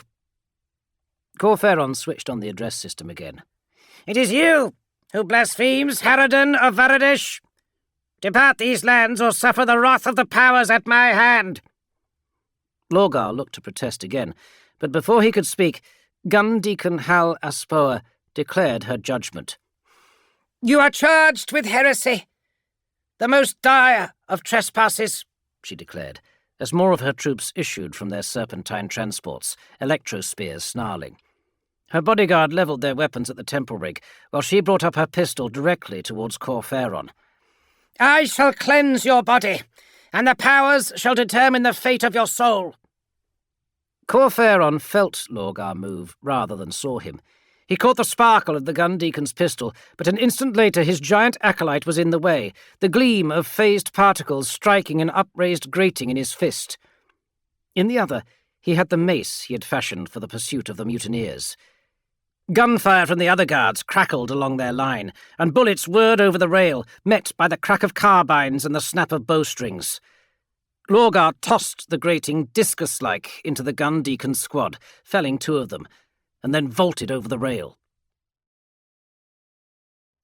223. Crackling ammunition from the transport's spear hurlers and deafening shell bursts racked the armoured side of the shrine wagon. Cowering behind a plated stanchion, shuddering at every rattle of shrapnel, Nairo peered through a hole in the metal left by a missing bolt. As when he had fought the mutineers, Lorgar became a thing of movement and energy, a stunning reminder to Nairo that the bearer of the word was not a mortal man, but an agent of the powers. The gun acolytes were caught unprepared, not expecting their enemies to abandon the relative safety of the temple rig. It would certainly have been folly for a normal human to have done so, as bullets and blasts seared across the divide. So it was that the Covenant soldiers took a few moments to react to the giant charging into their midst. Sand churned around Lorgar as he sprinted towards the gun deacon with powerful strides. The Covenant Guard leader tracked him with her pistol, but her shot went astray through the flurry of grit and dust that surrounded the charging acolyte. Lorgar met the countercharge of the gun acolytes with a roar that could have been the bellow of Cain himself at the fall of Nashesh. A sweep of his huge mace crashed the first foe into the ground, while sparking tridents glanced from his skin and scorched his robes. Another swing of the mace pulped the armoured heads of two more. Though Nairo was no expert in war, he had seen enough of Axarta and his ilk to recognize that Lorgar fought without training or thought. The gun acolytes surrounded him quickly, thrusting with their tridents, aiming for the legs of the giant to fell him. Only his shocking size, speed, and strength kept them at bay, forcing them back with each wild attack. Yet blow by blow they were dragging down Lorgar like lich dogs, tearing at a sternback bull. Sooner or later, a more telling strike would land. Axarta must have recognized the same, for at the instant the dread thought entered Nairo's head, the commander of the converts leapt down to the sands and bellowed for his warriors to follow. Into the teeth of the Covenant fire they ploughed, spurred on by the thought of their spiritual master falling. Over their heads seared fresh volleys of fire from the spear-hurlers and the archer brethren at the mastheads. The crashing salvos from the millie-crawlers ceased for a moment, the gunners taken aback by this sudden offensive, unable to target the converts who sped towards their own troops. More hatches wheezed open in their flanks to disgorge fresh squads to outflank the converts, pressing into the centre of their force. Lorgar shouldered his way through the gun acolytes to confront their leader, who ditched her pistol in favour of a two-handed grip on her tulwar. The first slashing blow scythed into the haft of Lorgar's mace, almost severing the axle. The bearer of the word let the weapon drop and punched a fist into her face, mashing the visor and skull with a single blow. The gun deacon's head snapped back with spine-breaking force. Now that the concentration of fire had relented from the temple rig, Nairo timorously stood up to look over the bulwark. A third transport was heading towards them from a more distant tower, alerted to the fighting. Soon, Lorgar and the converts would be outnumbered. 224. Fingers gripping the edge of the pulpit tight, Corferon watched with growing concern as Axarta and his converts were slowly surrounded by a ring of robed Covenant thugs. The guns of the transports had turned to targeting the solar yachts and patrol wagons, forestalling any aid from the mobile elements of the caravan. The same sprawl of melee that prevented the millie-crawlers from targeting Lorgar and his companions also shielded the Covenant soldiers from the weapons crews of the temple rig. Lorgar did his best, fighting now with a scavenged electro-spear in each hand. But as gifted as he was with tongue and mind, as fearsome as his bulk and power's gifted speed, he was an unwieldy fighter, and the press of foes and friends hampered his broad, swinging attacks. Already a dozen converts lay dead or bleeding on the sands, though twice that number of gun acolytes had paid a similar price at the hands of the converts and the bearer of the word. But it was not enough, and it would not be long before the transport dispatched from the third tower would arrive to swing the balance decidedly against Corferon's followers. "Not like this," he growled to himself, before he raised his voice to address those remaining on the temple rig. "Not like this, brethren and sistren!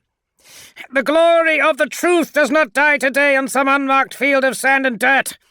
The powers favour us still, if we are to seize the moment. All is a test, and we shall rise to each challenge. Cursed is the man or woman who stands by to let our dreams fail today. In the abyss will wander the souls of those who save themselves, rather than see the truth delivered to the unbelievers." Incensed now, righteousness replacing unease, Corferon all but threw himself down the ladder from the pulpit. Filled with vigorous energy from the powers, inspired by the sight of the bearer of the word beset by a ring of foes, the priest searched about for a weapon. At the rail lay a wounded convert, her robes reddened with escaping blood, Fusel lying on the deck beside her. He snatched up the long rifle and held it over his head, glaring at the slaves around him. "If you would be messengers of the truth, be ready to give your lives for it!" And with that, he dashed to the ladder and started to climb down to the sands, not caring whether any chose to follow. For victory or defeat, if the powers willed it, so it would be.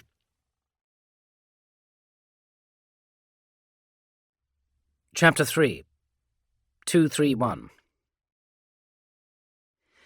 On reflex, Nairo took a step after Corferon. A hand grabbed his wrist and he spun around to find Lasai holding him, her eyes wide and intent. "Let them die," she insisted, letting go. "Let them all kill each other." The former teacher hesitated and looked around the deck. Several dozen slaves watched him and Lasai, ready to take their lead from one or the other. He cast his gaze out to the continuing swirl of fighting on the sands, and to the figure of Corferon striding purposefully towards the chaos. There was no hesitation there. Was Nairo any less a man? "Why would you give your life for him?" asked Lasai, thinking that she guessed his thoughts. "He is nothing to us." "Not him." Nairo moved his eye to the giant form of Lorgar, just as the acolyte lanced one of his spears through the chest of a Covenant enforcer, bodily lifting the gun acolyte into the air. "For him." There was a look of pain in Lasai's expression. She shook her head and addressed the others. "This moment will come again, even if we live today. The Church of the Covenant will not let this lie. Heretics they'll call us, not just slaves, lower even than we are now. A lingering, painful death at the hands of the excruciators and penance deacons." Her face changed, taking on a more conniving look as a thought occurred. "Better yet, let us aid the Covenant. The better to cement our dedication to the Church of Varadesh." "No," said Nairo. He spoke quietly but quickly, seized by urgency, the thought of moments passing that could bring doom like a fist about his heart. "No, we do not do that, for we do not answer to the Covenant, but to the powers. Believe what you may about the lives and rules of mortals, but the powers exist, and they will judge us today. Corferon is right. We stand beneath their gaze. See, Lorgar! See the bearer of the word, the gift of the powers to us. Think not of today, but of all the days to come, and ask if that isn't worth fighting for, and even dying for." Lasai moved to interpose herself between him and the ladder, but Nairo shoved her aside and stooped to pick up a wrench that had been discarded upon the deck. He saw others arming themselves with improvised weapons from among the corpses and blood of their companions, or looting the bodies of dead converts. "Who do you think you are?" Lasai laughed scornfully. "You are just a slave to them." "I am no slave. I have a name, and he knows it," he replied, staring at Lorgar. He held aloft the wrench as though he wielded the mythical golden blade of Pyr Olurius itself. "I am Nairo!" 232. It took about 10 heartbeats, 10 lung-burning, chest-pounding heartbeats for Nairo to realize he had no idea what he was doing.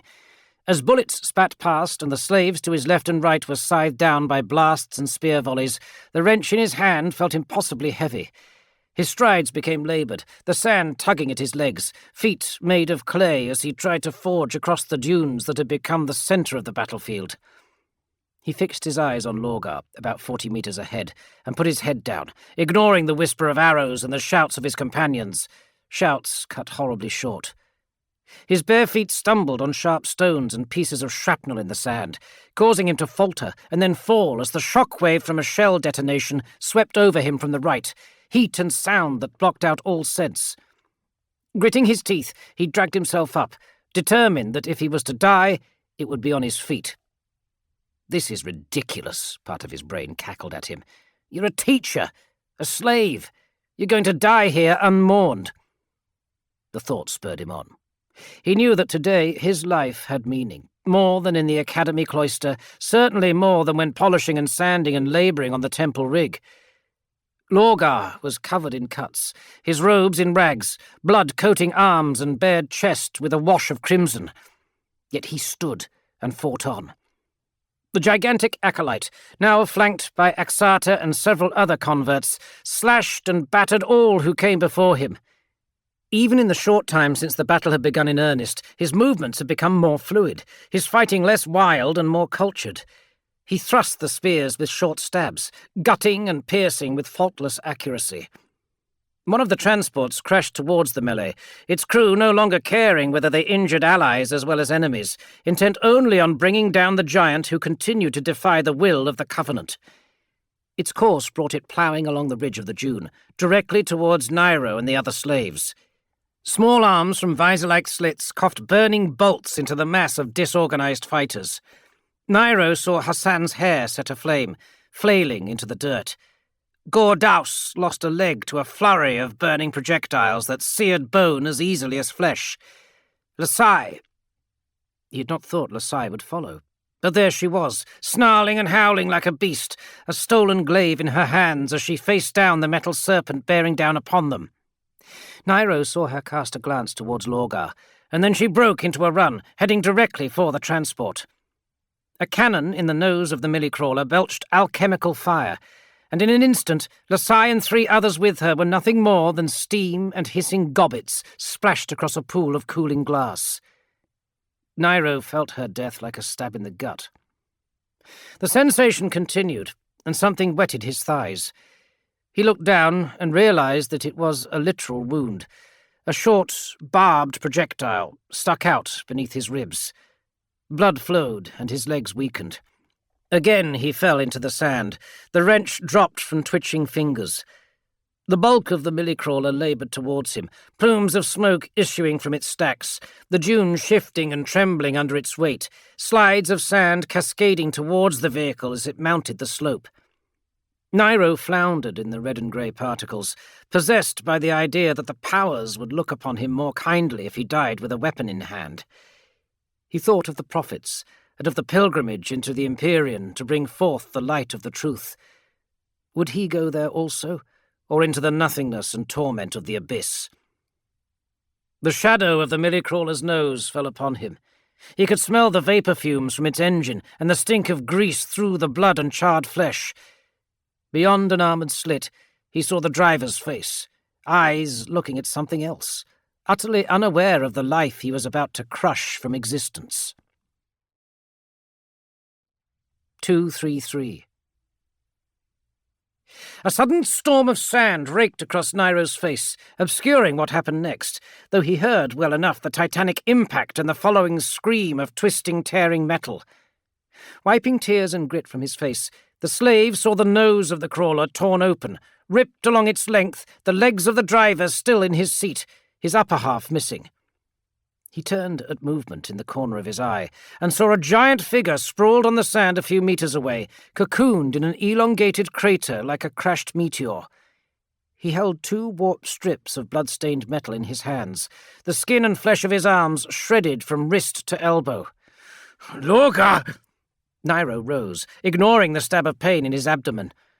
The acolyte roused, sitting up with the air of one not wholly in control of his senses. He said something in a tongue that Nairo didn't understand. It sounded like he could be cursing, but the slave was not sure. Lorgar tossed away the pieces of millie-crawler, while Nairo scrambled down the dune, following the blood-spattered course of Lorgar's descent. Shouts caused him to glance over his shoulder, where Corferon, Axata, and the converts were falling back to form a position around the wrecked transport. Doors hissed open along its length. The soldiers inside staggered out to be confronted by a wave of slaves who swept over them and poured into the broken millie-crawler. Nairo staggered to a stop a couple of meters from the bearer of the word. Lorgar winced as he tried to stand, crimson pumping from the lacerations across the blood vessels in his arms. He grimaced as he tried to flex fingers with frayed tendons. Nairo felt a stab of conscience at the sight of the youth in pain. For so long he had thought him impervious. Had he really suffered through all of those whippings and beatings in silence, whilst feeling every blow? Lorgar held up his ruined hands towards Nairo, as if pleading for something. His mouth opened and closed with a wordless appeal. 234. Nairo tore off such garments as he had, a short toga of dirty, poorly woven linen. He used the bandages to bind Lorgar's arms, while around them the battle continued to rage. Lorgar nodded silently, focus returning to his gaze. Already the cuts across his chest and face were scabbed over, the stream of fluid from his arms stifled by his extraordinary body. "Why?" Nairo asked. "Why suffer so for me?" Lorgar replied in a lilting tongue, perhaps not realizing that he spoke some other language. It was impossible to read his expression, and before Nairo could ask again, the bearer of the words surged up the dune, taking up a snapped stanchion, its sheared end as sharp as any spear. He stopped and looked back, fixing Nairo with his penetrating gaze, pinning him to the spot with its intensity. "I might ask the same," Lorgar said, before breaking into a run, heading for the thickest fighting. Nairo sat down, holding a hand to the wound below his ribs. It was not so severe as he had first feared. Shock had wounded him more than the projectile itself. He then realized that the barb had been pulled free. He saw it lying among the other debris, where the bearer of the word had come to a stop. The only explanation was that Lorgar had removed it at some point, even as Nairo had been helping the youth. So fast that the slave had neither seen nor felt the extraction, despite the obvious damage to the youth's hands and the pain he must have felt. "That is why," Nairo whispered to himself. Chapter 4 241. Though there was little enough of Taranthis to be seen on the surface, the trio of armoured portals that broke the rocky promontory above the mines were imposing enough. Each was a keep, independent of the others above ground, a bastion of ruddy stone and dark metal built around a gate solid enough to withstand the simple weapons of the caravan. The guards of the outer towers, having witnessed the victory of the bearer of the word over those who had moved against him, had withdrawn into their mother town, locking down their fortifications to abandon the surface to the interlopers. The cost of the victory had been considerable. Some 40 slaves and half as many converts in all lost, several dozen of each injured, many unlikely to survive without expert attention and facilities. A price worth paying, in Cor Phaeron's view, to teach Lorgar the nature of the opposition he would now face if he wanted to confront the Covenant. "What do we do now?" Axata asked as he, Lorgar, and Cor Phaeron stood in the shade of the golden solar sails of 2 wagons, about half a kilometre from the closest barbican. "We cannot breach Taranthis with fusils and spear hurlers." "One of the sentry posts might prove an easier lair to prise open," said Cor Phaeron. "We will find heavier weapons within." "And do we have the time?" the convert leader continued. "The Covenant have the means to speak on the air. Reinforcements from Varadesh will be here within 2 days. To this Cor Phaeron had no answer, save a glowering look. Lorgar was deep in thought, one finger held to his lips in contemplation. Standing right next to Axata, it was obvious how large he had become, half a head taller than the chieftain, and still showing no signs of his extraordinary growth abating. The bearer of the word had torn away the rags the slave had bound around his arms, tatters of cloth still caught in the thick scabs of his powers-gifted blood that sheathed his forearms. They fluttered in the wind like ribbons, flaking dried crimson like rust. "We have all that we need already," declared Lorgar. "Bring forward the shrine." "We have nothing to break rock, nor melt or crack thick metal," argued Axata. "Ramming the gate is pointless, if that is what you have in mind, and it would be folly to strand ourselves here in the attempt," said Cor Phaeron. "There is no need to breach a gate that is already open," Lorgar said cryptically, raising a hand for the temple rig to advance. He directed a meaningful look at Cor Phaeron as he continued. "One voice shall suffice where the mightiest weapons falter." 242. Additional generators and speakers were brought aboard the great wagon of Cor Phaeron to boost the amplification of the pulpit's address system.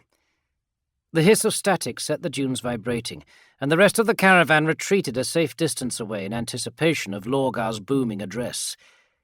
Corferon and a handful of slaves remained to oversee the technicalities of running the device. Nairo was among them. He waylaid the bearer of the word as he approached the pulpit, while Corferon was still below. Laying a hand on Lorgar's immense bicep, he gave a nod. "I haven't yet had time to thank you for saving my life." "I can recall everything," Lorgar replied. He leaned close and dropped his voice. "Everything you ever did and told me. Everything that passed on this rig from the moment I set foot upon it. The talk of the guards, the whispers of the slaves. Your past as a teacher, the things you taught me. I think I understand now what Corferon meant when he punished me for learning the words but not the meanings. I can recall everything anyone has said to me since I was found in the desert. But your words I choose to remember." Nairo was not sure how to reply to this, but was struck by sudden concern. "I think Corferon would rather fight and fail than seek victory and peace." The slave looked over the rail to the citadel in the distance. "And he may be right. I don't think even you could convince the guards to open the gates when they think on what we have just done to their companions." "You will see, Nairo, how well I remember, how well I have learned." He patted the slave on the shoulder, the gesture gentle despite the huge hand that performed it. "My words are not for the guards." Nairo watched Lorgar pull his bulk into the confines of the pulpit. Corferon emerged from below, sending Nairo scuttling away with a snarl and scowl. Circling the deck, the preacher made his way to the rail behind the driver's cab and ascended in the shade of the compartment to watch the gatehouse in the distance. The rest of those still aboard the temple rig bound pads of rags over their ears. With a crack like thunder and the hiss of 1,000 serpents, Lorgar activated the address system. 243. Slaves of Taranthis, heed my words. I am Lorgar, the bearer of the word, messenger of the powers, herald of the truth.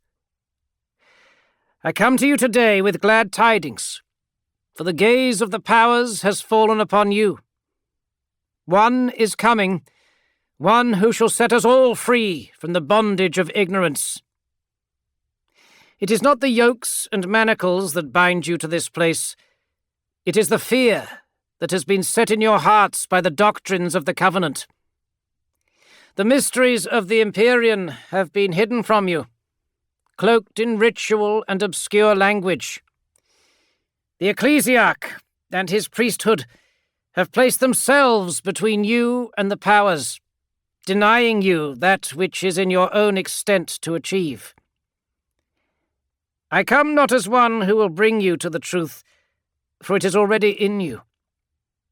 I, Lorgar, am not your saviour, for you do not need saving, but from your own inhibitions.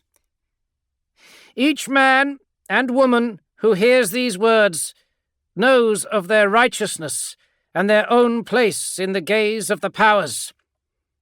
Be thankful, then, that into your hands have been placed the means for deliverance. Show now your faith, your dedication to his cause, and the one shall descend from the Empyrean to spread the light of the truth upon us all. He does not see slaves and masters, for there is only the one above to serve, and all beneath are the servants. Not in your station shall you be judged, but in your deeds.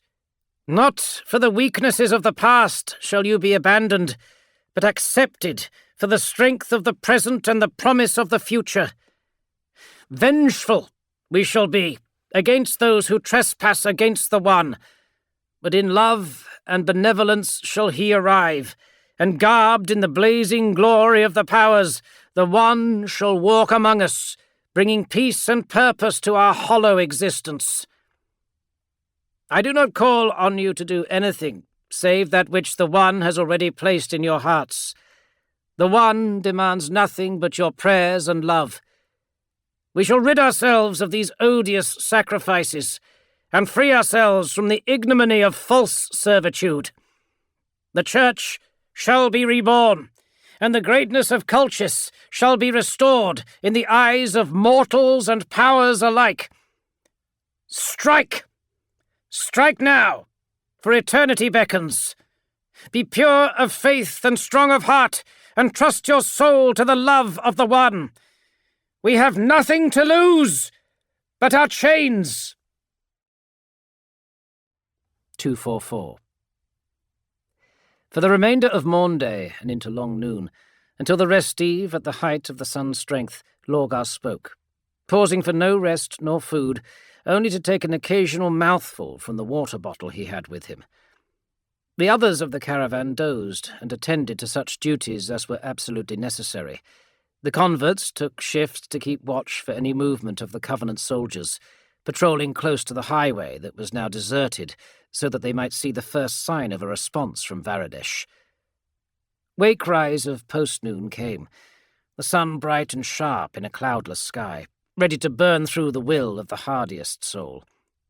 Lorgar stopped talking, rousing Nairo from a half-doze that had taken him as he sat with his back against the base of the pulpit tower, ears still bound against the deafening volume of the prayer-hailers. The bearer of the word held a hand above his eyes, peering against the glow of the rising sun. Nairo followed his gaze, likewise shielding himself from the brightness of the lowering orb, as though staring back into the gaze of the powers themselves.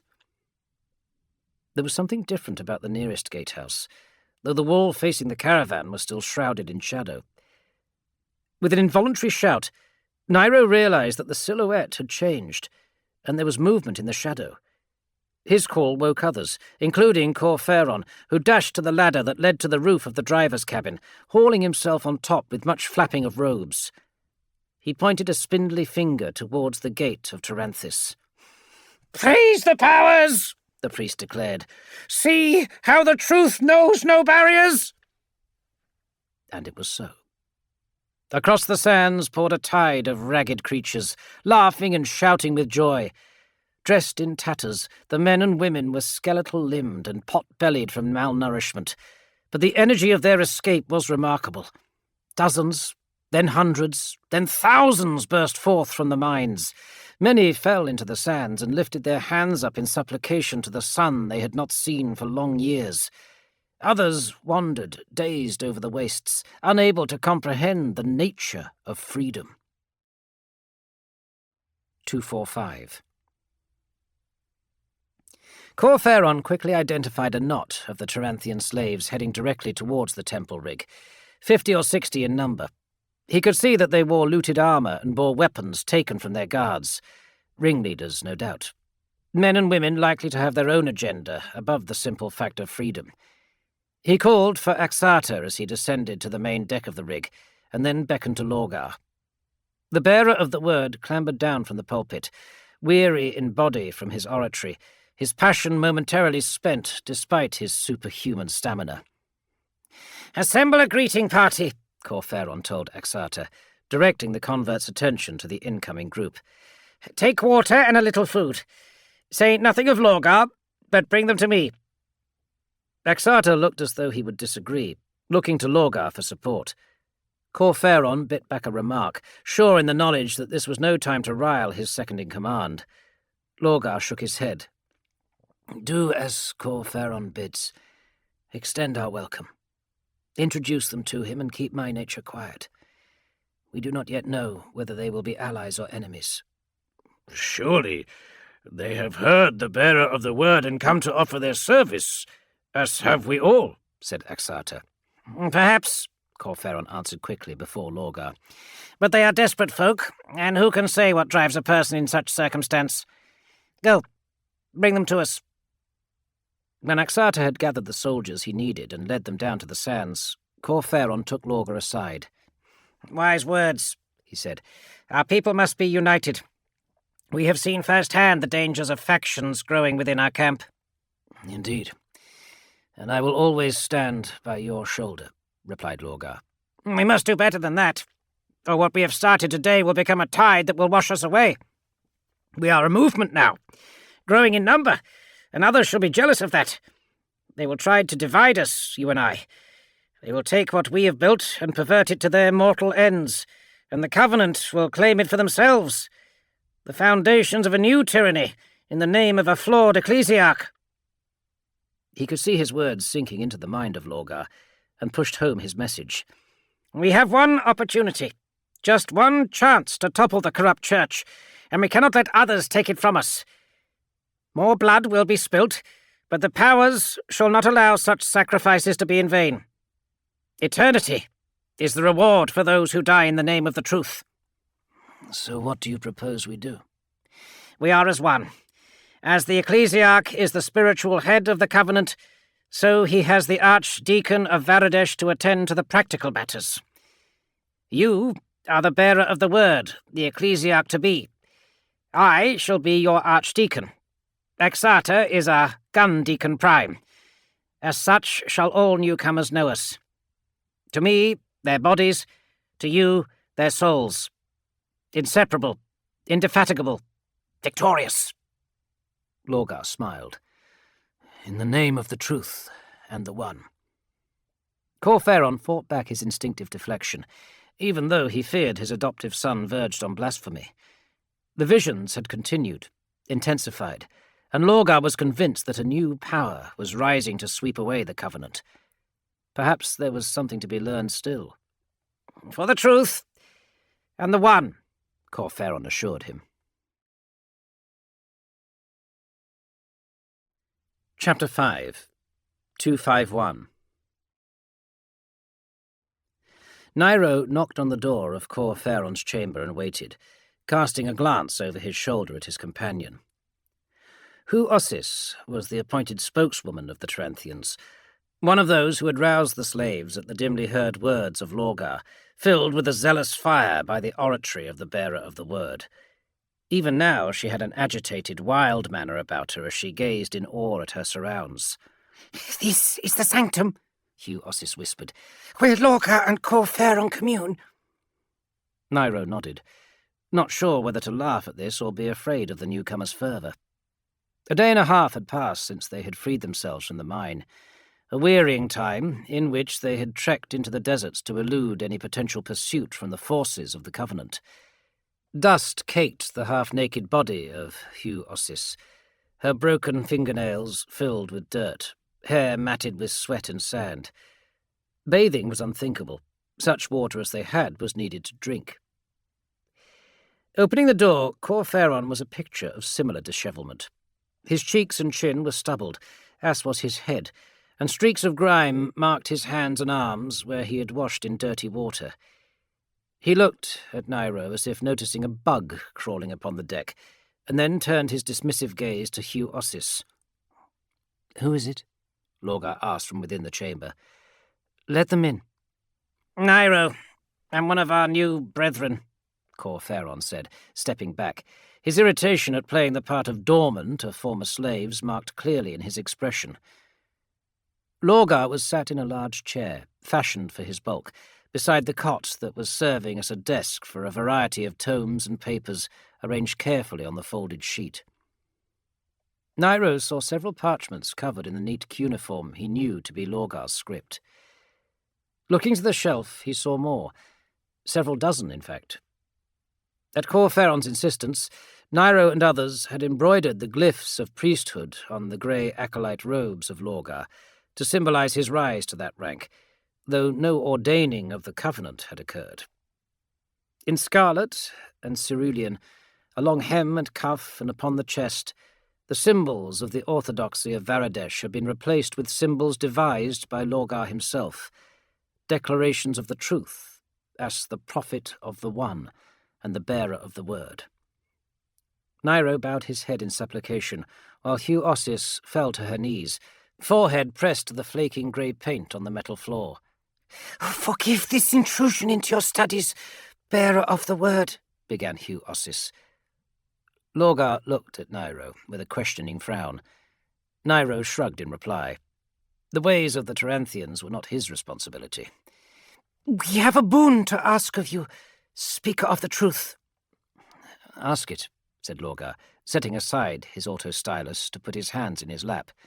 "And please, get up." 252. Hesitantly, Hugh Ossis regained her feet, hands clasped to the simple rope belt that held her skirt at the waist. The cudgel of a Covenant mine guard hung at her hip, carried more as a trophy than a weapon. "There are 5,000 of us that fled Taranthis, learned ones," she said. "Though we brought such water and rations as we were able in the time we had to depart, our supplies are perilously low. I wondered if you might tell us how long we must endure until we reach where we are going." Lorgar looked at Corferon to answer. "Another 2 days, if you can keep up," said the Archdeacon of the Truth. "We head for Miasin, where Covenant thugs oversee plantations of cotton and flax. 10,000 labour beneath their whips in the fields, and mills to spin yarn and weave linen for the impious hypocrites of Varadesh. A ripe harvest for the bearer of the word." At this, Hugh Ossis looked dismayed and held her hands to her face. "We have not the food nor water for such a journey, great leaders," she said, looking imploringly from Corferon to Lorgar. "The desert is no place to feed 5,000 mouths." "What would you have us do?" snapped Corferon. He waved a hand towards the loaves and ewers set on a table beside Lorgar. "Conjure food and wine from the meagre supplies we have for ourselves?" "I can do without for a while," said Lorgar. He reached towards the platter. "Even your appetite does not match that of 5,000, countered Corferon. "The powers do not give their boons freely, as much as we call them gifts. Their gratitude is earned, through ordeal and proving one's faith." Lorgar nodded sadly, withdrawing his hand while his gaze settled upon Hugh Ossis. "My Archdeacon is right. This is no path to be trodden by the weak-willed. 2 days. At Miasin we will pause, and you shall drink at the wells and feed at the trenches of the Covenant. Share what you have, as you deem fitting. Pray, and know that your actions take you closer to the truth. Those the powers judge worthy will survive." He returned to his books, silently dismissing his audience. Hugh Ossis nodded numbly and withdrew with shuffling steps, muttering thanks to the bearer of the word for his wise counsel. 253. Nairo stood at the threshold, aware of the contemptuous look that Corferon directed at him. "You have something else to say?" asked the Archdeacon. If he was ever to speak up, to test the new-founded supposed egalitarian ideology of the One, now was as good a time as any. "Lorgar, we have supplies in the caravan that we could share with the Taranthians. The nomads can hunt." His voice trailed away as he noticed that the bearer of the word was sitting immobile, his gaze distant, the only movement being the breath in his chest. "Another long noon and post-noon at most. That is all they will gain from it," said Corferon. "The painful decisions must still be made. The testing must still be undergone. What are you staring at?" The Archdeacon turned, and his mood changed instantly, his belligerence draining away to be replaced with something like sorrow. Anger quickly returned as Corferon shoved Nairo out of the door. "Leave!" "What is he doing?" Corferon's voice dropped to a harsh whisper. "Communing with the One. Leave us. Speak not of this to anyone else, or brotherhood or not, I shall see your skin hanging as a flag from the mast."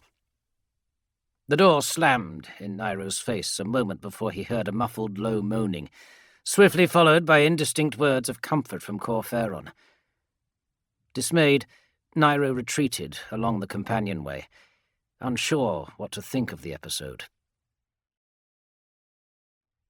254. To see someone as vital, so physically imposing as Lorgar in pain, was dreadful. The bearer of the word clasped his hands to his temples, eyes screwed shut, jaw clenched as he rocked back and forth on his chair. Corferon didn't even know what he was saying. He just let a stream of words fall from his lips, hoping Lorgar could hear them.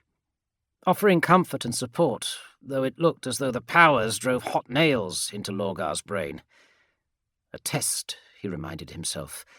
All accomplishment was achieved through adversity. Pain was the wage of the mortal, the price paid on the route to immortality. With a last grunt, Lorgar straightened and opened his eyes, his gaze still glassy and distant. Now came the reward, and the smile that crept across his face was sublime, the pleasure so infectious that Corferon could not help but grin to witness it. It seemed even more intense than on previous occasions. He picked up one of the water ewers and stood ready. Lorgar shuddered visibly, and his soul returned to the senses of the mortal shell in which it normally resided. Corferon could not imagine what these travels into the Empyrean were like to experience, and Lorgar had been oddly reluctant in his discussions. Now he looked at his archdeacon with a glint in his eye, an energy Corferon had not seen since he had decided to take on the Covenant at Taranthis. "We are vindicated, father," said Lorgar. In these vulnerable moments, he lapsed into the patriarchal appellation, but Corferon was used to it now and let it pass unremarked. Lorgar took the water with a grateful nod and downed the contents. He grinned more widely. "The powers have sent me a new vision." "New?" Corferon asked the question lightly, but the declaration set his heart fluttering. The first vision had set them on this course towards confrontation with the Covenant. Was Lorgar about to change his mind, to speak of a new destiny? "Not a vision of the One." He was there, as before, gold and light personified. Another was with him. "The One have become the Two?" A magus, robed in blue, like the drawings of the ancient shamans, with a single eye gazing with the brightness of the powers, seeing all. "A golden god and a wise man," said Corferon. "Vindication indeed. The powers assert the truth again, assuring us that we tread the path. You will be the Golden One, and I the Magus." "I think that is so," said Lorgar, laying a hand on Corferon's shoulder. The priest trembled at the thought, and tears misted his vision. "I had always believed." He knelt, holding Lorgar's massive hand in his. "I knew that I did the work of the powers. Others scorned me, but still I knew that the truth would be known. Through you, Lorgar, it shall be." "Through us," said Lorgar. "We must preach the word of the One, and the truth will return to Colchis." "And I shall be Archdeacon of the Covenant," thought Corferon, "risen to my rightful station as Lord of Varidesh." Chapter 6 261 From Miasin on to Ahesh Ahuk, and thence to Kophos on the lava plains of Turasas. The followers of Lorgar travelled from encampment to encampment, quelling such armed resistance as was raised against them, and speaking to the freed slaves. 10,000, 20,000, 30,000 numbered the host of the One by the time they liberated the internees of the plantations at Siasas and Uresh. The number of the gathering devotees proved problematic, as it had after Taranthis, and a semi-permanent camp was set at Marina, where the greater part of the faithful remained, while Lorgar took the core of the converts into the deeper desert, ever driven on by his visions to pave the way for the arrival of the One. "It is not enough that we break the shackles of slaves. There are others who have sought succor from the Covenant and been rejected," Lorgar told Corferon, after the bearer of the word had announced that they would once more be heading for the sands that slay.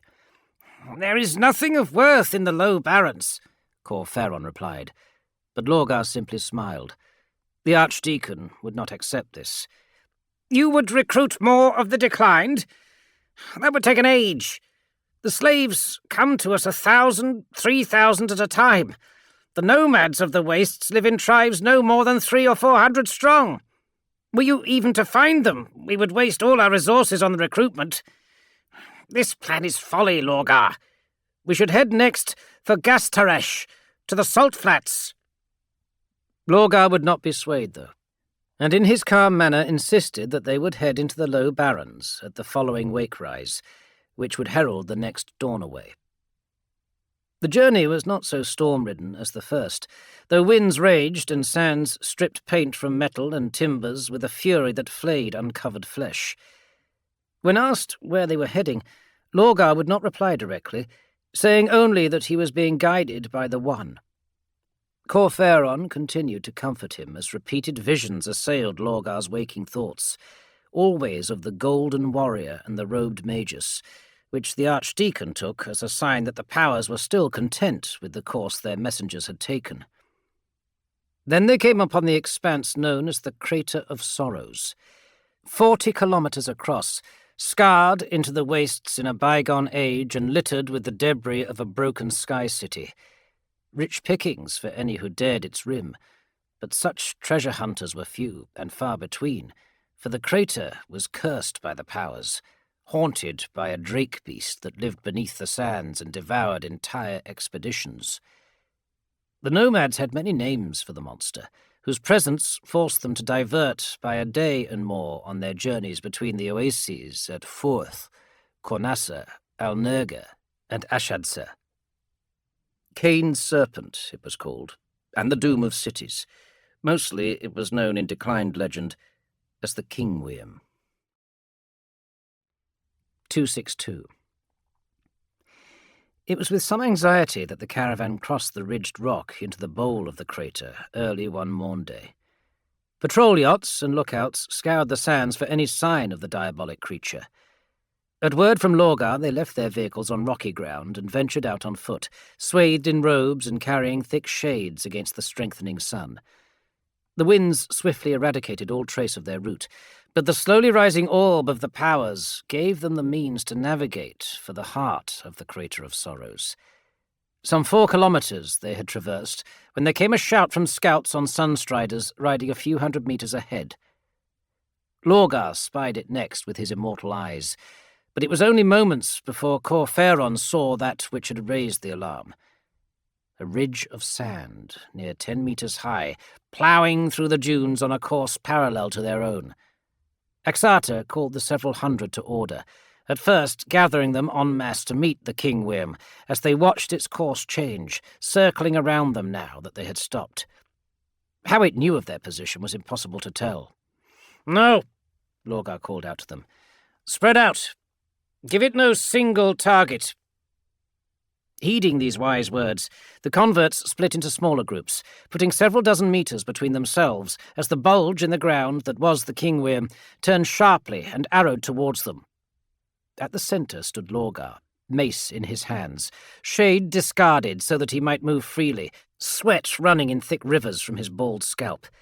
His skin was the colour of liquid gold in the low sunlight, inhuman muscles bulging beneath. About half a kilometre distant, the hump in the sands disappeared. 263. With the progress of their foe hidden from sight, the converts started to panic, shouting to each other to see if its course had been spied, moving closer together again, instinctively seeking the protection of the group. "Keep your distance!" roared Lorgar, but his warning came too late. In a spume of broken rock and red sands, 100 meters high, the Kingweum erupted from the desert depths, its fanged maw open to swallow 24 converts amidst several tons of grit and ash. With a crash that sent ripples flowing through the sands, the monstrous beast fell upon the surface, crushing another 30 men and women beneath its bulk. Corferon stood rooted to the spot, never in his life having faced anything so terrifying. Here was the wrath of the powers incarnate, and his first thought was for the wrongs he had done them with his lip service to Lorgar's sermons of the One. He offered up silent prayer and apology there and then, promising never to stray from the path of the imperial truth again. The Kingweum was neither worm nor serpent nor drake, not any creature depicted in the histories and bestiaries that Lorgar had translated for Corferon.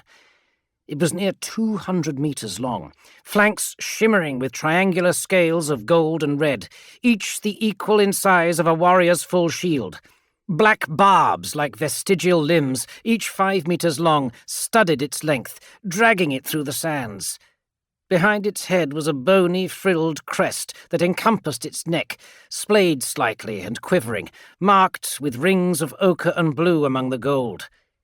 3 clusters of multifaceted eyes stared at the archdeacon from beneath horny brows.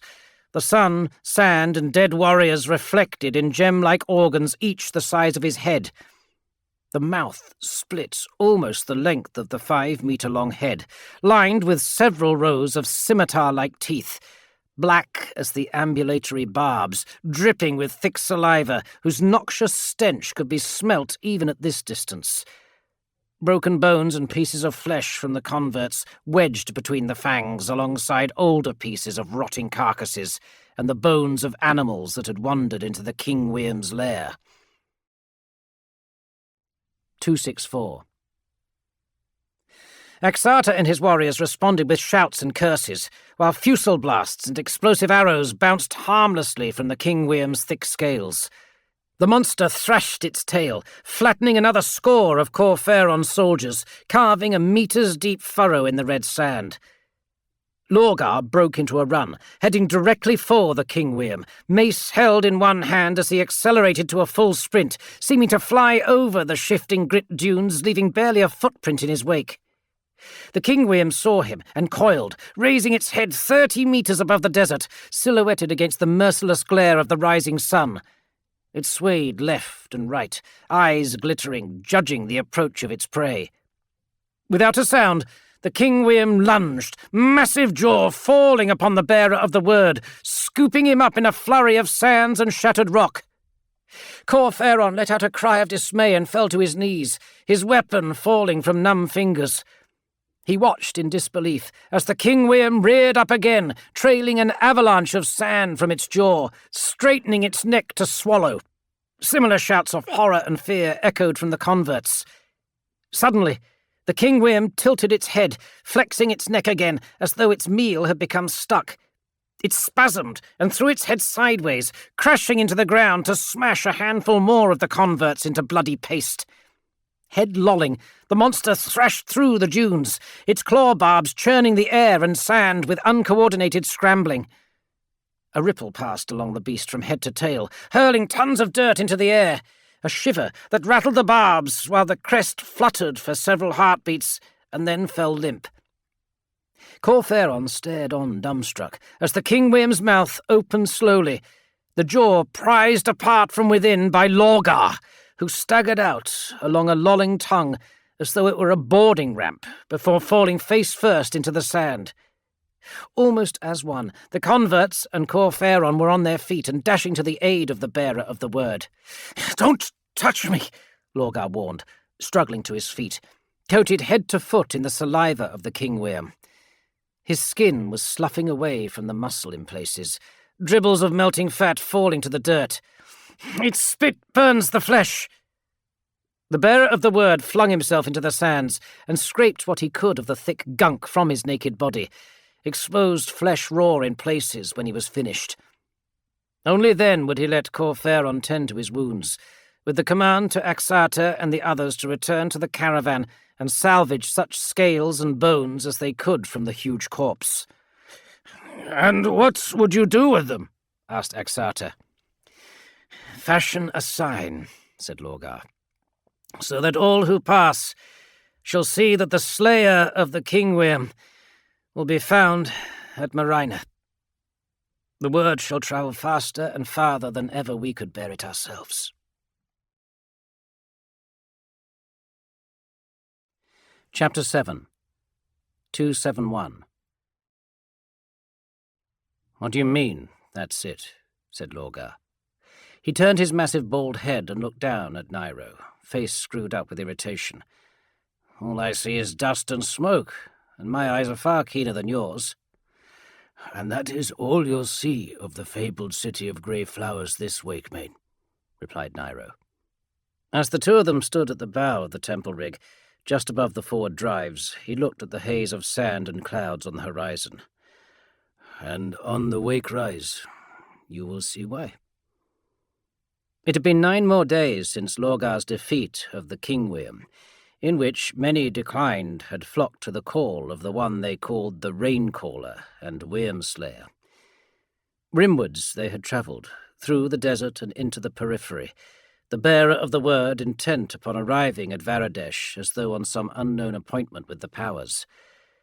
True to Nairo's word, having travelled through the rest eve of Dawnaway, the caravan of Corferon's disciples reached the first proper roads that led to famed Varadesh as the light of morn days spread across the coastal cliff-tops. They left the rest of the tens of thousands of Lorgar's converts behind to make camp away from sight of the city and its defenders. Coming out of the periphery, they met no traffic at first, for the bulk of the city's visitors came along the coastal roads from Asakor and Tezenesh. Such traffic brought with it much grime and soot, smog and dirt, and the fume of their wake shrouded the city from wall to highest tower, so that only the vaguest outline of turrets and the high pinnacle of the main temple could be seen. They soon reached the plains, sands miraculously turning to terraces of rice paddies and flowing cereal fields by dint of the arcane irrigation systems dug beneath the land.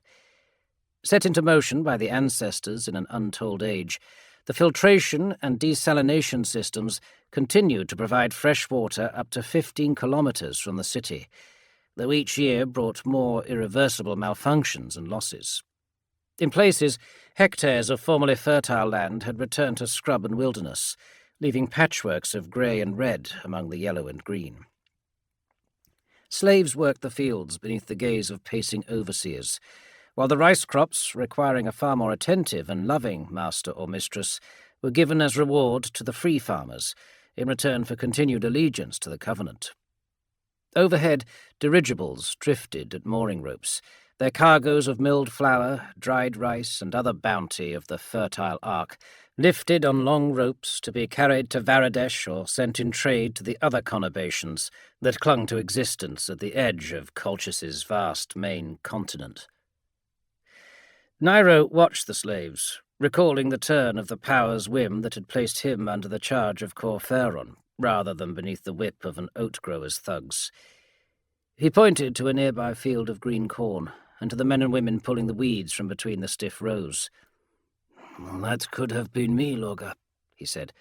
"Kept in bondage to the Covenant. I might have lived out my days on one of these plantations. But you did not, and the powers brought you to me," the youth replied, understanding his intent. He dutifully asked the question. "How did you meet Corferon?"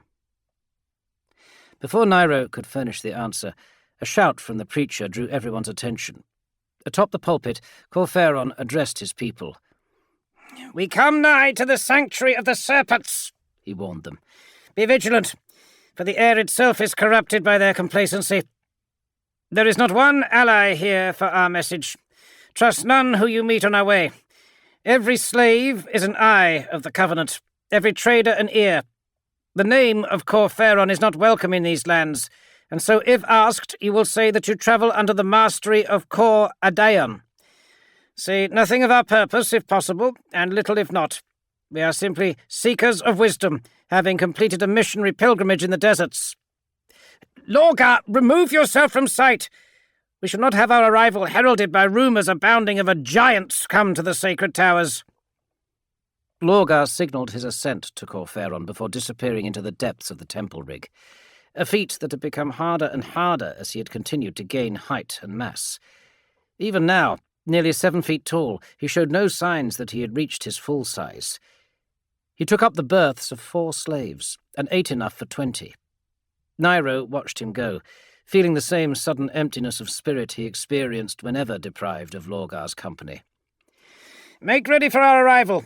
We shall be upon the gates before Wakemain," Corferon declared. 272. Varadesh looked much as it did when Nairo had been thrown out with Corferon and his cult, an inconsequential piece of baggage like the others. The fact that they had played no willing part of Corferon's heresy had been irrelevant. The city was surrounded by a 20-metre-high curtain wall of sandstone, flint and granite, much repaired in places, with the main city gate flanked by twin towers of obsidian. Beyond, through the dust and the fume of fires and engines, the spires and towers of 1,000 temples rose over the line of the wall, tiled in grey and red, their bricks and stones hidden by coloured plaster. Through the obscuring haze, one could just about make out flowers, hanging in the tens of thousands from balconies and external pulpits, window ledges and roof baskets. The famed moon lily blooms, for which Faradesh was sometimes named the City of Grey Flowers, and from whose petals the dyes were crushed for the robes of the priesthood. Courier gyros buzzed back and forth, weaving between flocks of cherub gulls and temple ravens, raised as messengers between the various denominations that made up the lower levels of the Covenant hierarchy. In the distance, upon the Mount of the Prophets, the spire temple could be seen like a finger pointing to the Empyrean, a kilometre of white and gold, black and silver, topped by a pinnacle of crystal glass. Beneath were a score of domes, each the roof to a nave capable of holding an audience of thousands, mounted by renditions of the Book and the Flame. Faradesh was grandeur of the highest order, an immaculate representation of physical holiness, built along ordained protocols, so that the voices and prayers of the mortal world could be lifted to the Empyrean. It was home to 1 million and more souls, and thrice as many slaves who, dogma would attest, had no souls worth saving. It was this last fact that stuck in Nairo's memory. Made a slave for testifying on behalf of a slave, then enslaved in turn and given to a preacher who would later be exiled for his own heresies. Nairo had spent more time as a teacher than a slave within the Dark Walls, yet the half-year between his indenture to Corferon and being turned out into the Barrens was one long catalogue of misery after another. Despite all that, the city offered a genuine chance at freedom, whatever form it might take. He swallowed his nervousness, though given the circumstances of their mission, the others would not think worse of him for showing a little unease. Axata was alert and ready to act in a moment. His converts were similarly scouring the other caravans, the mass of people and vehicles transiting along the coastal highways, accumulating in a mess of queues and camps around the gate. Overhead, the supply dirigibles buzzed, the hum of their solar engines a backdrop to the growl of motors and chatter from the traders and pilgrims who flocked around the walls of the City of Grey Flowers. Within a perimeter of city guards, the converging masses became a pell-mell of beasts and carts and pedestrians, all trying to pass through the space of a 10-metre-wide gateway. There was nobody to direct the traffic, and so there was much shouting and cursing, invoking of the powers and the prophets, and general harassment. Corferon need not have concerned himself about secrecy. The temple rig and its escorting wagons had approached no closer than 2 kilometres to the wall, when the crowds of trade missions, penitents, and pilgrims around the gate were parted. A body of people, several hundred strong, emerged from the city, cutting through the wash of humanity like a knife blade aimed for Corferon. The Covenant's rod-bearers, as they were known, were dressed in acolyte robes, but over the folds of cloth they wore carapaces of armour and visored helms. The symbolic rods they carried, black wooden staves a metre long, bound with silver wire, were fitted with shock spikes in case the crowds became too unruly. But it was the heavily armoured gun wagons at their back, the muzzles of their cannons projecting menacingly from squat turrets, that gave them true authority. Axata and his converts deployed around the wagon, advancing ahead with their weapons showing, but not drawn. 273. Nairo and the others waited for the order of Corferon, fearful but also determined. Lorgar, though not present, had made his implacable will known. First the truth and the word, and only after all peaceful attempts would come the swing of the mace. If the Covenant would bar their passage into the city, the servants of the One would call to the remaining thousands of the faithful to force the issue. "One in the Empyrean above all others," the former slave muttered. "If the word of a lowly teacher is worthy of anything, please see me through this day. I have cared for your son Lorgar, and taken his word as my own, adopting the truth as he has spoken it. as great as the rewards of everlasting life in the Empyrean are sure to be, I really would rather not have my mortal life ended here." The dark-clad rod-bearers formed up ahead of Axata and his converts, pushing aside any hope that their advance had been coincidence. The smell of exhaust fumes drifted over the wagon and made Nairo cough. Then silence descended. Nothing but the thud of his heart in his chest to disturb the peace. Corferon took several steps towards the warriors of the Covenant, but before he could speak, they broke ranks, forming a gap in their lines for the occupants of a shaded solar ketch. From this transport issued forth a dozen men and women robed in the colours of priests, icons carried on their back poles that showed them to be of moderate rank within the complex and precise hierarchy of Varadesh's church. From another transporter came more rod-bearers, but with them they brought several biers, their contents looking like heaped blankets and sheets. They fell in behind the priests as the entourage approached hesitantly, their eyes roving over everyone present, looking more afraid than Nairo felt. "Where is the giant?" one asked, a shaven-headed priestess with her cheeks tattooed in dark blue, rings of office on her slender fingers. "The bearer of the word is not here," replied Corferon, responding quickly to the strange situation.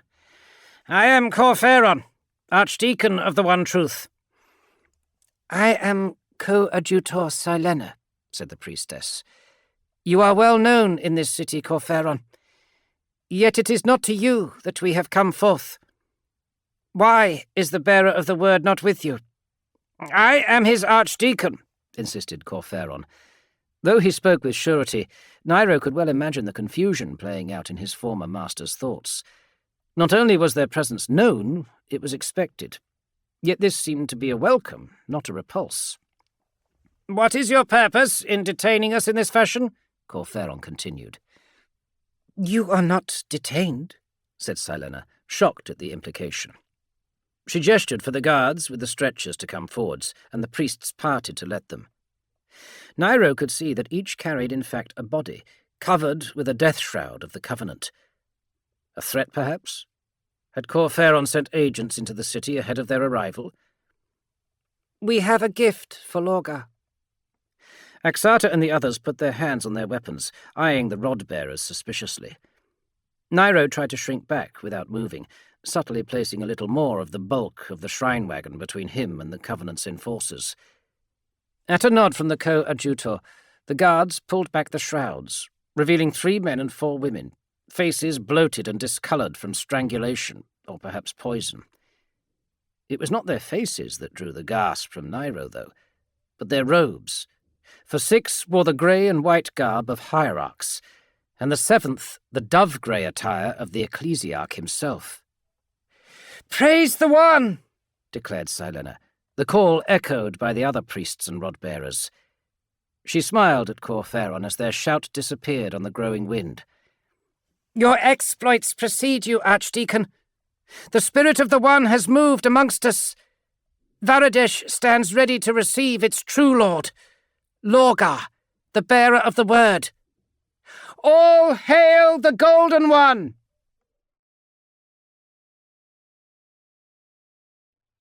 The Brotherhood. 963.M30. 47.6. Formerly Theravada. It was a pleasure to burn. There was a particular smell to burning books that put Corferon in mind of a certain winter incense that was used in the spire temple of the Covenant. Upon each prayer hour, wisps of the fumes had risen to his office, a sign that all was progressing in a timely fashion as he had ordained. Rich smoke filled the vaults of Karalos. The nature of the volumes being torched made it all the sweeter for the first captain. Volumes of imperial law, books dedicated to the veneration of the emperor, tracts on the imperial truth, treatises by remembrancers, slender pamphlets of prayers dedicated to he who rules terror. With hand-flamers continuing their blazing work, the Ashen Circle moved methodically through the archives, hacking down the shelves with their axe rakes to make pyres of paper and vellum. Word-bearers' chaplains, once creators and curators of this collected wisdom, emptied flasks of clear oil no longer considered blessed before the gathered squads turned their weapons upon the sodden mounds of shredded pages. Flames rose to the ceiling, yet the fumes and fire were no hindrance to the power-armoured warriors. It was Lorgar's will that all trace of the cult of the immortal emperor be expunged from the Legion, that the word-bearers would remove the traces of their inglorious past from the worlds of compliance, lest the emperor make another show of doing so for them, as he had on Monarchia. If the creed of Lorgar was to be wiped from the galaxy, it would be by the hands of his own sons, and no other. To do their Primarch's bidding on such an important matter had brought out the most zealous of the Ashen Circle, even those who were firmly sworn to the ideals espoused by their outlawed faith in the Emperor. Corferon gloried in the destruction for reasons not shared with most of those present. It was the end of a falsehood. It mattered not whether the Emperor was a god. He was not one of the powers, and it was to those immortal beings he owed his first and only allegiance. The old faith, he had started calling his beliefs amongst a growing coterie of conspirators. The Brotherhood lived again, spawned from the dark heart of the 17th, as it had been on Colchis. There were many who desired faith, needed it to sustain them in these troubling times. If faith in the Emperor was banned, they would look elsewhere to fill the void. And it was then that Corferon had their ear. When all in the lower vaults was aflame, Corferon signalled for his company to ascend from the depths to the surface level of the sealed vault, leaving burning ruin in their wake. They came to the main nave of the library, the accumulated scripture of a century lined upon ebon shelves. Banners depicting Lorgar, crowned in the halo of the Emperor's light, hung from the beams above. Eagles of gold with eyes of ruby festooned the capitals of the pillars, holding up the mosaic-clad ceiling. Long scrolls, inked red with litanies of devotion, made streamers across shelf after shelf of books. "A just fate, long delayed," stated Lieutenant Commander Menelek. "I never really understood why you Colchisians were so adamant that you write down everything." The former Imperial Herald, veteran of the Legion's origin on Terra, waved for his squads to continue the destruction. All of them bore the markings of the first founding, their loyalty to the Emperor unquestioned for over 100 years. "Why did you tolerate it?" asked Jerelek, motioning for his own men to muster on him as he came up beside the Lieutenant Commander. "Our barbaric Colchisian superstitions." "The Emperor had not forbade it," Menelek said in explanation. "It is only by his censure that we act." "And the will of Lorgar," said Corferon. Flames licked up the high stacks, catching on the banners. The snarl of chain blades reverberated across the library, punctuated by the crash of upended cabinets and splintered wood. "The Primarch is right to address his error, but the chastisement came too late. We are already diminished in the eyes of the other legions for our tardy conquests. The necessity for this punishment will lower our standing even further. Perhaps we should even return to being the Imperial Heralds, scour away the last of these Colchisian delusions, and make the 17th great again. I think that settles things." Jarolek's voice on the Vox was distorted by the static of a ciphered channel. Corferon blink-activated an icon in his display to reply on the same frequency. "Lorgar wills it." The bark of Bel Ashered's bolter was harsh and sudden, the explosion of its round against the side of Menelek's helm even sharper. An instant later the library was filled with a cacophony of bolter fire, the hiss of melter guns. Through the flames sparked las cannon beams and the flare of missiles. Caught in a prepared crossfire, the former iconoclasts were cut down, their return fire of no threat swiftly ended.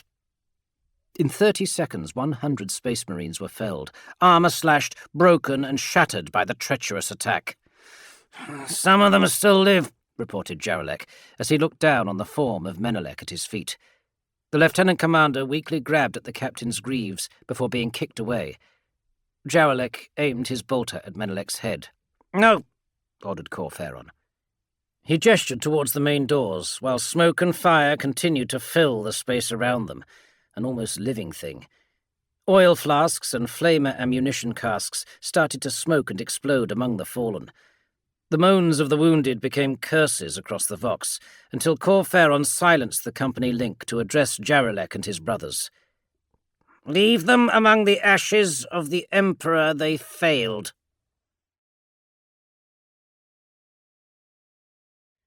Book 3. Invocation. 108 years ago, Terran Standard. 22.5 years ago, Colchizian Calendar. Chapter 1. 311. "High Adjutor Silena, please come in." Corferon waved his associate to one of the plain wooden chairs that were arranged around the library. The priestess nodded her thanks and sat down. She still wore a travel cloak over her robes, dusty from her journey, her eyes ringed pale from the glare goggles now placed on her brow above her heavily tanned face. Unbidden, Axata stepped forwards carrying a tray with cups of water.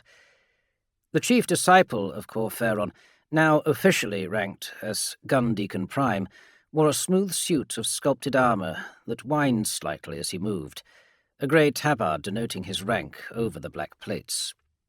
Silena took one of the plain clay goblets and swiftly downed the contents. "Your business in Lo Shassa was successful?" the Archdeacon asked. Though Axata swept the library for spy holes and archaeotech devices every day, Corferon knew better than to speak openly of his plans and schemes within the walls of the Spire Temple. Though if Silena bore the news he hoped, such precautions might become redundant in the future. "I bear grave news, Archdeacon," Silena said solemnly, though her expression did not match her sombre tone. "Hierarch Vizier Jesua and his missionary caravan were ambushed in the Valley of the Red Queen. Bandits, probably, or perhaps militants from one of the other cities." "A shame," said Corferon. "Jesua and his brethren were the last of the relic wardens. Now I will have to appoint new chief guardians of the armories and museums. I told him it was folly to seek to parley with the Outlanders, but he would not listen. In fact, the more I insisted that he did not speak with the ambassadors of Corre, the more he was determined to do so."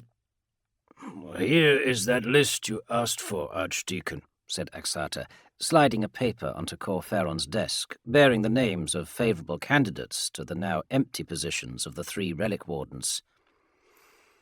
"I heard a rumour in the city," said Silena, dropping her voice. "Several of those who spoke against you in the consortium have left Faradesh with their families and entourages. Pilgrimages, they say. But there is also word that they complain of a dark heart corrupting the works of the Covenant." "Enemies of the One," growled Corferon. "Let them flee to the other cities.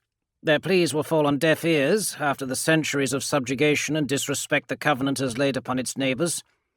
"They might yet foment rebellion against Lorgar. Send agents into the church to undermine his leadership," said Axata. "And that is why I have entrusted the guard of this temple to you, my vigilant gun deacon. Or perhaps I should have considered someone else." "No, I will see that the bearer of the word is safe," the burly soldier replied. "My life and soul are sworn upon it." "And I will see his works come to full fruition," Corferon assured them. "The consortium convenes again in 4 days' time. They shall ratify Lorgar's elevation to the position of ecclesiarch, and the Covenant will be united in the worship of the One and the Truth." "Where is the Golden One?" asked Silena. "I would receive his blessing again if possible." "Where he always is," said Axata with a smile. He gestured to a heavily leaded window, beyond which spread the roofs and towers of the City of Grey Flowers. "If not in the Grand Library, he is among his people, spreading the true word." 312. "The powers work in the most arcane ways," thought Nairo. A little over a year and a half earlier, he had become a miserable slave, taken from his place as a teacher to labour in the most gruelling and degrading fashion beneath the whip of a tyrannical priest, and from thence into the desert, the property of a deluded exile. He should have died, either by violence or from one of the many physical ailments that affect a person after long exposure to the harsh elements. Yet the powers had seen fit to carry him to this day relatively intact. From the humiliation of abject servitude to the glory of standing upon a balcony of the Spire Temple in Varadesh, looking out across the square of the martyrs, filled with hundreds of thousands of faithful. At his side, the ecclesiarch of the Covenant, who had personally requested, not demanded, his presence during this inauguration speech. Lorgar looked magnificent, near 3 meters tall and clad in custom-made purplish-grey robes that shimmered with silken threads, a halo of gold fixed about his brow. Ostentation that he was not proud to bear, but was demanded of him by custom and the expectations of the masses. On the far side stood Archdeacon Corferon, as malignant and destructive as the day Nairo had first met him, but safe within the shadow of his adoptive son. Lorgar raised his massive hands, and the hubbub of the crowd silenced immediately, leaving only the cries of the crows and gulls that circled the many spires of the Grand Temple. Nairo felt his heart stop for an instant, caught up in the moment. His faith had been rewarded with this opportunity to stand at the side of the bearer of the word, to share in his victory. 313. Blessing of the One upon this gathering, Lorgar declared. Long have I thought of this moment, since I was a child, plucked naked from the desert, though I did not ever hope to see the rise of the One so furnished in the glories of the Covenant. We have achieved something great this day, something that will forever change the lives of everyone in Varadesh and its environs. As free people, as a single congregation united under the one truth, we have put aside our competing philosophies, cast aside the superstition of the old ways to set our feet upon a road to enlightenment and renewed prosperity. You have travelled this journey with me, and my heartfelt thanks cannot convey the gratitude with which I am filled, nor the humbling nature of your support. No more shall we sacrifice each other for the vain glory of ego and the cold promises of mortals. Divided were the oxen pulling the yoke in different directions, straining against each other in the hopes of digging our own furrow. Now, we are the disciples of the One, the faithful, who will bring down the star of the Empyrean to walk among us and guide us to a glory-filled future. We set ourselves shoulder to shoulder, sharing the burden and the labour equally, charting the course that will reward all, not some. Nairo realized he had tears coursing down his cheeks. Through their distortion, he could see hundreds in the square below on their knees, foreheads pressed to the unyielding cobbles in supplication. Others had arms raised in tribute, weeping and crying. Lorgar's voice carried over all of this without need for amplification, the raw touch of it enough to set the senses alight, to fill the mind with dreams and faith and strength. Nairo resisted the urge to fall supine in the presence of such holy grandeur, knowing that decorum and restraint were required on such an occasion. He would not embarrass his saviour with such fawning. 314. Corferon had set his face in determined passivity from the outset, but it was a torture not to grin, not to share the pride and elation he felt as he stood on the balcony above the converts of the One and received their adulation. He knew in an objective part of his brain that their praises were for Lorgar. He was the sun from which all light sprang. But such was the bearer of the word's manner, it seemed its power fell only upon those around him. Cold, cynical politics and manipulation, and no small amount of hidden and bloody work from the dark heart had got them to this point. All of that was forgotten in the moment. Corferon was swept up in the majesty of the occasion, despite his austere exterior. "This is not the end, but the beginning," Lorgar continued. "The great works must continue. For the One shall not descend among the unworthy. The old edifices of tyranny and falsehood shall be cast down, replaced with a vision of hope and justice. The truth incarnate will be made in Varadesh." The thought warmed Corferon's heart further. He had a vision of the holy city reborn, its image created afresh to laud not the ancient dirges of the Covenant, but the truth of Corferon and Lorgar. It was thus daydreaming that Lorgar's next words caught him unaware. "And the city shall not be the end. All of Colchis must revel in the light of the One," declared the ecclesiarch. "I shall not sit upon a golden throne like an idol to be adored, but shall continue to carry forth the message the One has set into my soul. I shall be the bearer of the word still, to bring the truth to the other cities of Colchis. Such shall be the task of all, whether they walk beside me in the sun or labour alone in the darkness of the deepest cellar of the city. All thought and effort must be turned to the cause of the truth, if we are to receive the benediction and presence of the star of the Empyrean. And, when all of Colchis is faithful to the One and the truth, when, as a single world and a single people, we raise our voices in prayer together, that shall be the call that brings the One to us." 315. It was a struggle for Corferon to keep in check his anger as they withdrew to the chamber beyond the balcony. The hierarchs of the Covenant were present, along with other assorted clergy and lay staff, and he dared not raise his voice against the ecclesiarch, even though he felt like taking up one of the many gilded ornaments in the reliquary and dashing it across the side of Lorgar's head. "We did not speak of this," said the archdeacon, moderating his tone as much as he could, though the words came out as a terse challenge. "What do you mean?" replied Lorgar. "It has always been our mission to bring the truth to the whole of Colchis. Now that the Covenant lends its might to our cause, there is no force on this planet that can resist the will of the One." "You have—" Corferon grasped the correct words, mindful not to cause insult in front of witnesses.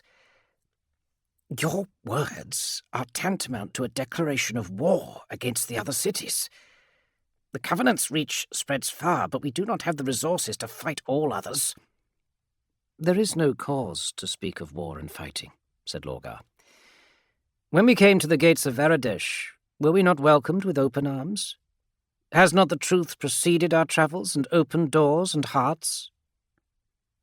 Corferon swallowed hard, unsure whether Lorgar genuinely believed what he had said, or was simply trying to maneuver him into an impossible position. The archdeacon decided it was the former, for Lorgar was many things, but guileful was not one of them. His faith, his genuine belief that there was one who would come to save Colchis, was an affront to the powers. To speak of it unsettled Corferon, but he had been willing to pay lip service to the idea whilst it gave him the opportunity to destroy his enemies in the Covenant. Now Lorgar spoke of turning the whole world against the powers with this new religion. The archdeacon looked at the other priests, saw the fervour in their gazes as they looked upon the bearer of the word. There could be no overt resistance against this new faith. Whatever Lorgar's disposition towards Corferon, the rest of the priesthood would oust the archdeacon without a second thought, save that cabal of individuals loyal to the plans of Corferon, known with some grim humour as the Dark Heart. When the war against the cities came, and it would come, Lorgar would be forced to turn to the powers that had sent him to this world, to beg forgiveness and for their aid. Then Corferon would ensure that all was ready for the return to the genuine truth. And if Lorgar wished to bear the word to the rest of Colchis, Corferon would remain in Varadesh to attend to the business of the Covenant in the absence of the ecclesiarch. Had he not railed against the structures and strictures of the old church, the bonds of its outmoded rituals and conformity? Now he had a leader who was willing to proselytize with the same vehemence that had set Corferon onto this journey, a high priest worthy of the office. "As you will it, Ecclesiarch," he said, bowing to Lorgar. He pointed to the ceremonial sceptre carried by the head of the Covenant, a golden, jewelled counterpart to the crude weapon he had fashioned for himself from a censer and axle. He spoke to Lorgar, but cast his gaze at the other priests present, making it clear that they too would be venturing forth on this crusade. "The faithful shall not be complacent. They shall bring the message of the One to the cities of Colchis. A simple choice that all must face. Submit to the word of Lorgar, or be crushed beneath the mace of Lorgar." Chapter 2 3-2-1 Preparations were well underway for the faithful to leave Varadesh to take the law and law of the One to the ignorant cities of Colchis. 4 days had passed since Lorgar's inaugural proclamation, and the city's efforts had been bent to the creation of the vast enterprise. Nairo helped marshal the grand expedition, part caravan, part army. Former slaves laboured willingly at the same tasks that years before they had been forced to perform at the end of the scourge. To serve Lorgar was to be part of the coming of the One, a player in the unfolding drama of Colchis' salvation. Nairo felt it too. Though he was not so often in Lorgar's presence of late, the Ecclesiarch being occupied with his studies and works, Nairo was still filled with the same hope that had stirred him when the child had been found in the camp of the declined. The liberation of Colchis had begun and would not be stopped. It made him almost tearful to think that he might live to see the day when all on his world were free of bondage, that the dream he had taught others in his youth might become a reality by the hand of Lorgar. But all was not perfect. Corferon continued to have his venomous claws deep in the soul of the bearer of the word. The rest eve, before the vanguard of the faithful host was due to set out, Nairo found himself attending alone to the Ecclesiarch. As he helped the giant man to dress for the final mass, so different from the boy in the desert, yet so much the same also, Nairo dared voice his opinion. "Corferon has too much power, bearer of the word," he said gently, as he slipped a broad belt around the waist of Lorgar. "You have given him the authority to run all of Varadesh in your absence." "He is my archdeacon," Lorgar replied, holding up his arms for Nairo to wind the sash about him. "Always he has served himself as much as you," Nairo insisted. "And you have not?" Lorgar said quietly. "Was it for the One that you followed, or for the chance to be lifted from slavery? I remember the lessons that fell from your lips, equal in machination to the sermons of Corferon." Nairo tied the belt and started to pin golden badges upon the breast of the Ecclesiarch's robe, sigils of his office and the One. "If that is the case, then I have been vindicated. For the freeing of those in serfdom has paved the way to the glorious ascent of the One." He slid plain silver rings onto the massive fingers of his holy master. "Corferon is archdeacon, but in your absence might as well be Ecclesiarch. What tempers his ambition now?" "What more could he achieve?" countered Lorgar. "If, as you say, he is paramount in authority, he aspires only to maintain such position. Above all else, he is still driven by the true word, and in me he has seen that given form, and through me has been delivered to the heights from which the truth shall be spread. Even if self-interest should guide him, it is married to the interests of the Covenant and the One. 3-2-2 Nairo found he could not argue against this, though half-formed misgivings still nagged him when he returned to his chambers. His sleep that night fitful, his dreams portending some formless disaster yet to come. He woke fatigued. The former slave performed his final tasks in a half-sleep, until he and a mass of others were assembled outside the city. Soldiers and riders numbered in their thousands, accompanied by such engines and vehicles as could be made available. Wagons and half-tracks, armoured trucks and sun yachts in their hundreds. With them, shaded by great parasols carried by teams of sternbacks, the faithful waited for the ecclesiarch. Priests and deacons of all ranks, along with countless missionaries and freed slaves, with food stockpiled over the preceding days, great tankers of water and feed for the beasts drawn by teams of hundreds. Manpower was not an issue for the Covenant. There were countless multitudes willing to bend their backs and blister their hands in service to the bearer of the word, in exchange for a blessing, or just to be in the presence of the Golden One. Lorgar appeared at the gate, and the cheer of the faithful shook the walls recently repaired and bolstered, which spoke something of Corferon's paranoia that all would not go well and enemies might come to Varadesh sooner rather than later. As large as the force that departed was, 10,000 armed followers still remained to guard the city of grey flowers against an enemy that might think to strike at the Covenant's heart while its spiritual leader was abroad.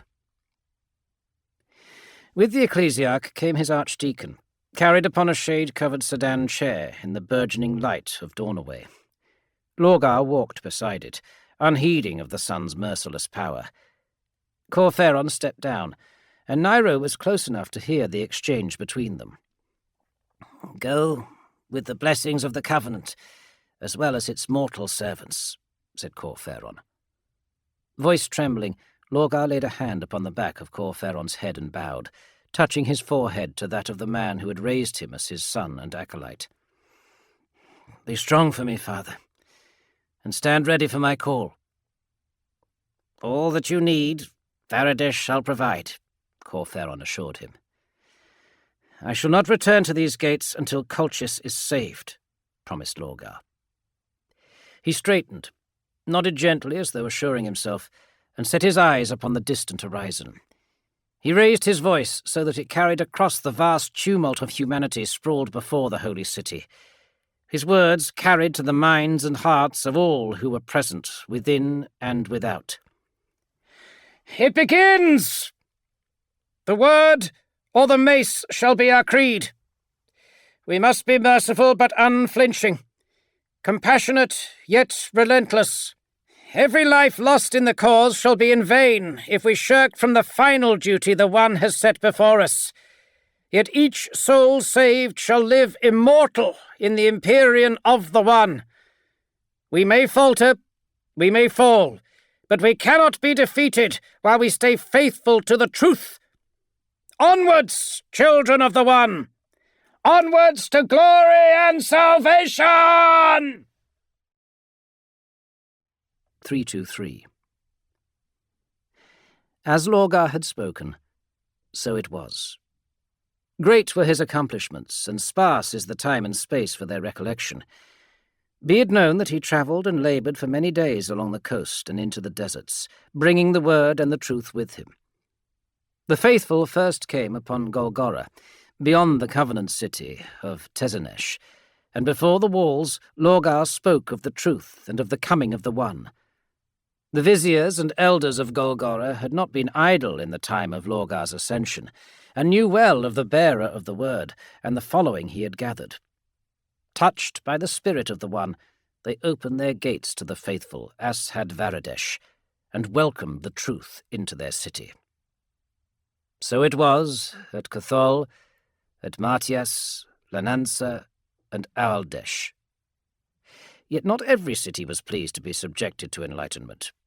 At Epicia, for long centuries a stronghold of the Church of the Archivist Deliverance, boulders were cast from catapults on the walls, and flaming arrows welcomed the disciples of the truth.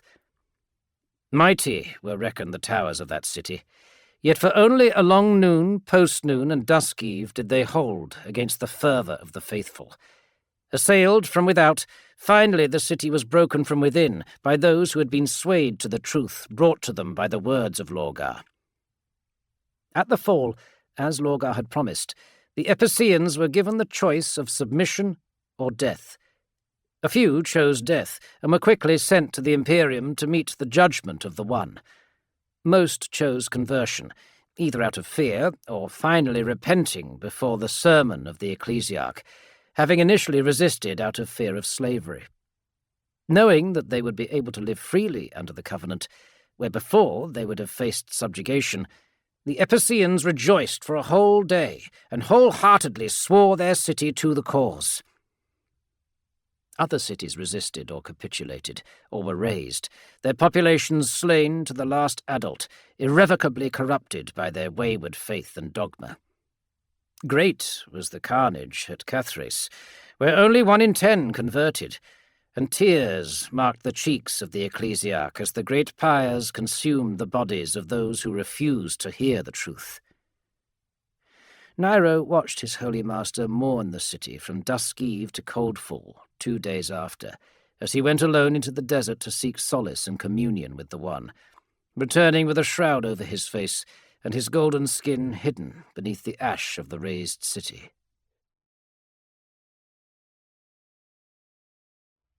Chapter 3 331. Many were sent to Varadesh, not in captivity but as pilgrims ready to learn. They were set to labour for the covenant, as willing servants, not as slaves, building roads and stations, digging canals and founding convents and monasteries upon the route to guide the faithful back to the holy city. From among these converts, thousands were sent forth upon long journeys across the desert, or by ship around the vast coast of the continent. They were tasked by Corferon to move ahead of the host of Lorgar, to those cities where opposition was yet strong. By word and deed they weakened the resolve of the defenders, sometimes even conducting a coup or otherwise overthrowing the city before the faithful had actually arrived. Among the upper hierarchy of Varadesh, these clandestine missionaries and warriors were known as the Ushmatar Cawl, the blade that cuts mortal existence to part the way to the Empyrean Mount. They more frequently called themselves the Brotherhood of the Knife. As the word spread across the continent, along the coasts and up the scant rivers, so the network, prosperity and civilization of the City of Grey Flowers grew, sending tribute and people in ever-growing numbers to the coffers and cloisters of the Archdeacon. Corferon oversaw this vast swelling of temporal power, hordes of converts sent to him by Lorgar inculcated into the beliefs of the Covenant, as appropriately directed by the Archdeacon and his coterie of hierarchs. Never did he stray from the word of Lorgar. Yet as well as the ecclesiarch's teachings, he impressed upon the newly faithful the need for obedience and discipline, the virtues of sacrifice, and the necessity of determination. Thus moulded, armed, and trained, these faithful were dispatched back across the deserts to return their strength to the host of Lorgar, so that for every servant to the One who fell conquering the recalcitrant, 10 more eventually took their place. After nearly a whole turn about the sun of Colchis, near 4 years as the Terran adepts measure such things, the host of Lorgar was numbered in the hundreds of thousands. Mere rumour of their approach was enough to bring the surrender of all but the most zealously irreligious.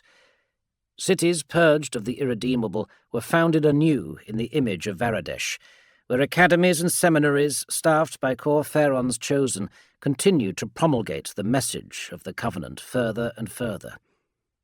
Missionaries moved even further afield into the deserts, bringing the word of the Worm-slayer to the tribes of the inner wastes, so that there was not a civilized person nor nomad upon the great continent who had not heard the name of Lorgar. The matriarchs of Tezenesh even dubbed Lorgar the Urizen, meaning the wisest of the wise, the architect of faith, a prophetic and loaded title that had only previously been held, legend claimed, by the prophet Tezen himself. 332. On more than one occasion the ecclesiarch voiced his confessions and doubts to Nero, who became his confidant in the absence of Corferon, and witnessed the debilitation and exaltation of Lorgar's visions. With each city that fell, it seemed that the ecclesiarch became both more determined and sickened by what he had unleashed. More fervent became his pleas to those who resisted, though the army at his back bayed for the blood of unbelievers and blasphemers. Several times splinter armies, led by overzealous gun deacons or just wayward followers, beset by the need to prove their faith, attacked wantonly, besieging and sacking towns and cities without the prior knowledge or authority of Lorgar. Nairo suspected the hand of Corferon in some of these preemptive assaults, for the Archdeacon had always had a thirst for physical chastisement. If the effect had been intended to cow all resistance with these shows of force, the consequence was the opposite. Resistance to the rule of the Covenant hardened against Lorgar, where at first some may have believed the Covenant not able to reach across the continent to them. The continued expansions and conversion of city after city threatened all. Nairo told Lorgar to sanction these offenders, but the ecclesiarch could not chastise them for unruly faith, only make it known that he was displeased with any life taken without effort to convert beforehand. Coalitions between the remaining cities formed against the bearer of the word, yet none could match either the oratory or the military power of Lorgar. The ecclesiarch himself was worth an army of mortal soldiers, at the forefront of every attack, bellowing his prayers to the One, even as he smote those who would defy him. Not on Colchis was born the warrior who could match him face to face, nor the demagogue who could quell the power of Lorgar's voice. Such had become his skill with languages and linguistics. The ecclesiarch needed only to spend a day in the presence of a native, or to read a handful of the texts of the faithless, to understand their idioms and beliefs, their culture and morals. There was not a dialect or theological argument he could not overcome, and by such means, even as his armies tore down walls and keeps, his words broke open entire denominations and belief systems. Sermonized in their own tongue, many were the potential foes persuaded to convert by this fact alone. Even those who had been raised in abject hatred of all that came from Varadesh were reduced to tears and prayers when subjected to the love and testimony of the bearer of the word. Salvation at the hands of the One, acknowledgement of the benighted centuries that had beset Colchis, freed many from the shackles of disbelief that had held their opinion against the holy city. Nairo saw Lorgar grieve for every life ended. Sometimes 10,000 or 20,000 of the faithful were sacrificed against the defences of the unholy, yet he remembered them in his speeches, and his dreams were haunted by their deaths. "The price of the truth," he would tell Nairo with anguish, "is too high." Then he would order the next attack, knowing that he was set upon a course, and to abandon his plan now would render everything undone, a failure to the One and the millions who now looked to him for spiritual guidance and leadership. 333. Nairo became increasingly worried by Lorgar. The closer the ecclesiarch came to achieving his goals, the worse it seemed the visions assailed him. He tried his best to shelter Lorgar during these times, when madness and mania threatened, and the ecclesiarch was reduced to a mewling, frothing wreck in his grand pavilion. There were rumours, fiercely quenched by Nairo and others, that some other malaise afflicted the bearer of the word, some infection of the deep desert he had contracted, or that the spirit of the Kingwiam had possessed him in vengeance for its destruction. His holy master was plagued by them, often through the dark hours of coldfall, long night and dawn away, sometimes even longer.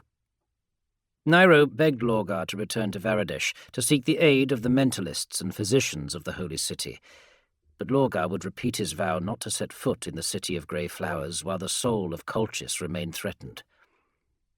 Nairo even conspired with Axata to send secret missives to Corferon, imploring the archdeacon to come forth and see to the welfare of his adopted son. No reply came, and Nairo was forced to conclude that Corferon no longer cared for the well-being of Lorgar. He did his best to provide such support and succour as he was able, but sometimes terror at what beset his lord unmanned him, sending Nairo scurrying for the shelter of his own companions, while unearthly rages and depressions enveloped the ecclesiarch. Despite this, or perhaps because of the obvious touch of the One's power upon their leader, the faith of those close to the ecclesiarch never wavered during these episodes, and neither did Lorgar's. He emerged from each mania and stupor invigorated and enlightened, and made fresh proclamations about his beliefs and understanding of the ordering of the Empyrean. 334.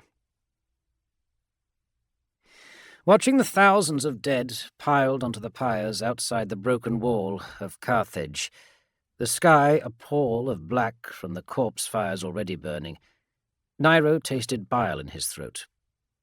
Every city that had resisted had suffered a similar fate. The cohorts of Axata had stormed the walls and butchered any who gave resistance. Those who laid down their arms, with the young and infirm, were brought before Lorgar to hear the Golden One speak. Few who survived to hear him continued in their faithless ways, but there were always some, buried deep in the blasphemies of their cults, who remained deaf to the truth. With scarves and masks to shield themselves from the smoke and stench, long columns of the faithful laboured to pile the bodies on the scrub and sands. Ordained priests walked among them, the fume of their censers lost amongst the charnel smog. They prayed for the souls of the dead to be shown mercy by the One, for they did not understand the trespasses they had performed against the truth. Even in the Empyrean, Lorgar hoped to save their souls from the damnation of faithlessness. Doused in blessed oil, the timbers of the fresh pyres were lit, and greenish-blue flames consumed the last sons and daughters of the God's Path faith that had held sway over the Carthaginians, their remains and spirits carried to the sky among the stench of burned flesh and perfume of thick incense. Nairo felt movement beside him, and a slender, dusk-eve shadow fell across the grey sand next to his own. "More infidels for the One?" said Castora. Always one of the most zealous, even enslaved by Corferon, the former herald now sported the robes and faux crown of a hierarch. She had prospered under the tutelage and patronage of Lorgar, one of the handful of the original slaves of the caravan who still survived. Lasai had been spitted by a plasma lance at Kuldanesh.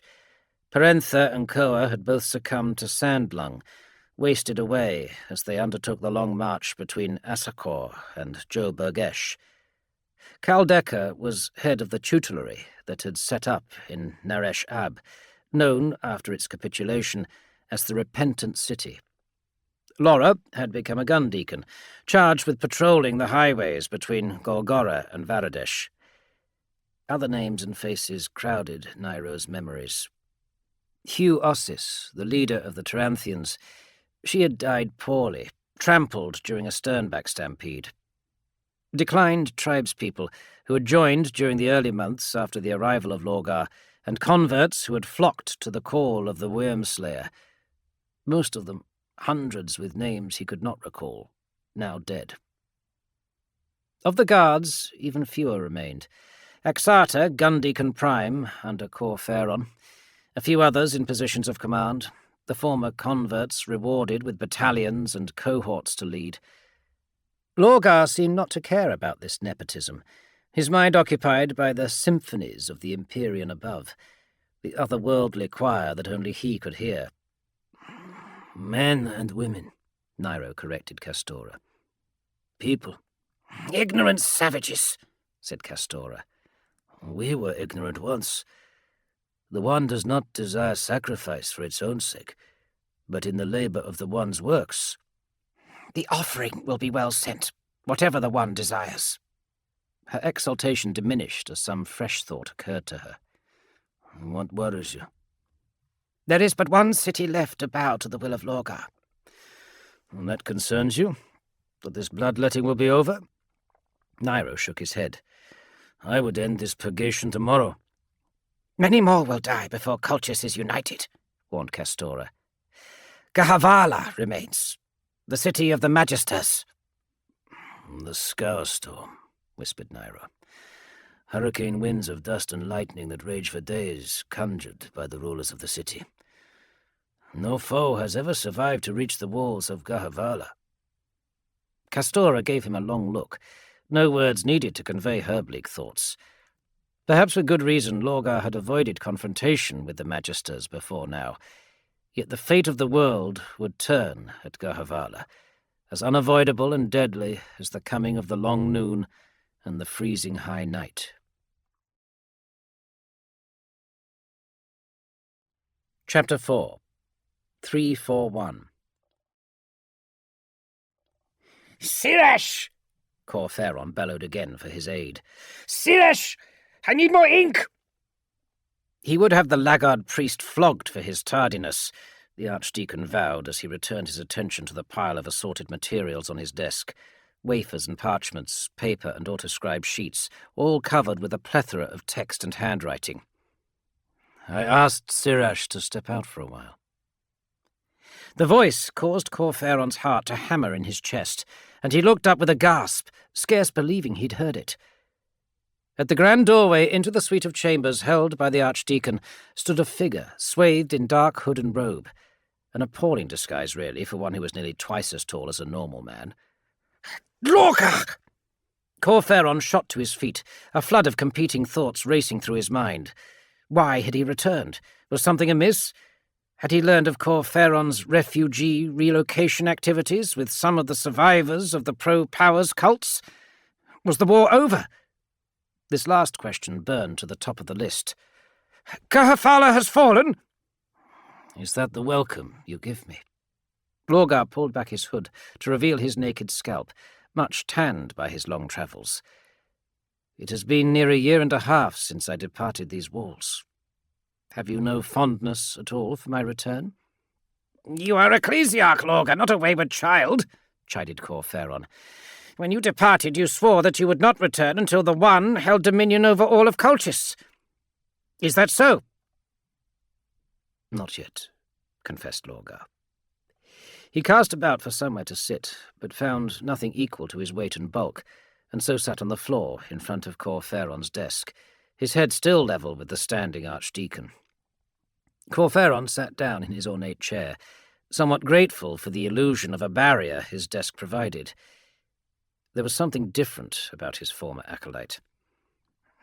You have seen much, he said, drawing his own conclusion. The hidden nature of mortals and faith has been revealed to you. You see another truth. I would not wish what I have witnessed on any mortal. But it was unavoidable. When there is only one, there can be no others. This is fundamental to your faith. Our faith. And I do not swerve from that course.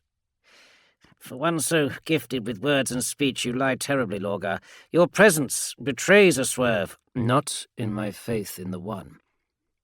The visions are more powerful than ever. It is that which has brought me here. The golden figure and the one-eyed magister. What if it is a warning? Gahavala is protected by arcane techno-sorceries. What if the magister I see in my dreams is one of them? Am I to make alliance, not conquest? Have they shown themselves willing to listen to the word? For a quarter of a year the scour storm has raged. None have entered or left Gahavala in that time. I do not think they wish to parley. The very stones of the city are steeped in the blood of sacrifices to the powers, as much as the holy city. Are you willing to share authority with those who would continue to rip the hearts from their servants, to offer up the burned remains of their foes to the lords of the Empyrean? That is not the law, and the law of the One. And there is your answer, Lorgar. You have travelled for many days for nothing. As with all matters of faith, you had your answer already. Or was it something else that you wanted to share? 342 Lorgar did not answer, but stood and paced for a while, head almost brushing the great chandeliers that hung from the dome of the office. Though his attention was elsewhere, Corferon did not think he was listening to the universal music that filled his thoughts. "What are you writing?" Lorgar asked suddenly, ignoring the Archdeacon's earlier question. "Transcribing," Corferon replied. He indicated the scraps and ragtag documents. "Your words, actually. There are different versions all over Colchis, from every converted city and tribe and pilgrimage. Records of your sermons, transcripts of your conversations with converts and foes alike. Your story, your faith, and your thoughts given form." "Edited appropriately," suggested Lorgar. Corferon felt himself flush at the gentle accusation, but could not deny it. "Only for brevity and clarity. You repeat yourself often. I will show it to no other until you have approved my work." Lorgar nodded absent-mindedly, not quite comprehending the importance of Corferon's literary endeavour. "It is to replace the revelations of the prophets." This cold statement sank into Lorgar's thoughts, and a fierce light burned in his eyes. "You worried once that I might be the prophet of the fifth power.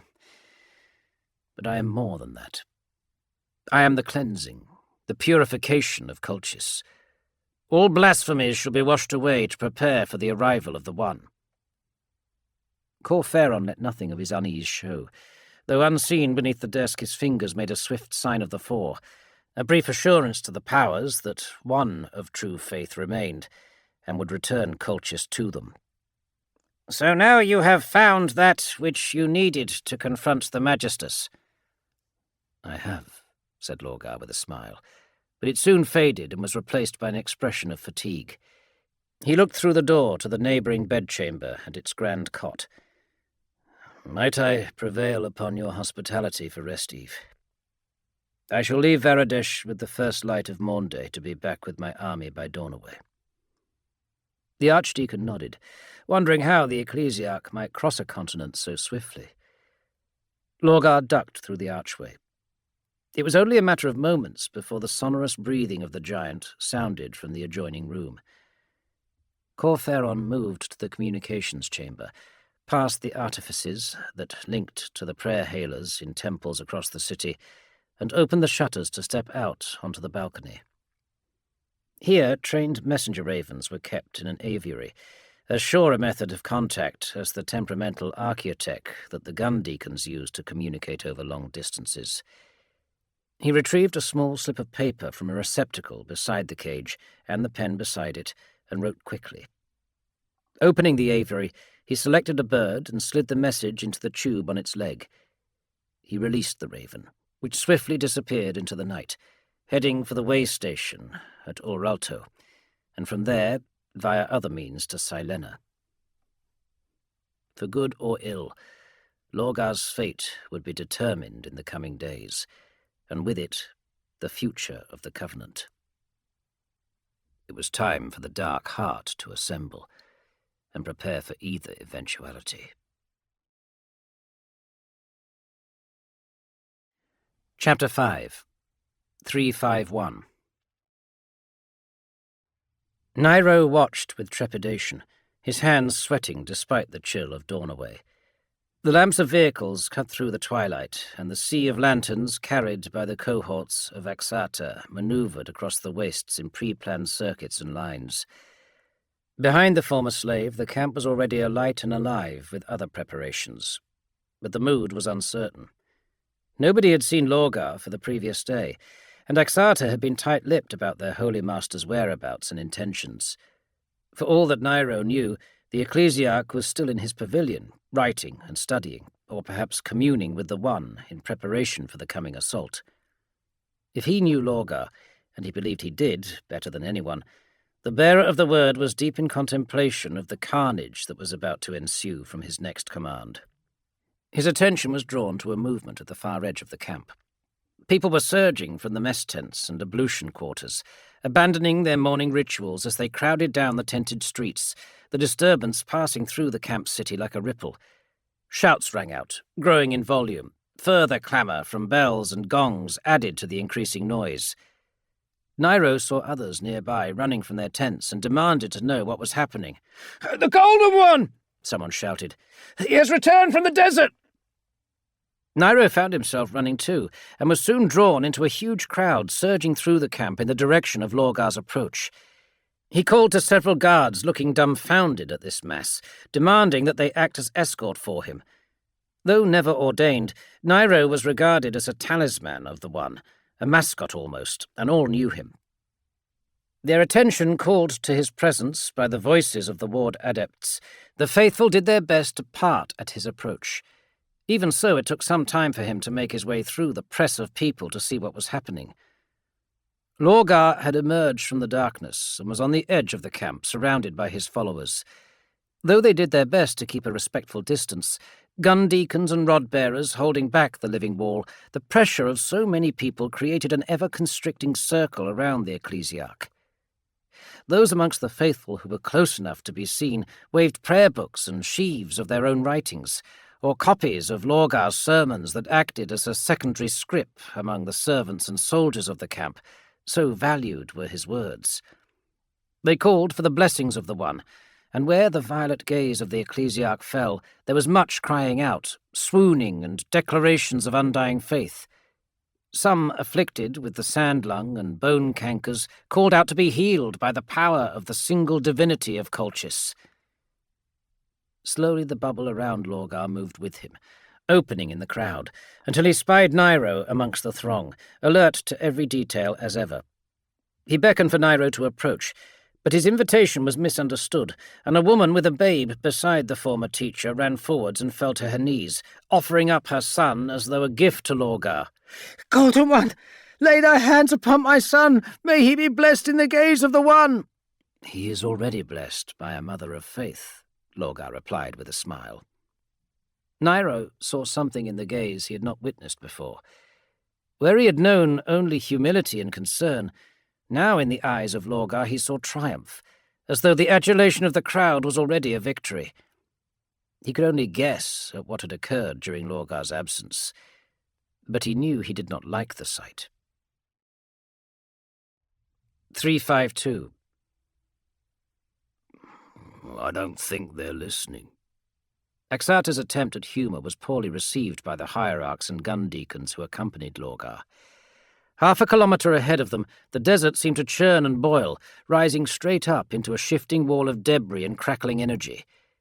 The Tempest Field of Gahavala.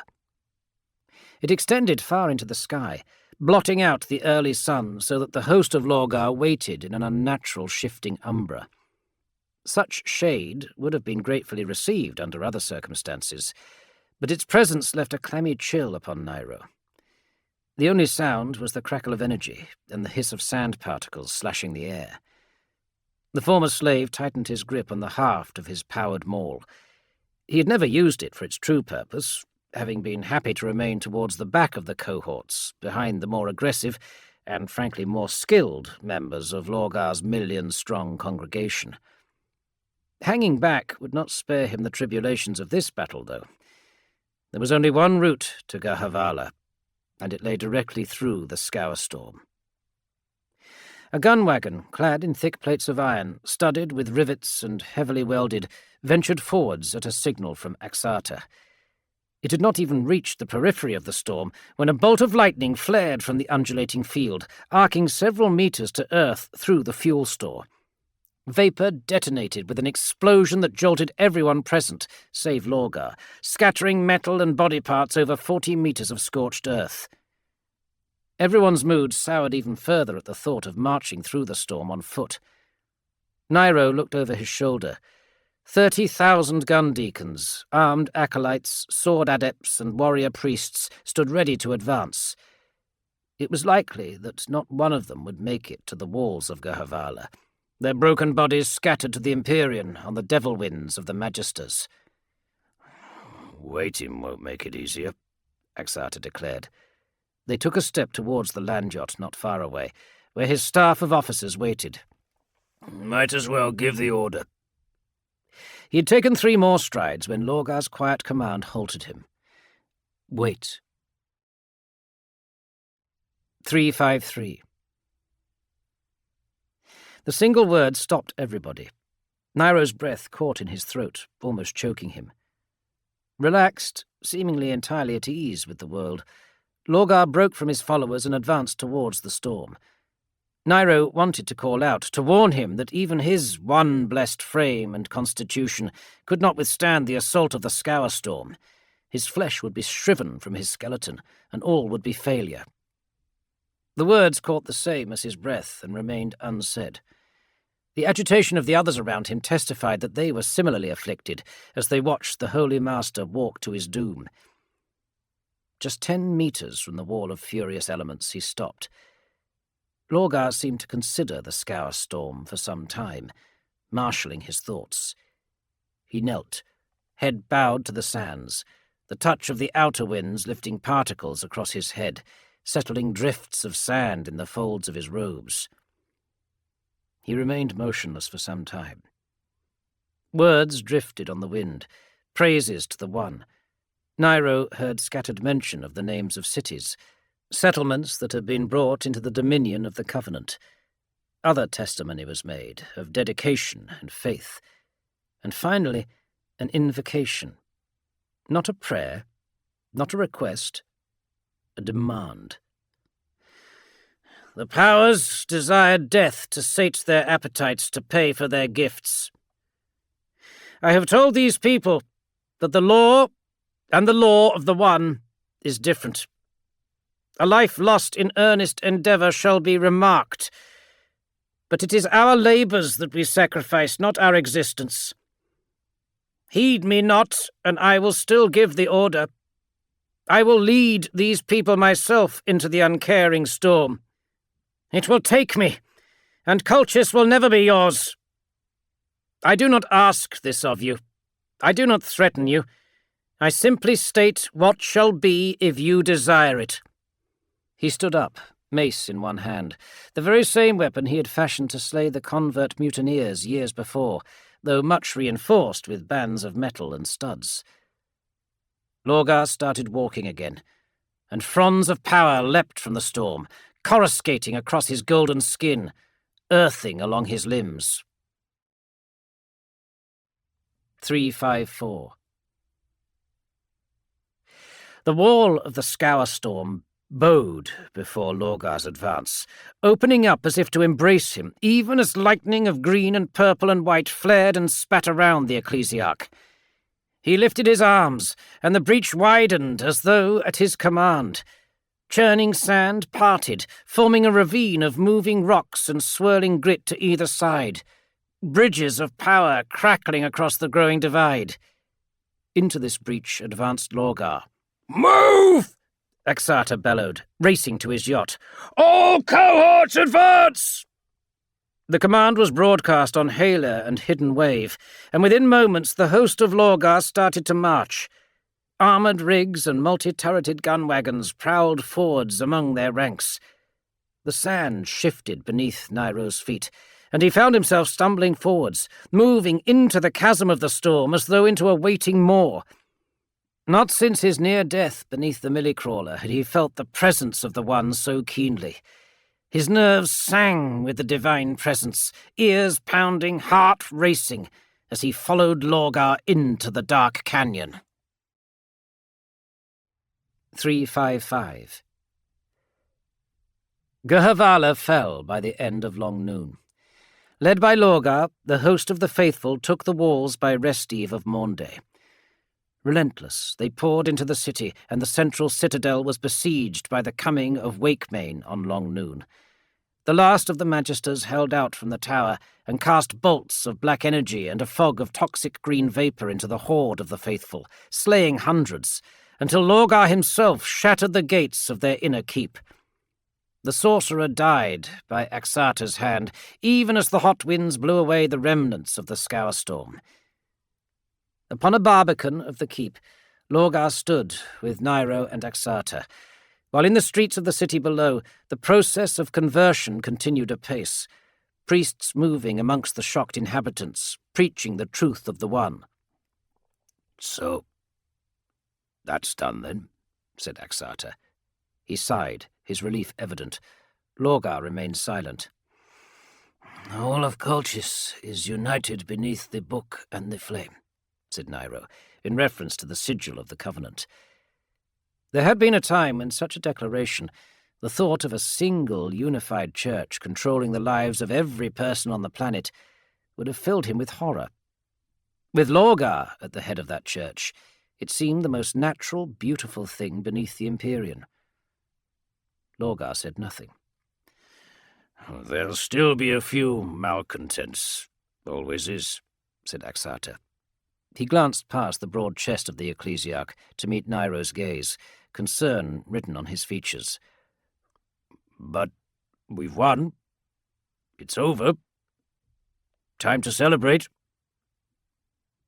Still, Lorgar stared into the distance without response. Nairo thought him in the grip of a vision, but there was none of the pain or elation matched with such an occurrence.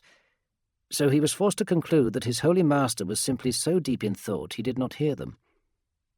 He motioned for himself and Axata to depart, but as the two of them turned to head towards the steps from the rampart, Lorgar finally spoke.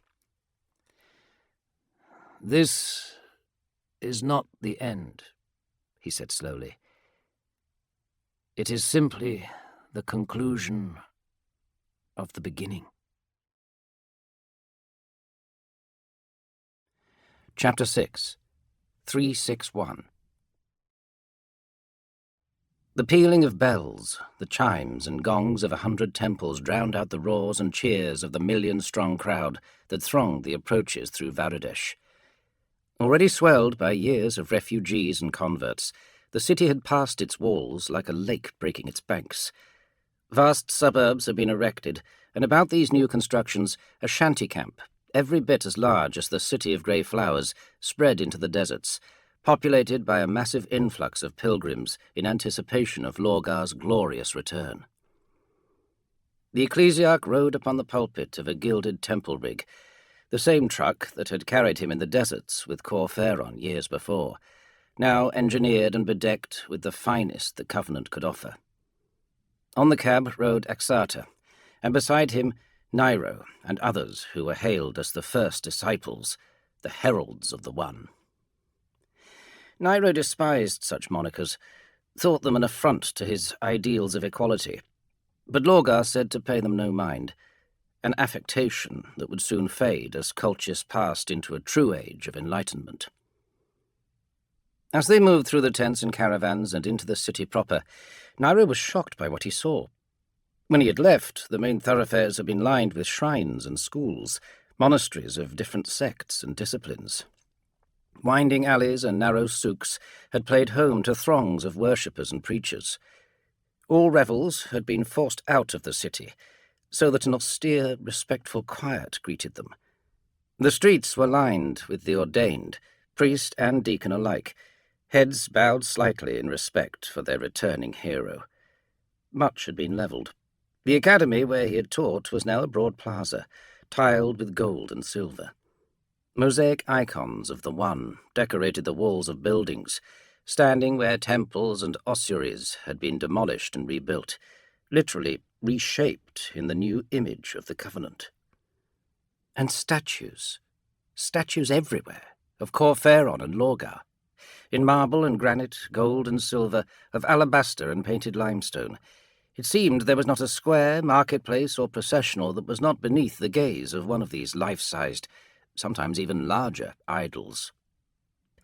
The Spire Temple loomed over all, much refurbished and redecorated, though its grand tower was dominant as ever, a finger thrust towards the god-peak of the Empyrean.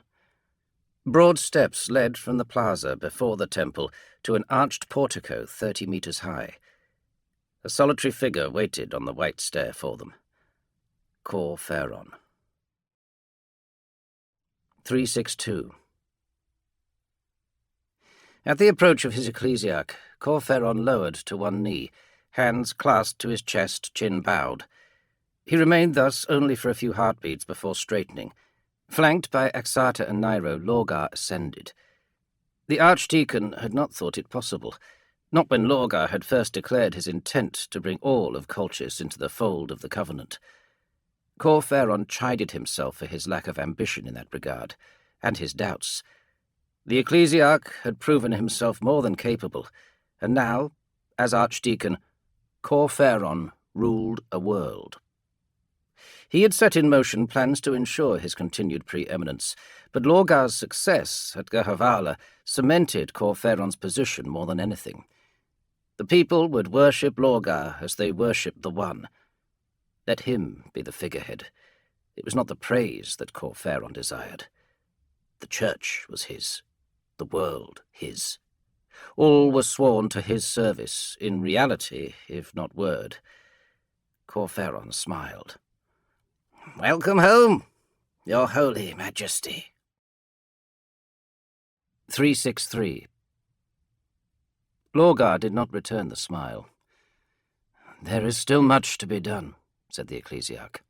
"Of course," said Corferon.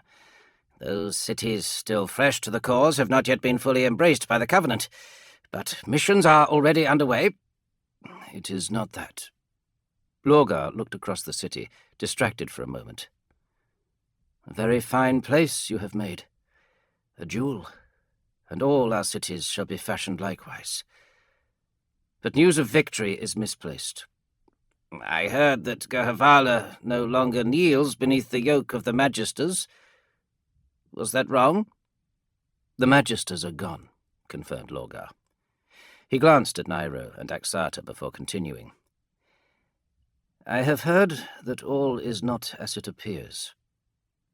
Corferon feigned ignorance, though he knew the rapid beating of his heart was audible to the remarkable man before him. The ecclesiarch continued, not seeming to notice this sudden panicked reaction. "Beneath the masquerade of the Covenant, there are sects and cults still dedicated to the powers, and even among those who acknowledge the authority of the One, some have begun to speak out against rule from Varadesh. Against me. The work, my sermons, is it finished?" "Yes. The new book for the faithful is ready to approve, Ecclesiarch." "It shall be the cornerstone of our new order. All shall learn the truth from its words. There must be no dissent. Only in utter unity shall we bring forth the One from the Empyrean." "Then we shall purge the taint," said Corferon. "No heretic will be left alive to move against your will." "Yes," said Lorgar. "A purge." 364. "Of ideas," Nairo said hurriedly. "We shall teach the truth with this book of which you speak." The thought of more bloodshed filled him with grim terror, not least for his own well-being. Even more so, the idea that the millions who had already died were not enough blood to sate Corferon's thirst for power and revenge sickened him to the core. The Archdeacon could not be allowed to dictate the thoughts of Lorgar in this matter. "It was from slavery that you led us, Holy Master," Nairo said, wringing his hands. "Freedom, not subjugation, is the law, and the law. It matters not if it is the hand of the ecclesiarch or his words that are laid upon them. Men and women must be free to speak their mind. The word, not the mace." "Nonsense," rasped Corferon. "Opposition must be crushed without delay. It is a canker, a rot that will destroy all we have built from within. A brotherhood stands ready to serve your will." Lorgar looked between his two companions, Axata having withdrawn slightly, feeling out of place in such a debate. "You two shall never be in accord. Shall you make me umpire and peacekeeper for evermore?" "This witless slave would have you throw away everything, make a mockery of all who have given their lives, given limbs and health for you. You cannot let this wretch soil your thoughts with his cowardly counsel any longer." "Corferon has used you from the moment he killed those who saved you in the desert," Nairo replied hotly. "Can you not see? He beat and whipped you into subservience, and though you wear the grey of ecclesiarch, he has made himself master. He has filled your head with nothing but his poison, and now he would turn you into his enforcer, a glorified cult thug." Lorgar's brow creased at this accusation, and he looked at Corferon. "Filthy lies!" shrieked Corferon. Nairo did not see the fist that caught his chin, and before he realized that the Archdeacon had struck, he tumbled down several steps, bruising ribs and elbows. He did not rightly know what he did, but realized that his dagger, which for a year had remained in its sheath at his hip, was now in his hand. 365. Corferon stared in shock, time slowing as Nairo launched himself up the steps, knife aimed for the Archdeacon. He started to raise a hand to ineffectually ward off the blow, disgusted with himself for letting the slave rise so high in the opinions of Lorgar. It was a stupid, filthy way to die. A shadow covered him when Lorgar moved. Corferon saw the head of the mace, once the censer that had spilled incense through the masses of his caravan. It descended like a comet, trailing gilded chains and talismans, and connected with Nairo's head. The slave's skull split asunder, and his shoulder shattered beneath the blow, spine crumpling into ruin under the weight of it. The tip of the knife nicked Corferon's chin as it flew from lifeless fingers. Nairo folded into himself, crushed against the steps, legs snapping as his torso was driven down by the hammer blow of a demigod. Choking back a cry, Corferon stepped backwards, equally terrified and elated by the look that burned in the gaze of Lorgar. The Golden One, the bearer of the word, Urizen, ecclesiarch of the Covenant, stood with hands bloodied, Nairo's corpse at his feet. A nimbus of gold seemed to play about his head, though it may have simply been reflected sunlight. Lorgar lifted up a gore-covered finger and pointed to the skies. "He is coming," he declared. "We shall be ready." The Galaxy Burns. 964.M40, 47-1, formerly Karlstad. It was fitting that it ended where it had begun. Almost. Birthed on Colchis, upon a balcony of the Spire Temple, Lorgar's mission to spread the word of the Emperor first became a reality among the stars on this planet. Corferon remembered the elation of the Primarch, his zeal unleashed upon a waiting galaxy by the arrival of the Emperor and Magnus, gifted a legion of superhuman warriors, and the population of Colchis to further his magnum deus. Karlstad had been an easy compliance, in comparison to some. The Golden One had approached the compliance of a world the same way he had viewed the conversion of a city-state of Colchis. One offered the word, and, if it was not accepted, delivered the mace. His first planetary conquest had required both. The broadcasts of the Urizen had ignited the fires of worship among some of the planetary nations, who in turn received military assistance from the 17th Legion to destroy their enemies. This was the very place where Lorgar had made planetfall, the mount upon which he had raised the first grand cathedral of the Saviour delivered. The temple was vast, encompassing much of the summit of the mountain, from which it had been dug and built, nearly 3 kilometres long. The main nave ran for a third of that length, and within the vast structure had been assembled the commanders and their staffs from every chapter of the Legion. Scores of captains and chaplains, the banners of their companies with them, watched from afar by the golden-armoured custodians sent to enforce the will of the Emperor. It was typical of Lorgar that he had turned humiliation into triumph. No tawdry wiping away of the Legion's history, no amendments to the records of terror away from scrutiny. Here, where he had first claimed a world for the Emperor, he ordered his Legion to make public amends for their trespasses. As visible and as grand as had been the trespasses against the Emperor, so too would be the penance to atone for them.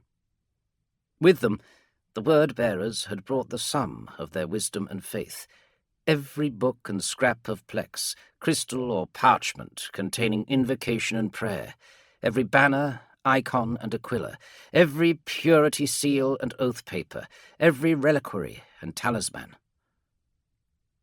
Lorgar said nothing. All knew why they were there. He started the first pyre, throwing a votive candle onto an oil-soaked heap of prayer mats emblazoned with the Colchisian rune of the One, whose eye shape outsiders mistook as shorthand for Imperium, variously rendered with additional bars, wings, skulls, or halos. Of all the blazes Corferon had witnessed of late, this was the crowning moment. On the face of things, seen through the eyes of most there still, and in the reports of the Legio Custodes that would be sent back to Terra, it was a highly visible purge of the Legion's emperor worship. And in truth it was. Yet what few knew, and no others saw, was that worship of another kind would replace it. Already, through the Brotherhood, Corferon had placed chaplains and captains educated in the ways of the old faith. The truth, the people of Colchis had called it. The law and the law of the powers. There was still enough of that world and generation to remember what had come before, to spread the word to later generations. Had he known what would come to pass, Corferon corrected himself. He had known, though the specifics he would not have dared guess at. But always he had attested to the plans of the powers and how they acted through him. They had led him to Lorgar, and from that moment destined him to this fiery apotheosis of his faith. A whole legion of space marines dedicated to the prosecution of the powers' goals, nestled in the heart of the Imperium's efforts to conquer the galaxy. He caught Erebus looking at him, skull-helm held in his hands. There was triumph there, too, and Corferon realized he was smiling. He assumed a more respectful expression, yet returned the look of the first chaplain in acknowledgement of the moment and their achievement. His eye was drawn to Lorgar. He thought perhaps he might see some recognition there also, but the Urizen's eyes were lifted aloft, staring up into the Empyrean beyond the vaults of the massive temple. Around him the word-bearers approached, hurling their banners and books, scrolls and sacraments onto the growing fire. The Primarch's eyes were ablaze with a golden light, a look Corferon knew well. The Golden One was not seeing anything in the physical realm, nor paying heed to the mortals who passed him, or the lick of the flames creeping closer and closer. The music of the spheres moved him, that higher calling, the universe's symphony that only came to his ear. His purpose, his perception of the galaxy, unlike any other. Uncertainty crept into Corferon's heart at this thought. Had the powers guided him to the decline on that day to meet the vehicle of his elevation? Or was it possible that they had guided Lorgar to a nearby caravan, which happened to belong to an itinerant, disgraced preacher? Like the slow dusk of Colchis, a chill spread through Corferon, despite the increasing fury of the temple pyre. All have their place in the scheme of the powers. He had assumed that his zeal had been rewarded, the delivery of Lorgar the means by which Corferon would bring about their preeminence. It seemed prideful, now that he considered it. Yet it had been his hand that had steered events. It had been the endeavours and machinations of Corferon that had delivered Lorgar to Varidesh, the heart of the Covenant, where he almost certainly would have ended up by any other route. Such was the nature of the Covenant, it was inevitable that Lorgar would have joined their ranks. Corferon's confidence rallied briefly as he considered his part in creating the myth of Lorgar that had seen the Covenant capitulate without a fight. The resurgence fluttered away like the scraps of parchment being carried on the thermals of the flames.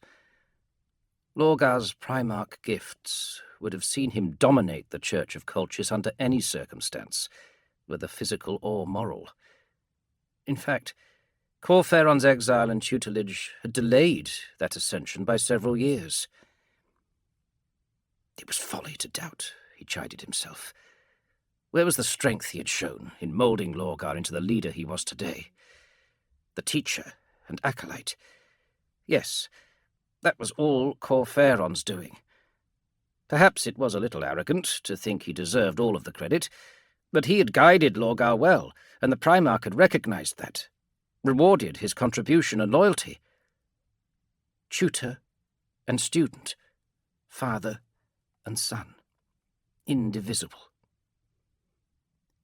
He sought the gaze of the Golden One to reassure himself, to see something of their bond renewed in the Urizen's eyes.